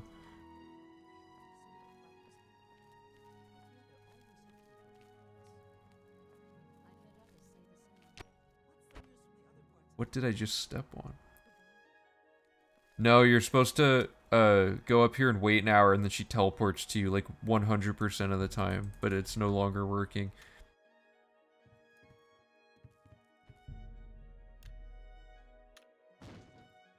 It's like if you sleep, well, first of all, this is gonna bug a lot of things.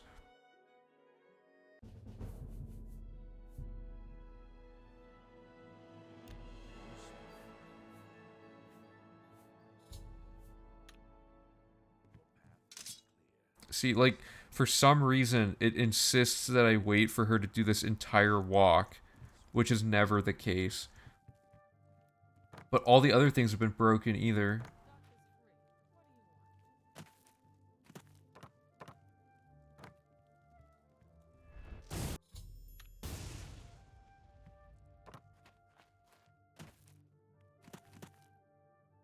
I don't even know how to begin to debug this.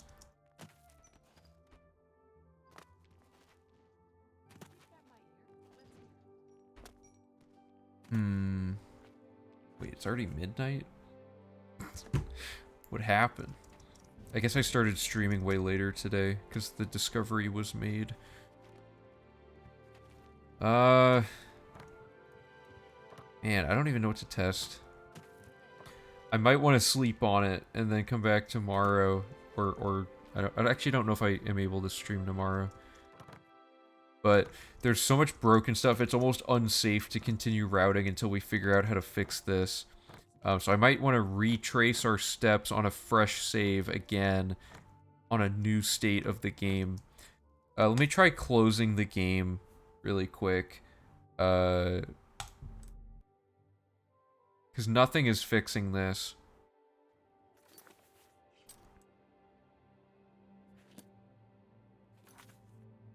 So if I just go here and make a save and close and open the game, will it fix everyone's wonky schedules?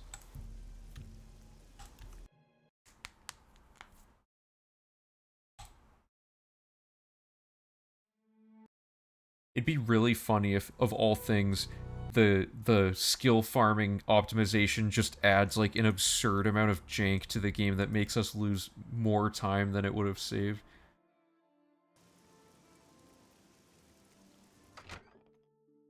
I don't know. I don't know of any other ones. Because they can definitely be talking to each other. That is a mechanic.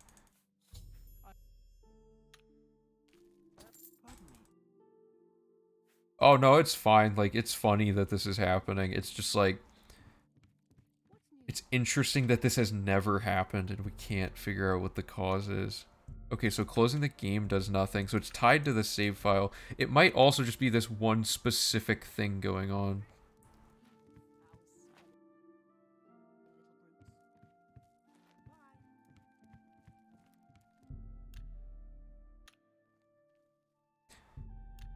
As I wait that 1 hour right there, it just never updates. Like, if all NPCs are like this and we can't reliably locate them, I don't think it would actually be faster. We'd have to learn how they broke, though, and see if that's consistent. Because if everything's broken in a very consistent way, then we could easily, like, as a player, play the run, but as routers have a really hard time just spending, like, days tracking down all the new schedule info. This is a lot to think about. I would start from scratch again, maybe off screen. Yeah, I might want to. Yeah, I could just rebuild the whole thing again and see what happens. This is a strange development. This has been a wild day of discoveries. So many new things. So little makes sense anymore. I don't even know what to believe.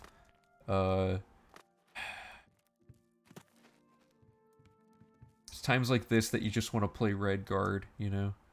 It's like the game's ability to simulate NPCs while waiting is what's broken, if that makes sense. Like, waiting is not advancing NPC behavior. Fast traveling and other things seem to some extent, but I don't know.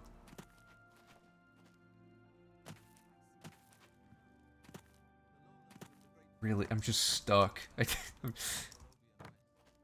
Because rebuilding it from scratch would be boring to replay it for everybody. I can let's do some quick analysis to wrap up here. I don't know. So we got from the beginning, we routed back out this far, and there's some questionable routing choices that we might have to work on. How does the game pick which NPCs to simulate? Yeah, I think when you enter an area, it goes and it updates them, and if you wait in an area, it's supposed to simulate them, but it isn't doing it right now. Yeah, we routed, like, out to here, and then, like, we have this much that we routed out before, and then it gets, like, crazy dense somewhere around here. Like, this is where it gets insanely dense and complicated, and that was the fun part for routing, but now we have to backtrack and fix some stuff, I guess. We could also try just charging through this and see if only that one part was broken and stuff is now miraculously fixed, right? Like, we don't know for sure. I might want to play a little longer to test that. Really quickly, though, I want to see where we're at time save wise. This is the splits.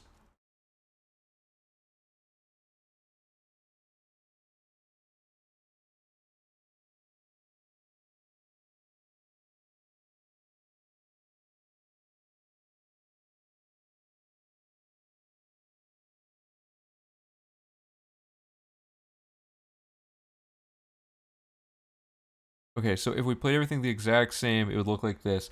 So, what are the time saves? Yeah, I'm probably gonna route a little more just to see what's going on, because it might be fixed now that the Dharma thing happened, but it's weird that it broke and then the second run through it didn't break. That's really bad, because that means we can't even guarantee information as a player when we enter a new area, which is scary. The main time saves we're looking at so far are map exploration is probably not going to take 5.5 hours anymore. It seems like it'll take about 2.5. So let's put that in. And then we have the Dark Brotherhood takes an hour. That's crazy. Thieves Guild takes an hour. Load warping is going to uniformly fix all this stuff. Random skill books, I strongly believe, will take under an hour now because of the new way to check stuff. I'd be shocked if it was more than an hour. And then, oh, it wasn't 2.5, it was 2 hours. Yeah, I think this will take like approximately, let's say like 30, let's say 45 minutes just to be safe. But like already we're looking at like 5 hours of estimated time save. Like across the whole board, which would put our runtime at 16.5 hours.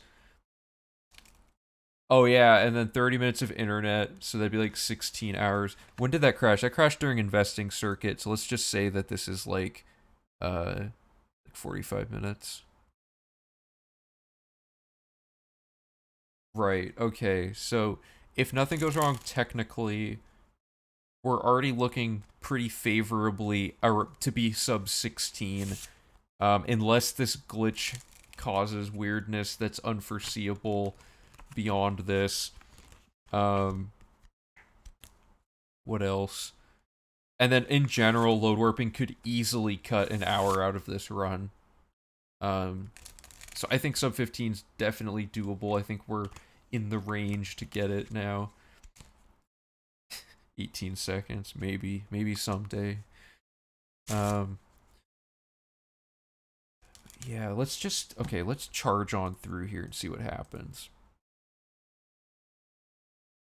It could be some other completely seemingly innocuous change we made that caused it as well.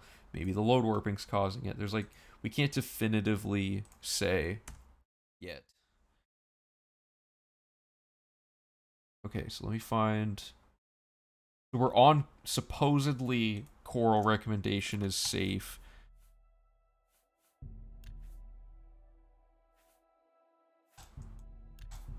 Okay.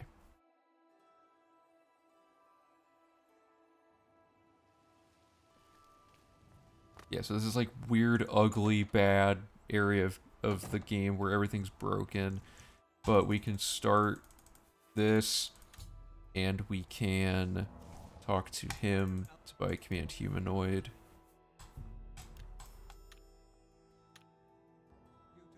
And then the broken... Oh, and book.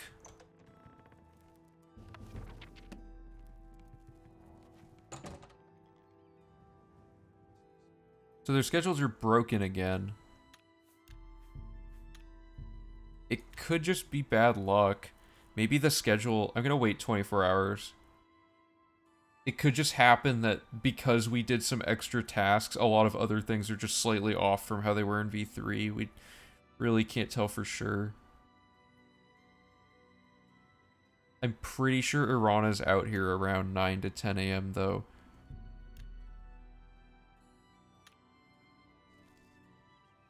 Yeah, no matter... Okay, so no matter how much we wait, things just are weird and bad, though.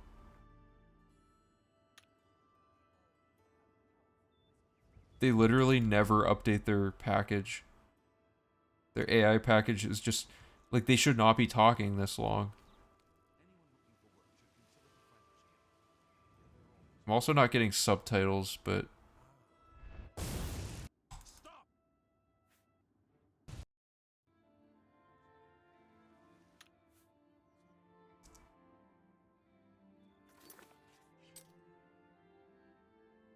I'm gonna see if the gate actually does anything, or if it's just fast traveling and coming back, by the way. Because it's entirely possible that waiting is now broken, but everything else works. That might actually be it, if they're not talking anymore. Something's different. Okay, so let's wait till 9 a.m.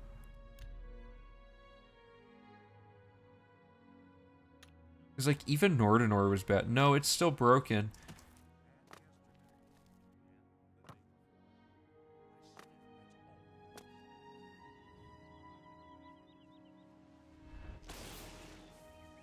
Wow. I cannot believe that missed. What?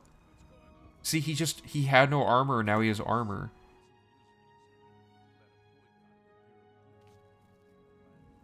Wait outside Coral. It's not ideal, but I'll try it. Actually, this might not be far enough outside the load zone. Let me reload everything, go to Kvatch, wait until some amount of time.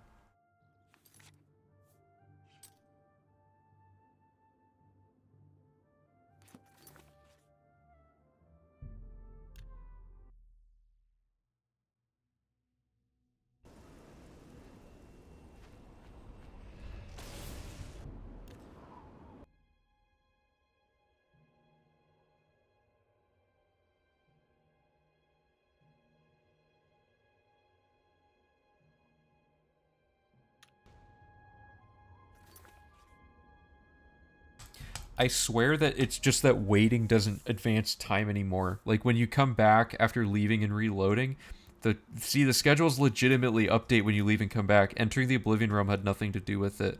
Everyone's where they should be at this time, but that's it. Waiting doesn't work, which sucks, because that actually loses quite a bit of time if we can't wait indoors to modify NPC scheduling and stuff. But we have a save file that isolates the issue. This is just straight up actually broken, though. I think it's broken, like, no matter what.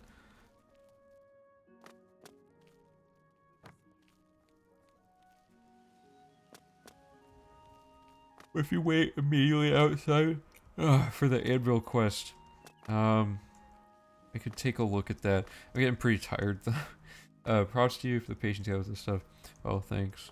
Yeah, I mean, like, I feel like we're all getting pretty patient figuring out a lot of this stuff just because, like, everyone's in these streams so often helping out and, like, trying to debug it. Basically, this run is just becoming, like, a debugging simulation. Like, we all have to just figure out what's wrong at every possible step because everything is going wrong. So you're telling me if I go up somewhere up high, she'll just teleport to me? Whoops.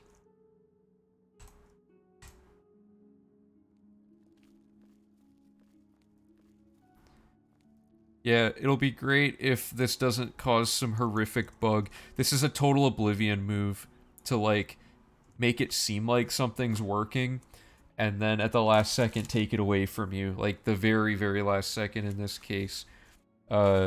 Because this has happened so many times before with discoveries for routing, where it seems like, wow, we found this crazy good thing, and then it's like, but this one thing is not going to work, so the whole thing falls apart one step shy of it working. If we have to manually run to where everyone is located at any given time, oh man, we could...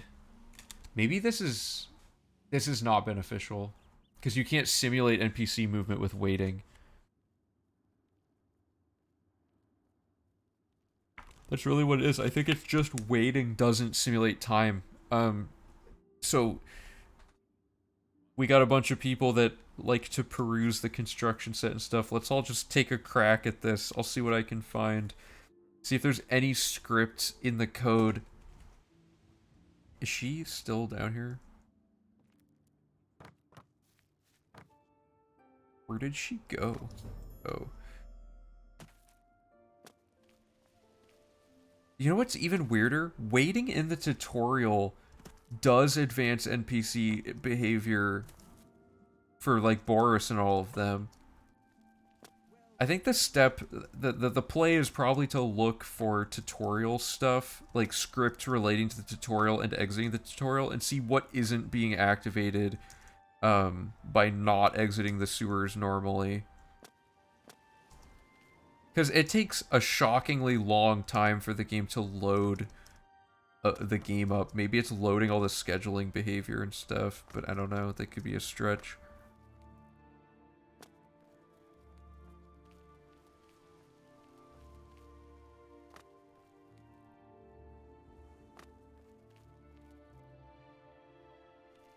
She's just dead.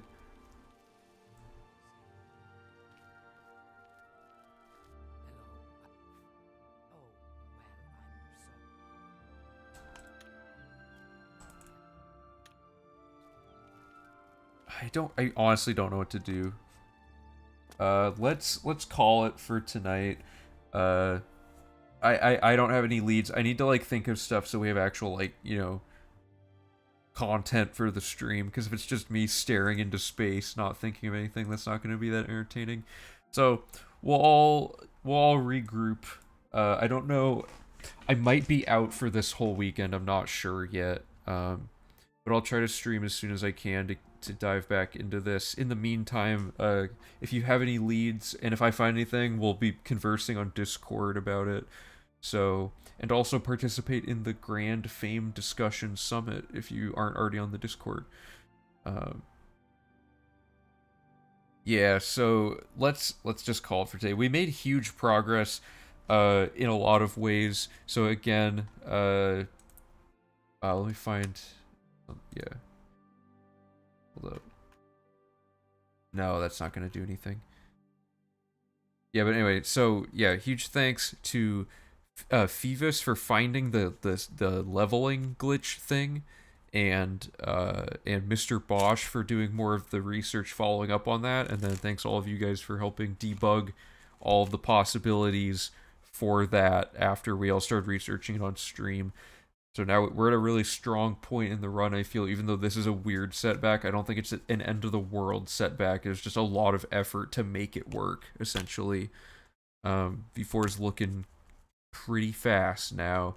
I won't even have to like, stay awake an ungodly amount of time if this all works. So, yeah, I'll be on the Discord. Next stream is probably going to be debugging this, or if my head hurts, I'll probably, do Red Guard, I don't know, just for a fun, more chill stream. And then I have like 1,000 things to make for YouTube, like way too many. I have to catch up on YouTube stuff, so I'll probably do that when I'm offline as well. There's like there's like 20 YouTube videos I've lined up, and they're all like pouring through all of the stream footage and like getting new footage and stuff. Oh, it's gonna take forever. Anyway, yeah, thanks again everyone for hanging out. It's been a real fun stream today. Got a lot done. See you all soon. No specific day yet. Bye.